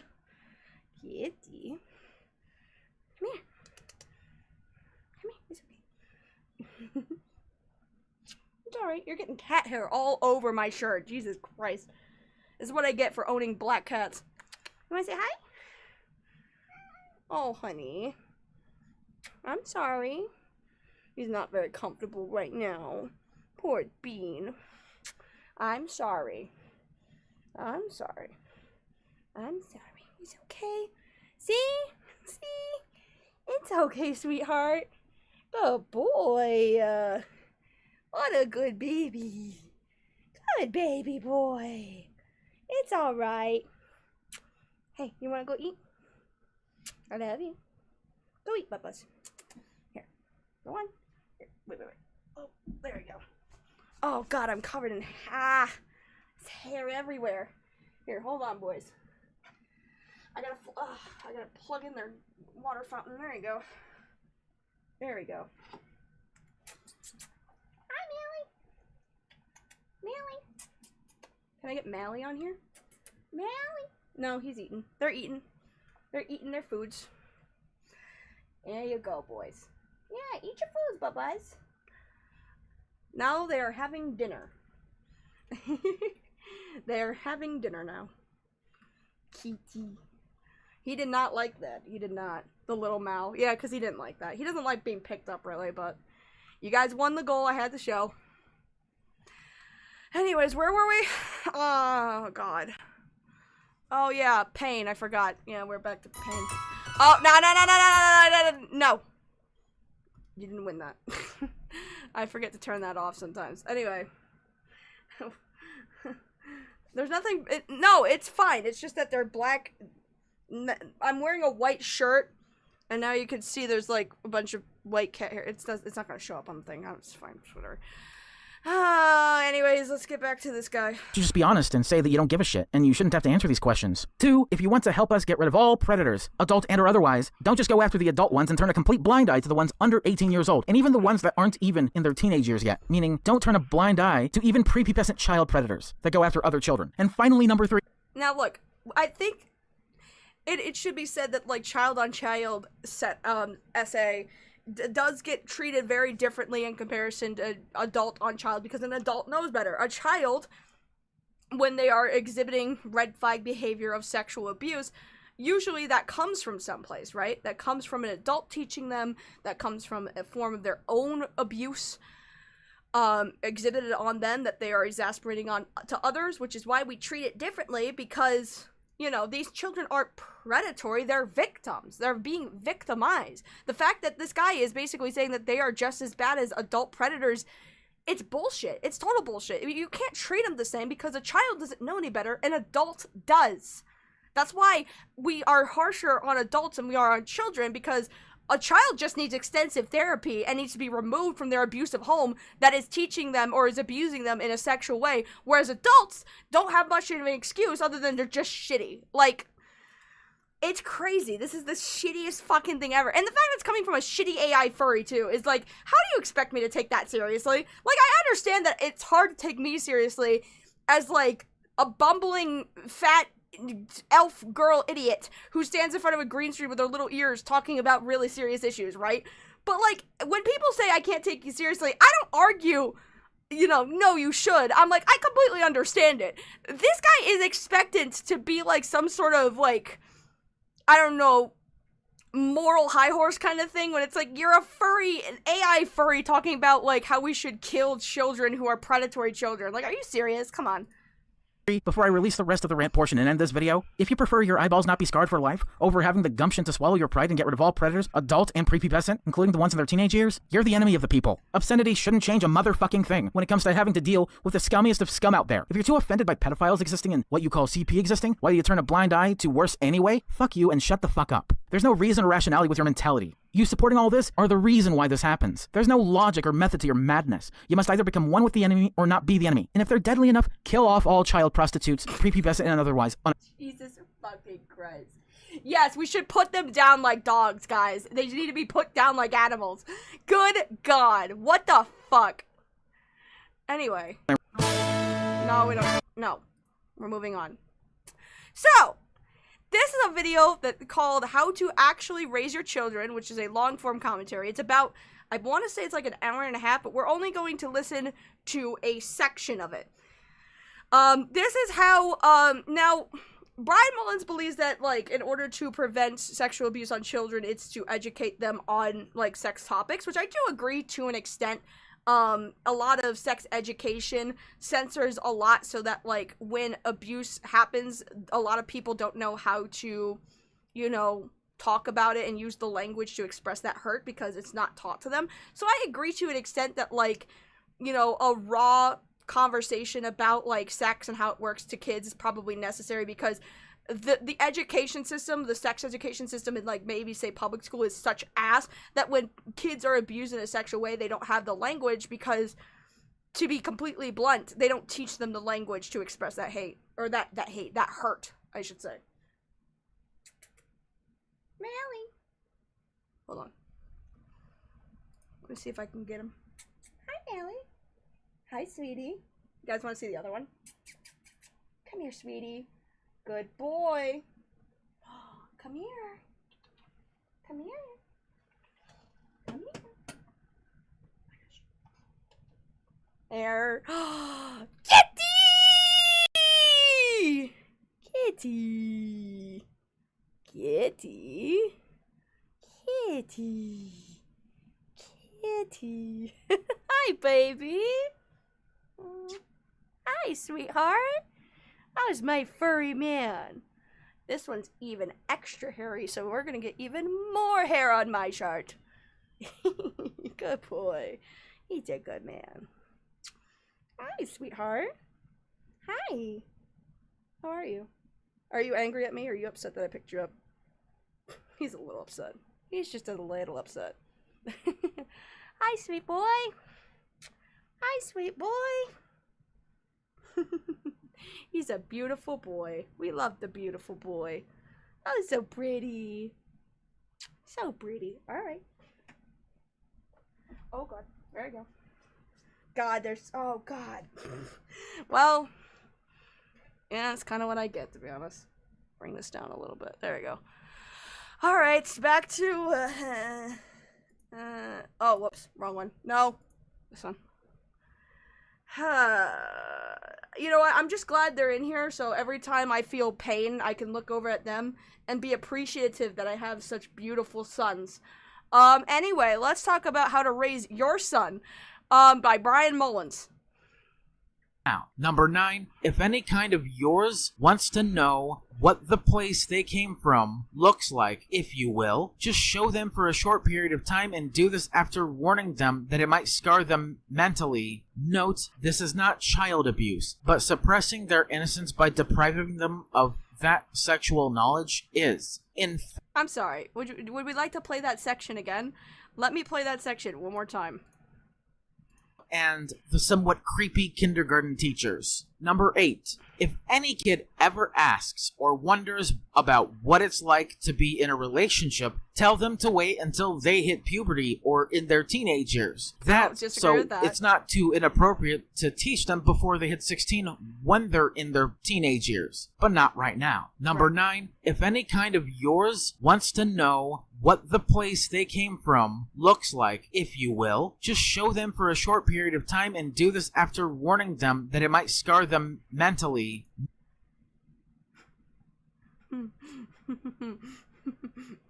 Now, if say maybe you recommend like a diagram, you know, maybe I would agree to a diagram, but why would showing them like a little diagram scar them for life? Unless if you intend to like be like, here, little boy. Like, what? Alright, amazing. Anyway. Note, this is not child abuse, but suppressing their innocence by depriving them of that sexual knowledge is. In fact, if you want a brother or a sister and you're a little kid, and if you're old enough to somehow know where you came from, ask them kindly, if they may allow you to, watch in a safe enough angle the process of intercourse without scarring you any further for life. I would just like to add that this advice of flashing your vagina to your child if they were to ask where they came from and letting children watch their parents have sex for the sake of education is part of Chapter 6, from birth to 5 years old.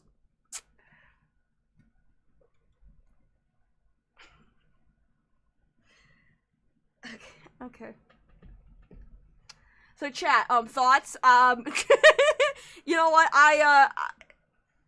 I don't have kids myself, neither does this guy, but I think he gets it. Sure, he'll totally be a great parent if this is what he intends to do with his children. Watch all of his sons watch mommy and daddy fuck at the right angle. Jesus Christ. Now, Oh, and this is where I have to bring this up. Hold on. This is it. Because it won't play on the thing because it's age restricted, technically. So, chat. This is the infamous video about the truth about child predators and how to actually get rid of them. This should probably take up the rest of the stream. Why is it? Excuse me. Go back. There you go. This will probably take up the rest of the stream. I don't know if I'm going to react to the entire thing. I just think that we should watch the stuff that actually matters. But let's go to... Oh, Cherry with the 20. I want to know what currency that is. SEC. I want to know what that is. Hold on. Let me go to this. I want to know. I think it's Swedish, but I'm not sure. The currency. Oh, yeah, it's Swedish. It's a Swedish krona. Cool. Cherry with the 20 Swedish kronas. I don't like it. Yeah, I think we're all in the same boat. Granted, parents do sometimes bathe with their kids, but that's different from flashing their kids or showing them sex. Yeah, I mean, I think kids, they'll like shower with their kids or something like that, but like, I think that's a little different. Is he suggesting to flash their kids? God, I pray that he doesn't have kids. No, he doesn't.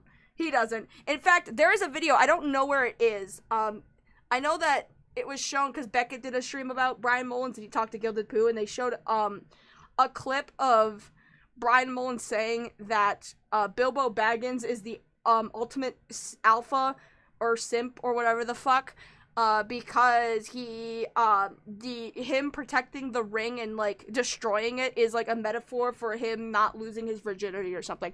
It's the craziest fucking thing I've ever seen in my life.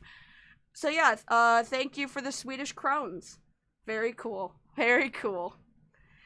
Oh, let's get into the truth about child predators and how to actually get rid of them.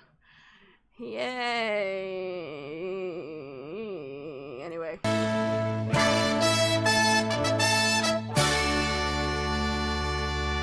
I'm so excited, chat. Yay.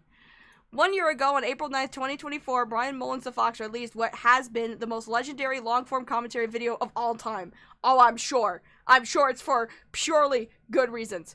This video has survived and outlived the BS censorship, fake internet drama, and every other misinterpretation of it.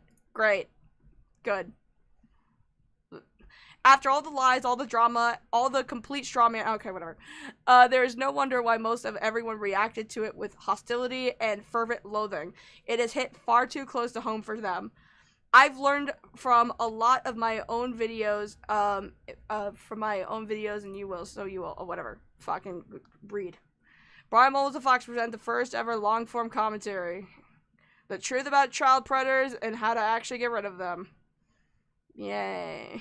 You guys can tell I'm so thrilled. I can't Hello, wait. everybody. I am Bryan Mullins, the Fox, ready to prepare you with what's to come. So, this will be a long commentary where I do research on a topic I've never touched upon before. This will definitely be separated into chapters. Oh, sure. This is so something you've never touched on before, despite the fact you talk about it all the goddamn time. Sure, bud. Let's get to the chapters. Number 1, Introduction, which we're already in. Chapter 2, How Desensitization is the Cure. Chapter 3, The Problem with the Bullet as a Supposed Cure. Chapter 4, The Difference Between Pedophilia and Crimes Against Children. Number 5, The Truth About Parenting When It Comes to Protection Against Predators. Chapter 6, Banning makes it more lethal and dangerous.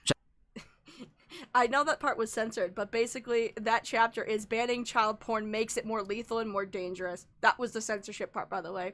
Aren't we having such a fun time, chat? Isn't this the greatest stream of your lives? I'm sure you guys are all having a fantastic day. Chapter 7, Legalizing all porn is the one solution that renders pedo hunters and even parents useless. Chapter 8, Why arguing that we should kill all pedos is harmful and futile. Chapter 9, Rant segment. And finally, Chapter 10, Finale/conclusion. Now, let me explain to you how desensitization, in only this specific context, is a good thing and the cure to all things pedo and predator. I'm anti-pedo, and I am disappointed in the generic... I'm anti-pedo. Wow, the most revolutionary stance, guys. Imagine being pro-pedo up until this point, and then hearing this guy go, I'm anti-pedo. Wow, so different, so revolutionary. The most obvious stance you could ever take in your goddamn life. Gas response to how they see pedos and predators. They would rather idolize a murderer than ever for the life of themselves let a pedophile/predator jerk it to less harmful CP, get desensitized. Excuse me? Say that again? Pedo, and I am disappointed in the generic-ass response to how they see pedos and predators. They would rather idolize a murderer than ever for the life of themselves let a pedophile/predator jerk it to less harmful CP, get less harmful CP? Bryan, could you describe to me what is a less harmful version of child pornography? Because the last I checked, all child porn is harmful. Last I checked, the creation of this content is abusive from start to finish. So explain to me, are you talking about lolicon? Because sure, lolicon is a victimless crime by the end of the day, but it is still feeding into a paraphilia that should not be fed into. Because the more you feed into the paraphilia with something like, say, lolicon, the more the person with that paraphilia is gonna want to act on it in real life. It's not desensitization that's going to cure it, it's the complete elimination and avoidance of it so that nobody gets fucking hurt. And so that this isn't normalized and seen as, like, okay so long as it's not a real kid. Come the fuck on, dude. What am I watching? Dear Lord. Sensitized to it. Granted, I think there's a difference between a mentally ill person with pedophilia who does not hurt kids and sex offender. Yeah, I think there's a difference between somebody who acknowledges they have a paraphilia and they're like, oh shit, you know, I don't like feeling like it's kind of like a form of like invasive thoughts, like from OCD, where they're just like, you want to harm kids and like, no, I don't want to be like this, right? I think there's a difference between somebody who acknowledges that they have these intrusive thoughts, says, hey, I need to get help for this, and get the help, then say, you know, somebody who is like pro-map and says, I'm a pedophile and I'm proud. I think there's a big difference. There's a big difference between the two. Cherry with the Swedish Crones 20, thank you. Ah yes, stop CSA by making CSEM legal. Totally. Yeah, that's totally how that works, right? Yeah, that's gonna make everything so much better. I'm just saying, only a pedophile argues like this, says the anti-pedo, apparently. Themselves to where even they don't hurt children or even want to come near children and find themselves more comfortable with getting help, therapy, and a great assurance that they will never need to do any of that either ever again or never once in the first place. The truth is, it was never about getting rid of pedophiles and predators. It's about how to prevent them from being monsters to begin with and how to properly treat them, so it's more useful than just— Sure, I believe that prevention is more effective than, say, like, therapeutic intervention after it's too late, obviously. But you know what that part of the preventative is? You know what that preventative therapy is to avoid predators being formed and, like, becoming predators in the first place? You know what that includes?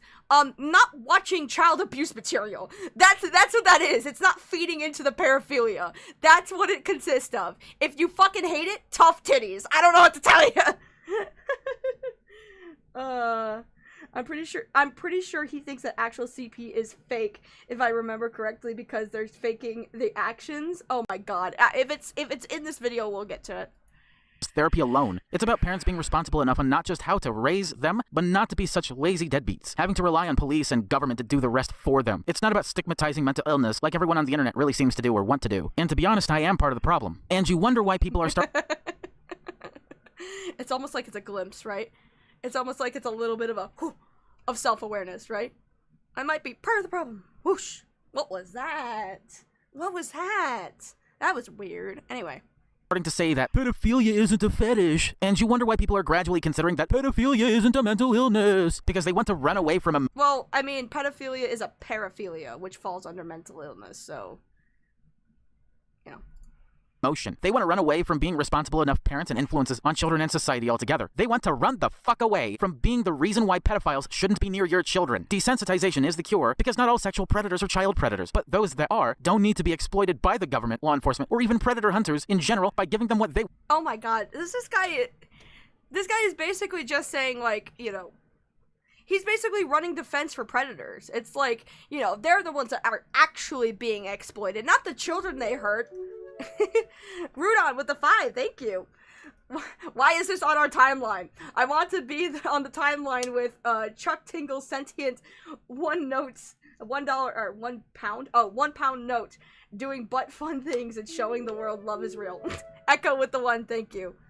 Hello Hex, how are you? We're not having a good time so far. This is painful. Anyway. By baiting them to pretend that they can come near children, or minors, or young adults pretending to be minors or children, only for them to know that the more porn they watch, the more desensitized they are, and the more desensitized— This doesn't work, by the way. This just does not work. Pornography, this has been studied, right? There are plenty of studies to show this, that pornography, like, heavily affects how you view sex and how it affects your perception of sex. And how it affects even your sex drive in general. So this idea that if we just expose people constantly to copious amounts of porn, and that'll desensitize them to the idea of sexual encounters, therefore they risk not being abused by sex predators, is fucking stupid. It's so fucking stupid. Because pornography in and of itself, I don't care if people watch porn. I don't really give a shit. I'm not gonna be like the one that says we should ban all porn sites, like in Texas or whatever the fuck. I don't fucking care. It's Sid with the 1, thank you. It's about, you know, moderation, right? You know, boot up a porn video every once in a while for the thrill. I don't know. But to say that we should just fucking unload a bunch of fucking porn videos to, like, desensitize children to the idea of sex so that they don't get abused when they are sexually taken advantage of is dumb for a couple reasons. Because 1, kids can't consent to sex anyways, and 2, that's a form of grooming. By unloading a bunch of pornography and being like, just watch all this porn, and then you'll be desensitized to it, and then you won't even care if you get sexually abused. That's grooming. This is grooming. You are describing grooming a child to normalize sex in their mind by making them watch a bunch of pornography. This is not desensitization. This is child grooming. You're describing child grooming. That's all the cat hair. Oh no. Oh, fuck. So, like, an intrusive thought would be having the thought of, what if I'm a pedo? What if I hurt children? Well, pedophilia would actually be having the desire to hurt children. Kind of. I mean, hold on. I'm dying. Oh. It's all the cat hair. It's all in my nose. Yeah, well, I think that pedophilia starts with invasive thoughts, right? It starts with the invasive thoughts of finding children sexually appealing. That's basically the difference. Pedophilia is the invasive thought of being attracted to children, basically. That's why it's called a paraphilia, basically. Yeah, desensitizing just makes it worse. Exactly, yeah. The deviant furry made you forget how my name is pronounced. Ruadhán. I know it's like Celtic, I'm sorry. I'm very sorry. I say it correctly in the Patreon role, I think. At least I think so.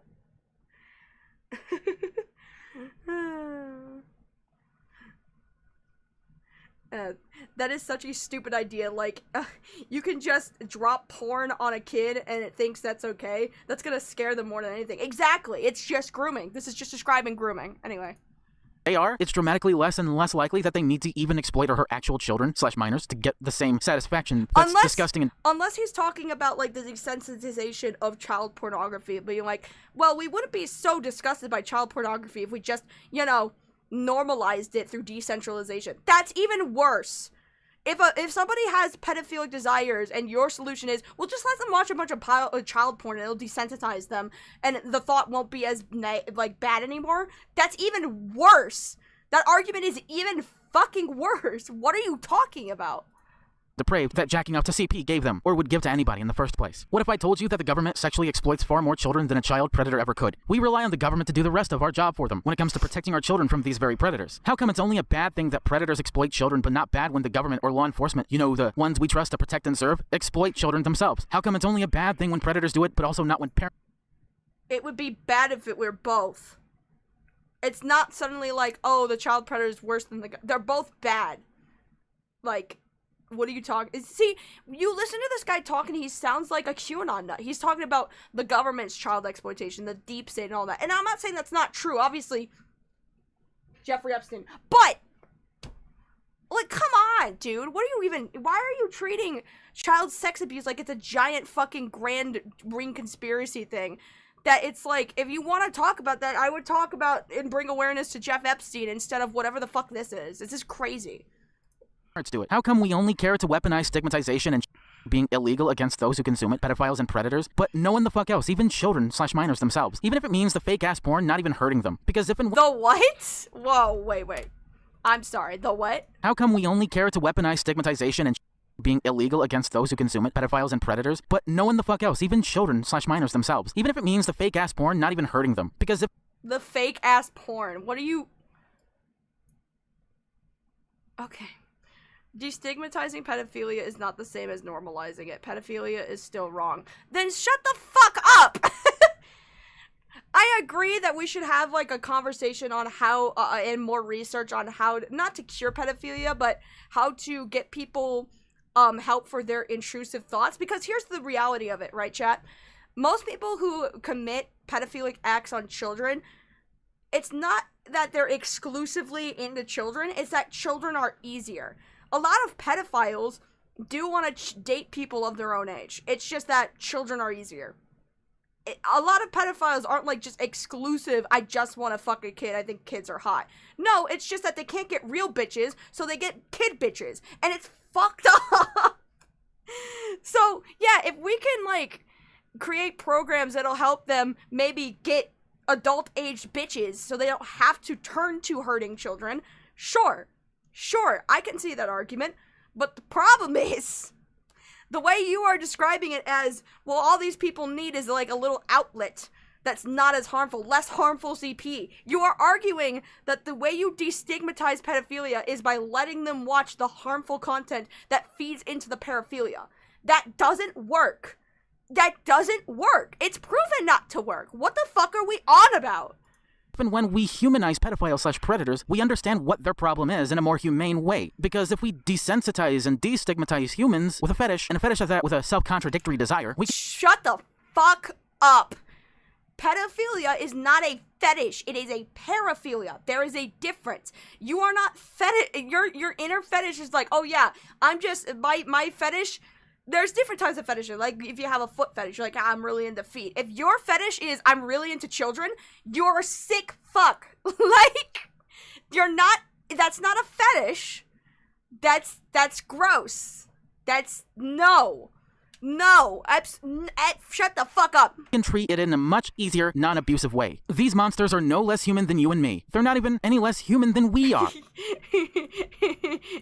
I may be a pedophile, but at least I'm not rude. God damn it, dude. What in the actual fuck? Intrusive thought are not the same as attraction. Please, guys, stop misusing the term OCD. That's, okay. Let me, rewind back on that. When I say intrusive thoughts, I meant, like, intrusive thoughts are, like, part of the symptoms of having OCD. I'm not saying it is OCD. I'm just saying, like, you know, when you have OCD, you have intrusive thoughts, but that doesn't mean you actually have OCD. Intrusive thoughts as in, like, that was just ripping from a comparison from a different diagnosis. Like, oh, you know how when you have OCD, you have intrusive thoughts? It's not saying that that's like OCD, that's saying, like, that's intrusive thoughts. Like, if you have OCD, you know what intrusive thoughts are, basically. Fake-ass porn. Christ, this point is abysmal. I know, this is crazy. What the fuck? OMG, yes. Family channels. YouTubers exploit their children and are bad. Yeah, exactly. Like, he doesn't even bring up, like, he brings up the family channel, like, is that exploitation not as bad as, say, when the government or a pedophile? Yes, it's all bad. It's all bad. I mean, it gets probably treated differently depending on the form of exploitation, because there's different forms of exploitation. If you want to argue that, then sure. But, like, it's difficult to decipher what Bryan believes in, but I think when he says fake ass, he's referring to porn when he thinks that actual sex isn't filmed in the making of porn.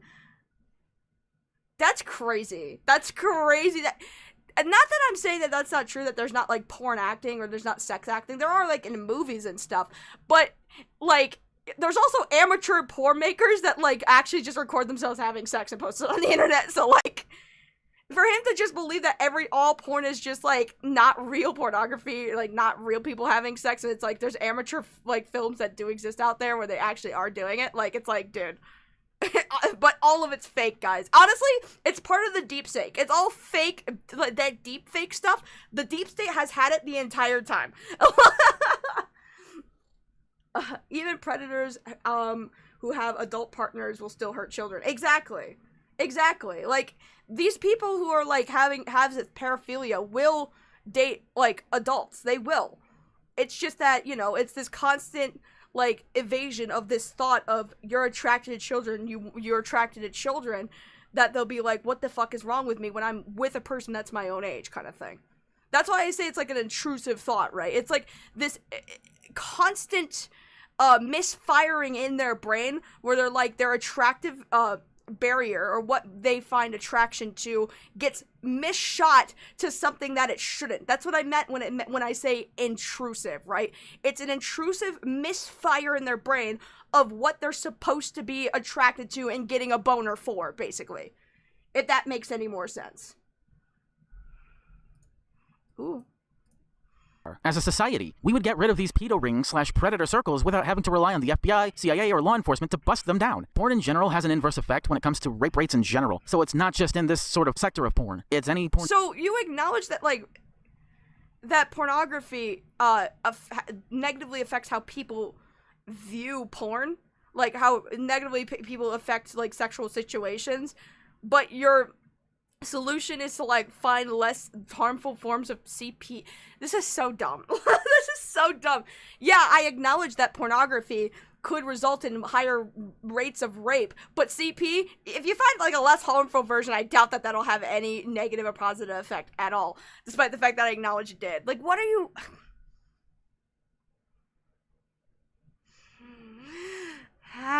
You know what? I blame the op block. I blame the op block. This is his fault. This is all your fault, Falgy. I hate this. This is the worst. I was having a nice, fun little PowerPoint presentation, and now we're here, and now I hate myself. In general, if we would decriminalize all porn, including CP, and not the dangerous type of it, the predators and pedophiles wouldn't feel like they're taking a risk or making a business out of it. Illegal. They already do when it's illegal. So this doesn't make any sense. Well, if we make it legal, they don't feel like they need to make a business out. They will either way. They are either way. What are you talking about? The only difference is that there's no risk. You want to remove a risk in a business that abuses children. Shit. That's crazy. That's crazy. Guys, why are we bringing on this risk? This why are we making it so risky for these predators to make a business out of CP? God, if we didn't let that happen, they wouldn't feel the need to be at risk for doing it. Shit, like, it's just, oh my God. legally, and hence they would be less likely to want to come near your children in general. Prohibition of anything, let alone this kind of shitty material, doesn't work, because it only makes people want to do it more, and they would even need to create these rings because of it. Prohibition of alcohol created the mafias of the 20th century. The gradual prohibition of created more and more of these rings of absolute monsters since 19...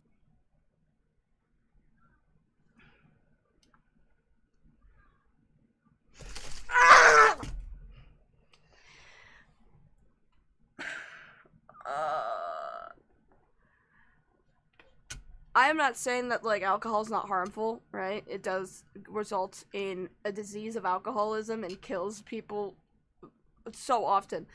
The difference being is that prohibition didn't work with alcohol. Because alcohol was already introduced to the public very early on as a positive thing until in the middle of nowhere, right?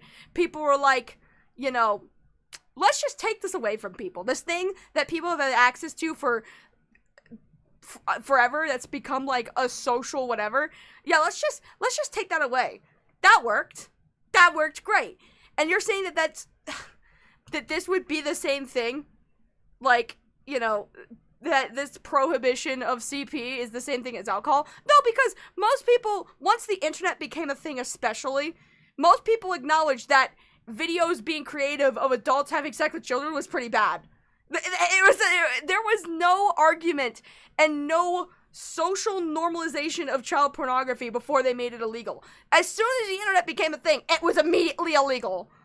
Even before that, when it was like, God, traded on VHS or something, most people thought it was fucked up. Yeah, people can acknowledge that alcohol fucks you up, but the difference being is that alcohol is heavily regulated, right? It's heavily regulated to only people with 21. You have to have an ID that verifies your age, kind of thing. And if we treat child pornography the same way we do alcoholism, it would still result in negative things, irregardless if it's legal or not. Like, alcoholism is legal, but it still kills people and it gives people the disease of alcoholism. CP, if it were legal, would not, the negative effects of CP would not magically change if it becomes illegal or legal. Like, illegal or illegal, it doesn't matter the legal state of it, it's still bad. Like, this is so stupid. God, why is he comparing prohibition? He's so fucking stupid. Yeah, he is! I'm genuinely getting a headache from this. Aren't we all? God damn. Bryan, the Mafia existed before Prohibition. I know. This guy has like a twisted view of fucking, he has a real twisted view of American history considering he believes the roast game is a thing. So, Jesus Christ. Booze was already a huge part of Western culture, especially in ancient Egypt. Oldest surviving piece of writing is an Egyptian recipe. Right, like, and to be fair, like, I'm not saying that, like, part of CP isn't, like, rooted in child marriage law, right? Like, I believe that it was a normalization as part of especially a part of America, you know, where this sort of thing, like child marriage and stuff like that, like treating children more like they're adults, is probably why we have a CP industry to begin with, right? Like, alcohol is something that isn't, like, inherently rooted in something that was already inherently negative, right? It's seen as kind of, like, a social acceptance of, like, socialization. Like, you're out with friends, you get out and get booze, and you, like, you know, fuck around kind of thing. There's not really a socialization, a positive socialization in terms of anything relating to CP or child marriage or child abuse. Like, it's all just abusive, right? It's so fucking dumb. The fact that he's using this argument is beyond brain dead. Yeah, we can acknowledge that, like, the negative effects of alcohol and alcoholism is not the same as child abuse. It's just not. This is not a comparable thing at all. Not even remotely. It's almost possible to use booze in moderation and cause no lasting harm anymore. CSEM necessities harm. Yeah, exactly. The difference between this comparison to booze and CP is that booze in moderation, you know, it won't necessarily harm you in the long run. Now, if you're drinking every single goddamn day, you're gonna get liver damage. Obviously, that'll be a negative harm effect. But CP in moderation and booze in moderation, completely different. CSEM material is inherently rooted in harm. Booze in moderation, you can, like, I don't know, go to a college party, get drunk once, and then never drink the rest of your life, and you will relatively be fine. Like, oh, can we hunt down this fox? I mean, I don't know. I mean, I, of course, am not going to encourage anyone to engage with this fucking freak. We're just here to dismantle his ideas and say how they're wrong and stupid and dumb. So obviously, any engagement, don't engage with this guy. This guy's, obviously, if he's arguing for the decentralization of adult abuse on children and CSEM materials and stuff like that, I don't think you want to be talking to him anyways. I wouldn't engage anybody who legitimately argues for the sake of legalization of child porn. I wouldn't, because that guy argues like a pedophile. So. 1977, and they want more of this because it's the only reason they would have any use for any lazy parent at all. Predator hunters practically use themselves as a self-suppository against this very idea. What's the point of being a predator hunter when even trying to get rid of them seems more predatory? Going after a predator and ruining their... Guys, I think that trying to be a predator hunter and stopping the abuse of children is more predatory than the predators abusing children. Do I sound fucking dumb? Because that is fucking dumb! What? I don't understand why this guy has such an, I understand if his hatred for predator hunting is because of these self-aggrandizing hero complex losers who do it for the thrill of the game and not because they actually care about kids getting hurt. That I understand, but to say that it results in more predators or that it's actually more predatory for a predator hunter to go after predators, it's so stupid. It's so stupid. Because predator hunters are stopping harm while predators are causing harm. And somebody who is trying to stop the harm that is being caused by another does not make them a predatory person. It's seeing something that's actively happening that they see as wrong and going, hey, we need to stop this thing because it's wrong. Like, what are we... Oh my god. life is no less predatory than a predator molesting a child/minor. The problem isn't that if we desensitize ourselves to this porn and legalize it all, that it would make themselves more dangerous. If anything, the opposite is true. Now, it's that the more they're Your source? Your source is what? What is the source? What is your study that we should just decentralize all this child abuse material would actually make it so that people aren't as predatory? Where? Source? Non-existent. That's what I thought. Sensitized to non-dangerous CP, the type of porn that isn't dangerous, and the type of porn that's... I still don't understand that line in particular. Non-dangerous CP. All CP is dangerous. All of it.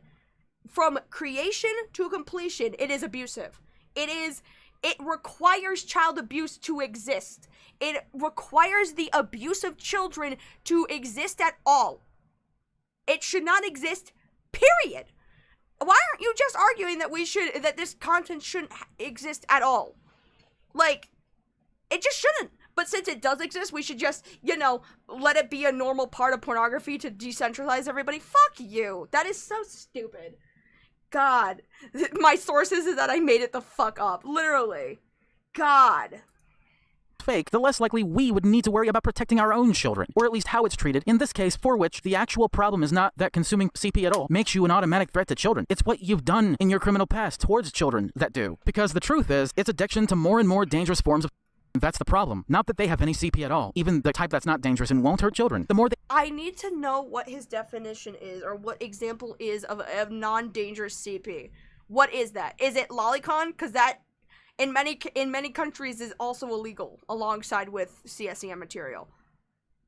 Like,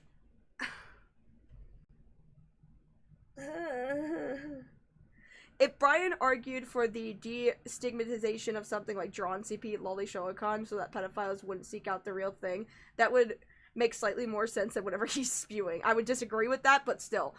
I suppose, I guess, because his argument would be the Earl Doobie, they're just cartoons defense, right? And even if there is some validity to that, it's like, well, a cartoon is not the same as the real thing, because a cartoon, there's no victims, there's nothing happening. Yes, I conceded that argument. However, it's feeding into something and normalizing something that will want someone to go after in real life. That's the problem. Because the receptors of, like, a sexual desire versus, say, like, a violent one, like, with video games and stuff like that, they're completely different fields in your brain. They're completely different things. Completely different. Where's your source, Mr. Fox? I made it the fuck up. Where is that thing? Hold on. I think it's in my stream hub. No. It's, this one. Here. Nice argument, Senator. Why don't you back it up with a source? My source is that I made it the fuck up. Yeah, it's in my stream hub. I have, like, a bunch of, keybinds, with regular streaming. So that's where I get it from. But right now we're just doing the full thing because I need this to be clear of all debris. He's the kind of person that thinks that AI lolly shota crap isn't real porn and thus not dangerous. I would have to assume so. But the problem is even with the AI argument, like, it's just like, they're the form of non-dangerous, you know, CSEM materials. Like, let's just use AI to recreate it. There's no victims in that either. The AI, generative AI with photos, has to pull it from somewhere else on the internet. Therefore, generative AI is just pulling CSEM abuse from other CSEM, real CSEM abuse from the internet and just recreating it into simulated porn. Even though there's no victims, it has to be pulled from somewhere else, so it's victimizing something else. So it's still not the same fucking thing. Like, oh, God. God, his arguments are making less and less sense. My brain hurts. Yeah, we're all in a great amount of pain. They are kept away from the most dangerous part of it, the more that kids can keep their innocence and keep predators at bay, because parents at that point have given themselves a better opportunity to raise kids, not to be compliant, not to be obedient, but to make mistakes so that they don't have to even remotely worry about making them again. And other people who are anti-pedo in general that would ever have to boil this shit down only to make non-arguments against the legalization of all porn means that when parents get lazier and lazier, and this kind of porn remains somehow illegal, even when consenting minors don't matter, pedophile rings are allowed to Hold on. Whoa. Play that again. Ever have to boil this shit down only to make non-arguments against the legalization of all porn means that when parents get lazier and lazier, and this kind of porn remains somehow illegal, even when consenting minors don't matter. I'm gonna play that one more time. Means that when parents get lazier and lazier, and this kind of porn remains somehow illegal, even when consenting minors don't matter, pedophile rings. Consenting minors.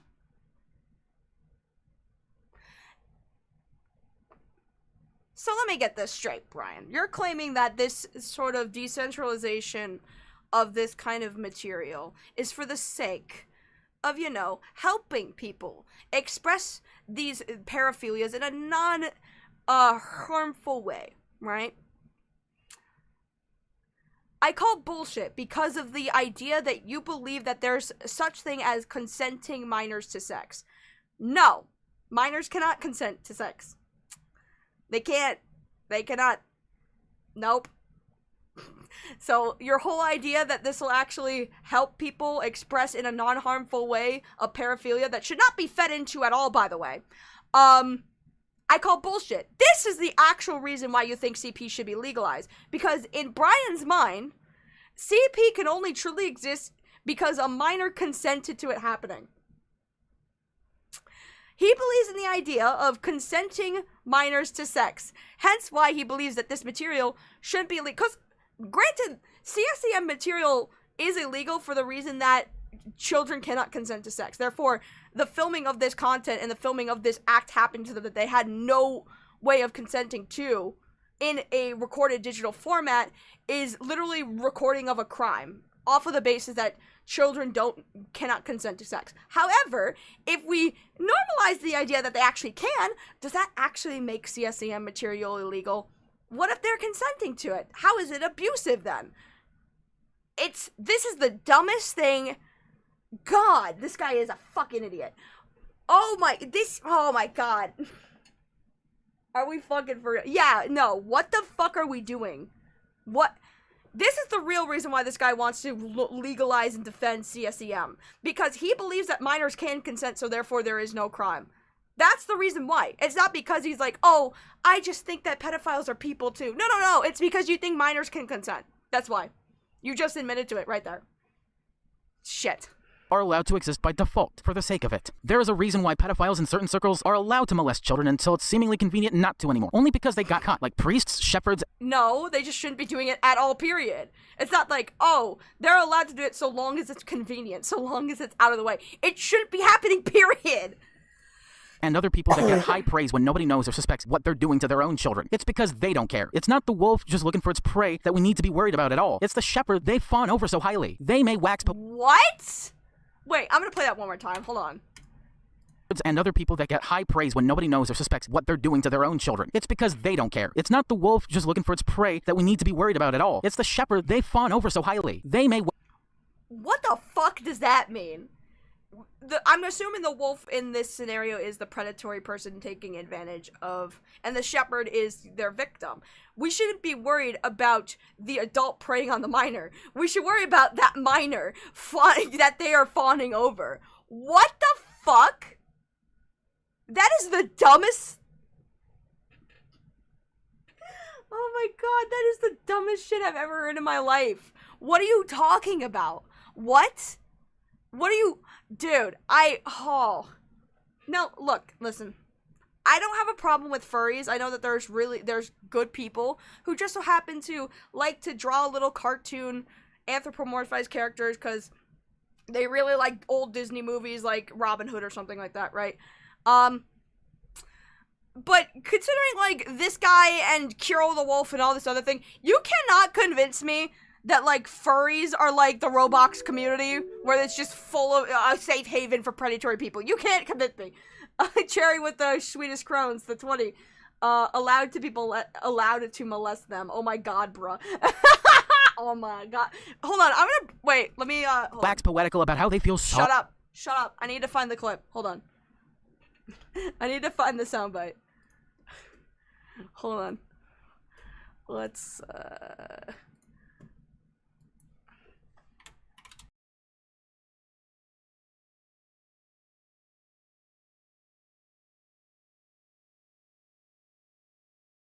Oh my god, bro. Oh, hell no, man. What the fuck, man? Get your ass on, boy.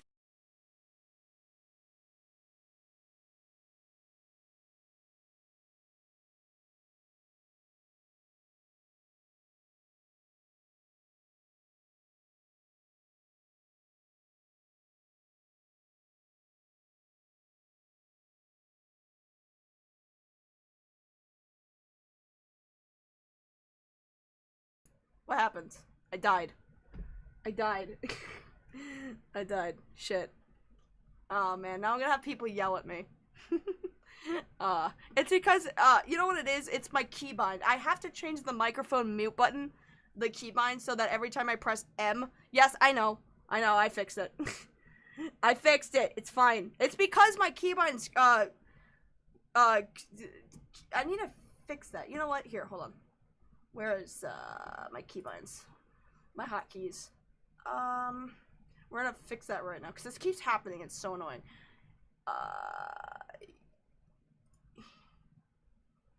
Where is the... Fuck.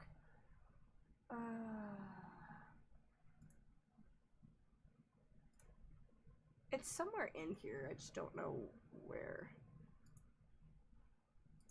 Audio, stereo, microphone thing. Actually, is it in the properties? I think it's in the properties. I don't see it in here. How did I keybind it the first time? I don't know how I keybind it last time. Stop streaming. Let's go to Stream Hub. Maybe it's in here?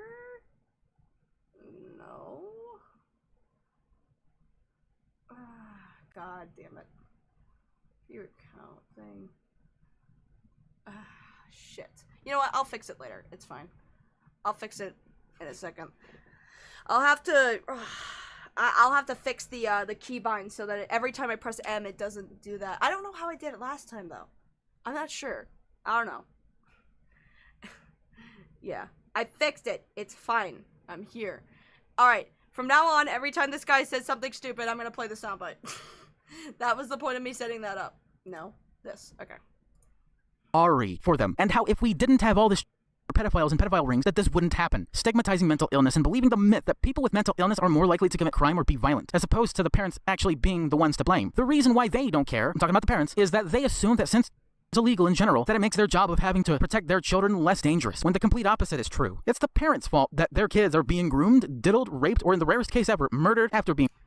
So, I have a problem with that. I mean, in some cases, if they're, like, turning a blind eye to it, then, yeah, he's got a point. But the problem is, with this line of thinking, is purely the fact that, like, most people who are abused as a child are abused by somebody they know.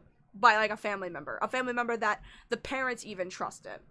So, how is it their fault when a trusted family member, somebody that they, you know, entrust with their children, maybe it's their uncle, you know, this is my brother, I trust him with my life to not abuse their niece and nephew. How is it their fault that this person they grew up with their whole lives hurt their kids? How is it their fault? Now, granted, if, like, there is interfamilial abuse that they just turn a blind eye to and say, well, just forgive your uncle, it's fine. We'll just pretend it didn't happen. We'll just be safer next time. Then yeah, sure, then it is their fault. It is fucked up. That's completely their fault. You know, that's completely something that they should be fucking reamed across the fucking coals for. Excuse me, I got a drink. But this idea that it's like all parents should be blamed for, you know, I mean, most parents already beat themselves up so much for that shit anyways. But it's like, you know, this idea that, like, well, you know, child abuse is already illegal anyways, therefore adults don't have to bother with protecting their kids from predators. It's like, that's the dumbest thing in the world. Like, technically, robbing a fucking liquor store with a gun is illegal. That doesn't, so, because there's already laws that, like, illegalize something, basically, the general public, thank you, Echo, with the one, the general public should just be like, well, it's already illegal. So, that's the same argument with guns, and why they won't, like, have more gun control, basically. They're just like, well, it's already illegal to bring a gun into a school, so what more do you want from us? We already made it illegal to bring guns at school properties. What more do you guys want? It's already illegal. You know what we should do? We should put more guns actually in the school and let parents arm themselves so they can protect kids from school shooters. Duh! It's not like the kids who want to commit a school shooting will just take the gun that's already in the school. It's so dumb. This is the dumbest thing ever. It's like, actually, parents, it's just your fault. Like, it's so... What? Have some empathy a little bit. Unless those parents are genuinely just turning a blind eye and telling their children who've been victimized to just forgive their family member that abused them and just move on and just pretend it never happened, sure, have animosity. But for any other parent who, like, trusted their trusted family member who did this, because, well, that's a trusted family member, it's not their fault. Like, put more blame on the parents. How about you put more blame on the people that they trusted with their kids breaking their fucking trust? Like, I'm not a parent, but even then I would be, blaming the parent would be the last thing I would do unless given probable cause to blame the parent. You know what I'm saying? Right. It's because parents are lazy as shit. And if there's any cure for it, I know what isn't. And we're about to get into it. You contribute nothing to society. You're just taking up space. Oh my god, it's a Seinfeld. I'm watching a KP video again. No! You don't get it. If the parents don't have a literal future vision, it's their fault.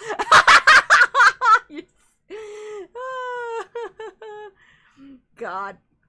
When Bryan says and defends this crap, he hasn't just lost the plot. He's in a completely different book at this point. Literally, I don't even know if we're even on the same page or the same chapter. We're reading different textbooks. He brought a fucking science book to a math class, man. It's crazy. How could I be with someone like you? The problem with just saying that pedophiles should be shot if they go near your children is that you don't know who you even allow or allowed near your kids to begin with. It's not the pedo's fault that he or she's going near your kids. It's the fault... If they intend to abuse them, then yes, it is.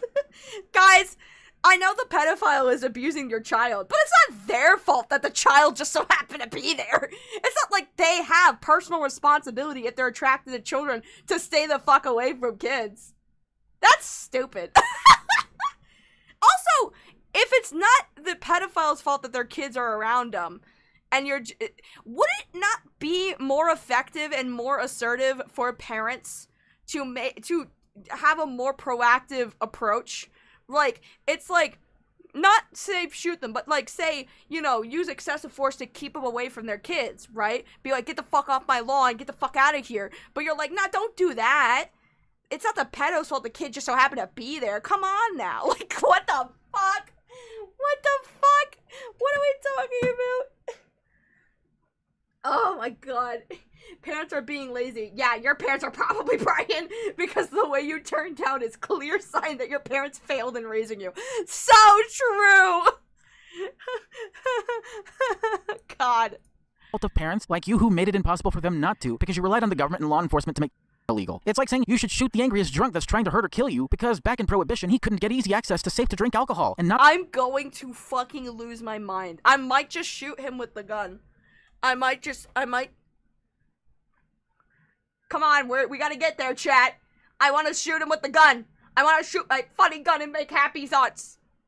God.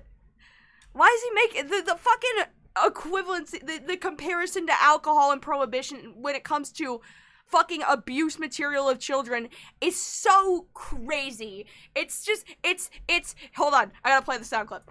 Oh my god, bro. Oh, hell no, man. What the fuck, man? Get your ass on, boy. You get your goddamn. That's such a good sound clip. I need that forever. Yeah, if the kid is screaming in the middle of Target because mommy won't let them have the toy, it's probably the parents' fault. It's not the parents' fault when a predator breaks their trust to not be a predator. Echo with the one, thank you. Parents are... God. Dude, I can't believe that his conclusion to why predators are preying on children is that parents are lazy and not that, oh, I don't know, maybe predators shouldn't be preying on children. Oh my god. Oh shit. Not the bathtub gin he or she is alcoholically afflicted by. It's not the alcohol that's the problem. It's not that in general, and I'm not talking about the dangerous type of it, that's the problem. Hell, it's not even that pedophiles in general are the problem. It's that Prohibition doesn't work and is the problem. Prohibition also stops them from getting comfortable and desensitized enough to stop, get help, and get on with a better life. Oh my god, bro. Oh, hell no, man. What the fuck, man? Get your ass on. I could just sum up this whole video with just this fucking clip over and over and over again. Every single thing he says. The rest of this fucking stream is me playing a little clip, a little snippet of something Bryan says, and just playing the sound clip over and over. That's gonna be the rest of the stream, chat. To it is the underlying cause of this problem. And without desensitization in this context, it will only get worse. If anything, banning all permanently will also permanently make child predators impossible to get rid of without law enforcement or government. Not that we really or should need them to begin with. And the innocence of children will continue to get compromised more and more. Just a tired soul. Thank you so much. I am free from the pain and I can give you bubbles. Yay! Yippee. Thank you for paying for my therapy bills. It is highly appreciated.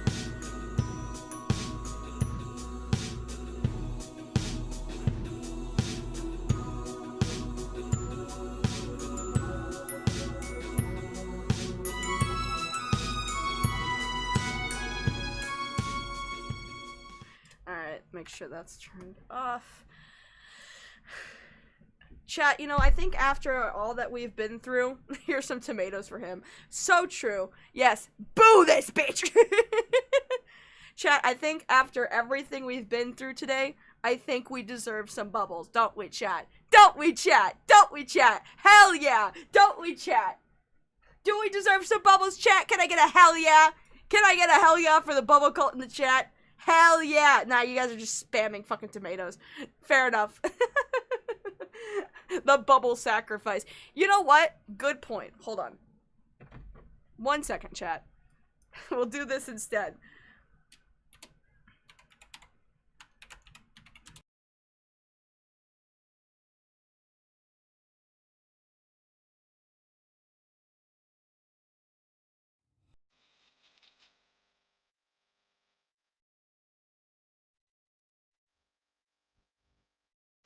All right. Yeah, my brethren.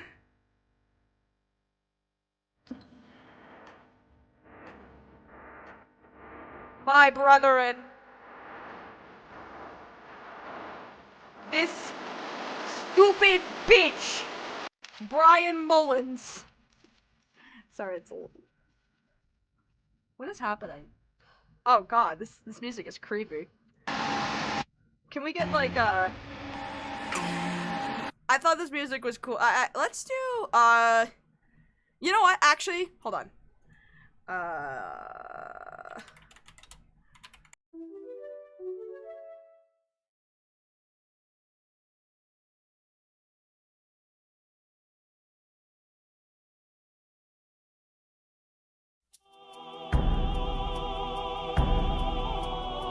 I found it. Okay. I was trying to find better music than that one, chat. I think this is perfect. If you guys know what this is, then you the real one. Yes. Yes. Yes. This is perfect music. Absolutely, chat. This is a bop. My children of the bubble cult. This fox bitch has angered the bubble gods. And needless to say, I am quite pissed off. For the crime of arguing for the pedophiles in their benefit, to even arguing for legalization of abusive material towards children, for being and arguing like a pedophile. We shall now commence in the bubble sacrifice. This is no longer a baptism, my friends. This is a sacrificial lamb for the bubble gods. Bryan Mullins the Fox, you have been officially bubbatized in the name of our Father, our Son, and the Holy Bubble. You! This is not as threatening as I thought it would be in the grand scheme of things. I thought this would be a little more dramatic. But I think drowning someone in bubbles is not as threatening as I think it is. For the bubble gods, thank you, Echo with the 2. The stupid foxy proxy motherfucking bitches shall we sacrifice to the bubble god. Yeah, but it doesn't actually look as threatening now, does it? The baptism, sure, but like, I don't know if I can drown anybody in bubbles and have that be like a genuine threat. Fuck it, I'm gonna do it anyway. Die to the bubble gods! Die!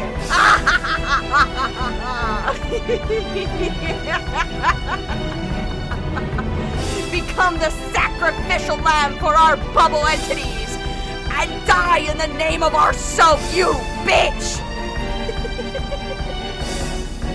Yeah!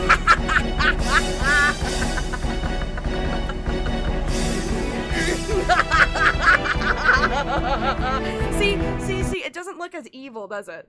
Like, I'm laughing and evilly, maniacally just sacrificing somebody, but there's bubbles falling out of the sky. It's like that clip of Ozzy Osbourne, where he's just like, I'm the Prince of fucking Darkness, what is with these bubbles? Yes, Jesus rebuke you, Bryan. Okay. Okay. You know, I think with that, I think we, I don't think we need to see any more, chat. I'm gonna be so for real. I think we're good. I think we're all set. So I guess all of that child butt-eating stuff is starting to make a whole lot more sense, huh? Huh. Yeah. All of that child butt-eating stuff, all that child cannibalism is now starting to make a little bit more sense. Goodness. In conclusion, chat, keep autistic furries far away from conspiracy theories and meth and cocaine. Thank you for watching. Thank you for joining me for my PowerPoint presentation. Oh, chat. What a ride. Some final thoughts, as we wrap up here. Wow. Wow. Wow. Huh. Yeah. What else is there left to say? What hasn't already been said? That's so true. Look. This guy... Oh, shit. I don't know enough about this guy's, like, entire backstory. I know that it's available on the internet that we can just read. To know where he gets these ideas about CSEM, child abuse, the abuse of children, why this is his, you know, holy crusade, and why this is his hyperfixation, why he believes the way he does. All I will say is this, right? I understand, to an extent, having an empathetic approach to people who have, you know, been, you know, pedophiles and stuff like that. In ways, there are a lot of people who recognize that they have an attraction to children that don't want that, right?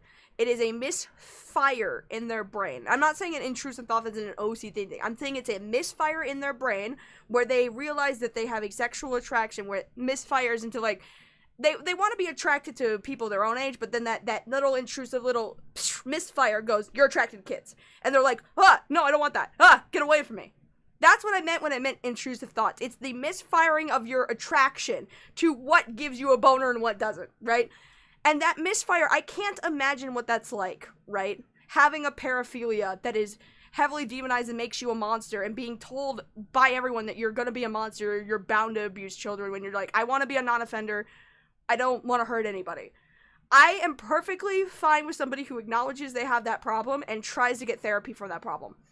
You're not the issue. You're not part of the problem. The problem is people like Bryan, who uses, I'm just going to say what it is, pro-map arguments to destigmatize something that doesn't need to be destigmatized, right? Because everything that is linked to, you know, people who commit child abuse is abusive from start to finish. It just is. You will never make it less harmful. You will never make less harmful CP. That's not a thing. All it does is continue to normalize something that shouldn't, right? It's bullshit. It's complete and utter horseshit. And actual destigmatization and just kind of treating it like it's regular porn makes the problem worse. It makes the problem worse. All of your arguments will just make the problem worse. There is no study that exists that says that legalizing any of this would make it any better. I'm sure Bryan is the type of person, given how he's treated the Gregella Chan situation. Get back on. He is not one who is going to be open to that sort of criticism. I think that he is very held in his beliefs. I mean, to this day, he still believes that the roast game thing is real, despite the fact that that can easily be debunked as just by saying, like, nuh-uh, right?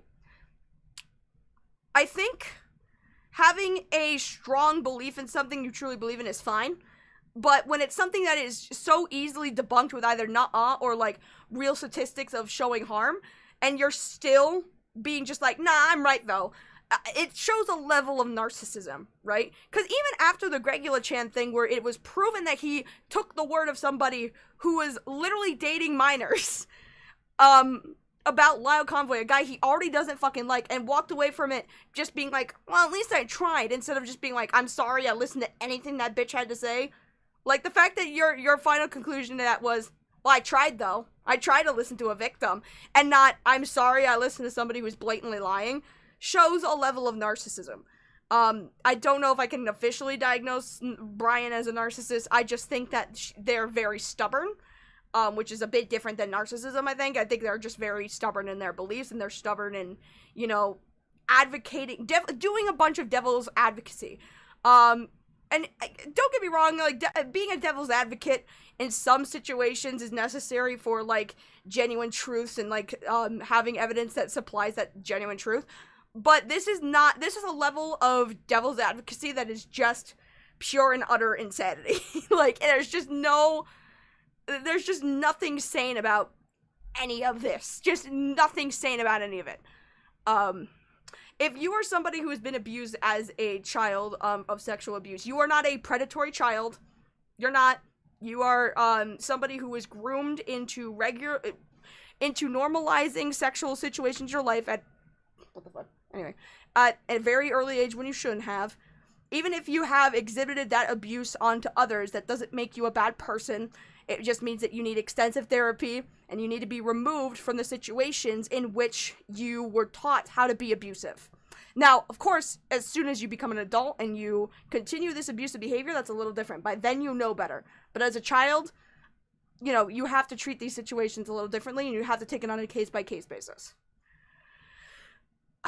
I think the only reason that this guy argues the way he does is because I genuinely believe that, like, he himself is predatory. Like, then that's just a theory, you know, allegedly, of course. But, dude,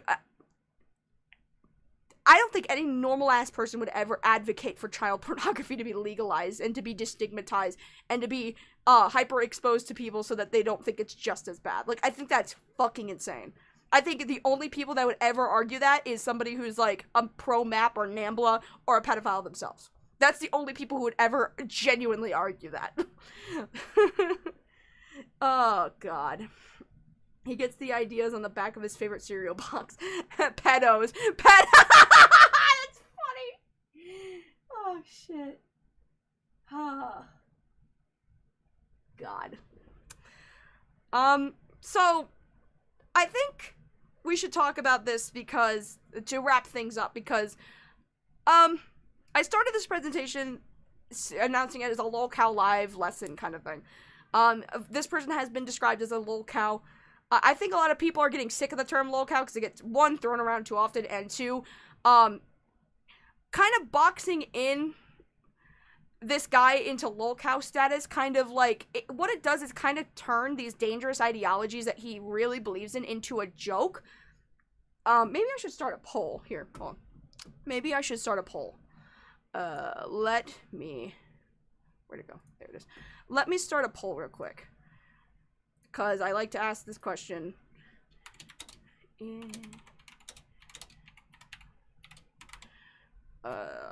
So let's start the poll up. We'll see what the general consensus is from the... I spelled Brian wrong. Bruin. But yeah, no, I want to have a general consensus of what you guys think. I feel like labeling every single person with bad ideas on the internet a lolcow kind of, makes a joke of or makes a mockery of someone with genuinely bad ideas. So I don't want to immediately, like, put the lolcow label on him. Because it's like, it's not that this guy's a lolcow, he's genuinely dangerous. And I feel like most people who are, like, labeled as lolcows, like Daniel Larson and people like that, who are genuinely dangerous, who spout generally dangerous ideology, I feel like labeling them as a lolcow kind of, like, destigmatizes their ideology as, well, they're just a lolcow, so they're just a joke kind of thing, blah blah blah. You know what I'm saying? I hope it makes sense. I'm sure there's somebody who can explain it better than I can, but, like, yeah, I think that classifying every single predator as a lolcow makes more so a joke of them as a person, when in reality they're not a joke. I mean, they are a joke of a person, but they're not a joke to be, like, mocked and, like, hyper-stalked and laughed at as, like, a internet entity. They're literally, genuinely, you know, a predator. Like, he's not quite a horror. Yeah, I mean, I feel like arguing terribly for pedophilia does kind of make you a horror cow, but I think what makes you a horror cow is when you actually do the illegal pedophilia, like, legitimately. I don't think you should be laughing at this guy, so no, he's dead set in his beliefs, and that's terribly sad. Yeah. It's hard. It's kind of hard, because it's like, does labeling somebody a lolcow, discredits the idea or downplays the genuine harm that these people do? Like, if you just say, like, calling a pedophile seems weird to call them a lolcow. It's like, oh, you just ignore this pedophile that's clearly harming children. They're just a big lolcow. We're supposed to just sit and laugh at them, right? It's like, I mean, yeah, you can laugh at them for being a pathetic human being and a waste of space, right? That hurts other people. But, like, I think at the same time, there's kind of this idea that labeling every single person with genuine, terrible ideology as just a lolcow downplays the actual harmful things that they are spouting on the internet. You know what I mean? I think that's a better way to explain it, right? I mean, don't get me wrong, I still, you know, like observing lolcows, I still like covering them in this sort of way, but even I have to kind of come to a consensus, like, maybe lolcow content can kind of be a little harmful, and it kind of can be a bit downplaying of, like, horrible things that people do. It's not that they're locals, it's that they're criminals. You know what I'm saying? So I don't know. I mean, I think it's all dependent on the situation, and I think it's just part of internet culture, unfortunately. But, you know, I think it also is a genuinely interesting character study of what the internet can do to people when you give them free range to just espouse whatever the fuck they want. You get situations like, this, unfortunately. Yeah, it's for both the horror, yeah, I can see where you're coming from for both the locale and the horror cow points. Yeah. Yeah, it's okay to laugh at absurdity, just to be clear. Yeah, if it's, like, super absurd, like, I'm not laughing at it because I think that Bryan Mullins is, like, a hilarious joke. I'm like, oh, this is great comedy, this is great content. I mean, it is. But, like, I'm laughing at it because if I don't, I'm gonna be sad. Like, I'm just gonna be pissed off and angry. Yeah, a lolcow is funny in a way that the more funny haha and not funny creepy. Wait. Sorry. Yeah, a lolcow is funny in a way that is more funny haha and not funny creepy pervert. Right. I don't know. I think we should have a conversation when I do another Bedhead's Bizarre Lolcow adventure, that we have a conversation about, does labeling people as a lolcow, does that automatically kind of downplay how dangerous they are? Or does that just kind of turn this dangerous person that is obviously exhibiting dangerous ideologies or doing shit that actually hurts people and turns that into just a joke? You know what I'm saying?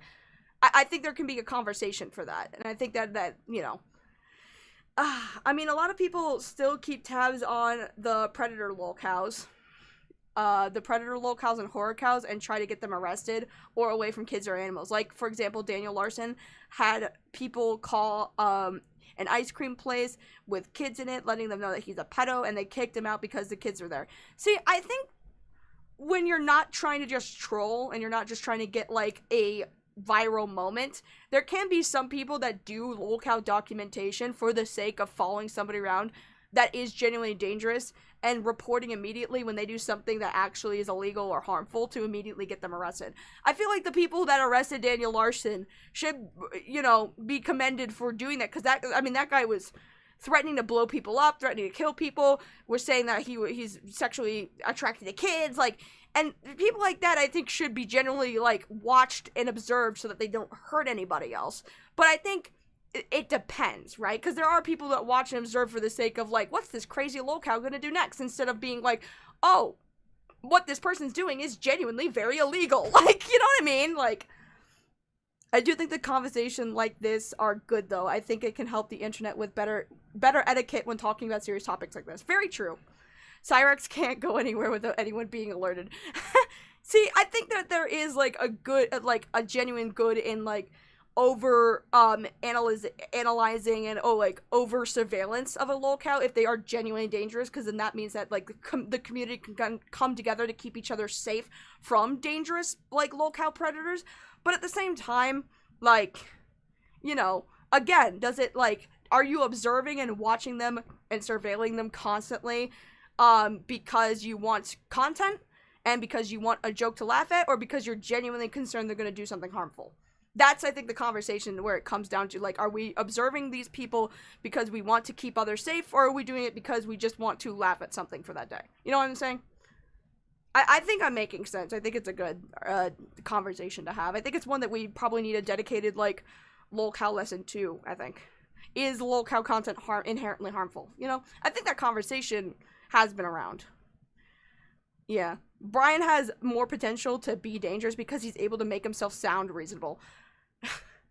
Sound reasonable? I mean, the guy rambles like a schizophrenic. I don't really know if that's inherently reasonable, but I see what you're saying. He's at least a little more well-spoken. But to be fair, he's well-spoken because he uses AI to talk, so. I don't know if this was the same thing, but people on Kiwi farms also helped to get some people on the zoo status leaks, like Levi Dane Simmons, to get arrested too. That's true. That's true.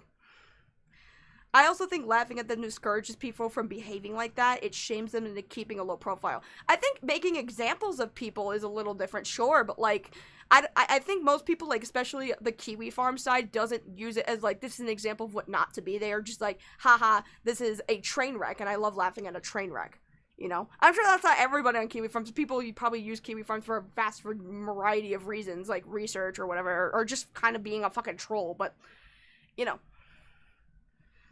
Yeah. But, yeah, I think most people have come to the conclusion that it is definitely a lolcow that we're looking at, probably. Lovely. Good job, guys. 78%. Anyways, I had fun. Thank you for meeting our bubble goals for today. It is very, very highly appreciated. I had fun with this stream, all things considered, despite how fucking crazy I look. Crazy. God. Yeah, I'm definitely very intrigued. I can see why people got hooked onto this one in particular, because it's like, dude, the roast games shit is crazy. Thuman's here. What's up, Thuman? How are you? Oh my goodness, hi. Hi. Good to see you. We're getting to the end of the stream, but it's good to see you. Amazing. Perfect. Did Joshua Moon disagree with people laughing at Preds and not getting them arrested? I don't remember. I don't really know anything about Joshua Moon, so it doesn't matter.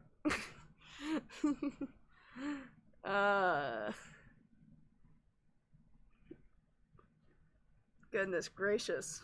I don't know how long we've been streaming for. I'm assuming a long time, right? I'm assuming, God, how long? 4 fucking hours of Bryan content. Congratulations, chat, we did it. Yet another long one for everybody. I hope it's not too long, though. I feel like that 4 hours is a pretty reasonable amount of time. Echo with the 10. Thank you for the stream, Lazy, and have a final donut. Thank you, Echo. And you know what? Since Echo is practically helping me pay my bills, here's another one. Whee! I think we deserve it, chat, after the journey we went through. I think we deserve a little bit of happiness in our life. Bubbles make me happy. Dude, what should I do next? What should the next lore stream be? You guys gotta give me some suggestions. And you know what? I'll make a community post and then I'll be like, leave your suggestions on what lore stream we should go on next. Instead of asking here, because I'm tired and I want to go eat something. But thank you guys so much for being here. Let's put on a Sam thing. What's good music from Sam? What would be a good thing to listen to? I wanna put on Sam. If you guys want to go check out my brother Sam, he's on Spotify. Have another. Thank you, Echo, with the 2. Echo, I gotta know what you do for a job. Because I don't know why you're donating me so much. I appreciate it, but like, do you make enough money to do this every single time? Echo will be forever at the top of the leaderboard. Actually, you know what, chat? Here's what I want to check up on. What is the new dono thing? Because we had to restart it. What is that at? Holy shit! What the fuck? Dude. Hold on. I gave you guys 50 days and we're already like 69% of the way there. Well, actually, we're 68.88. Guys! I gotta make these harder. I gotta make these... I feel like 50 days is too generous. Jesus Christ. Oh god, the streamception. Jesus Christ. Anyway. Oh, shit. Good stream, guys. Good stream. We did it. I hope you guys enjoyed this one. Thank you guys so much for being here. Here is a final send-off. This is a song called Video by my brother Samus. Go check him out on Spotify. I'm going to let him play us out. And with that, I'm out. See you guys next time. Bye!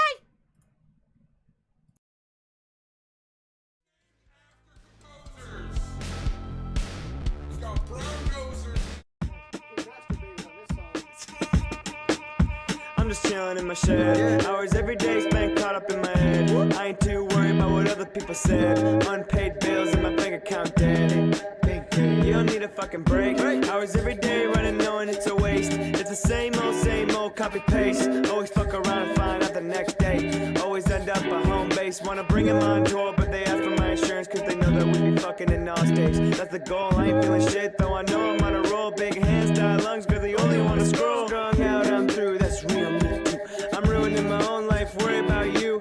Wish that I could care, remember ain't nobody there. It ain't fair when you ask what the fuck I'll amount to. Went to therapy, tell them I'm the own business. No apologies and I ain't asked for forgiveness. Anti-anxieties, I'll put you on the wish list. It's the 5th day, I ain't been at Planet Fitness. That ain't mean shit to me when I don't understand my own psychology. I said that's alright with me. I ain't need nobody to be proud of me.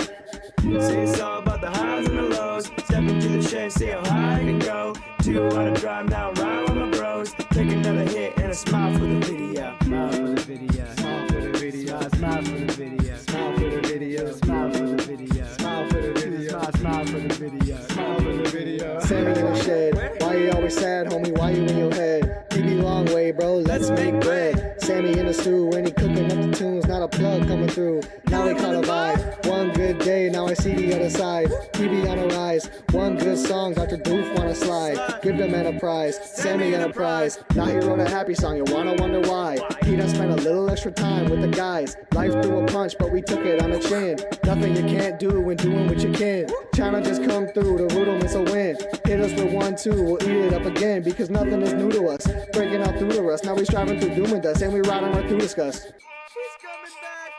He's coming back.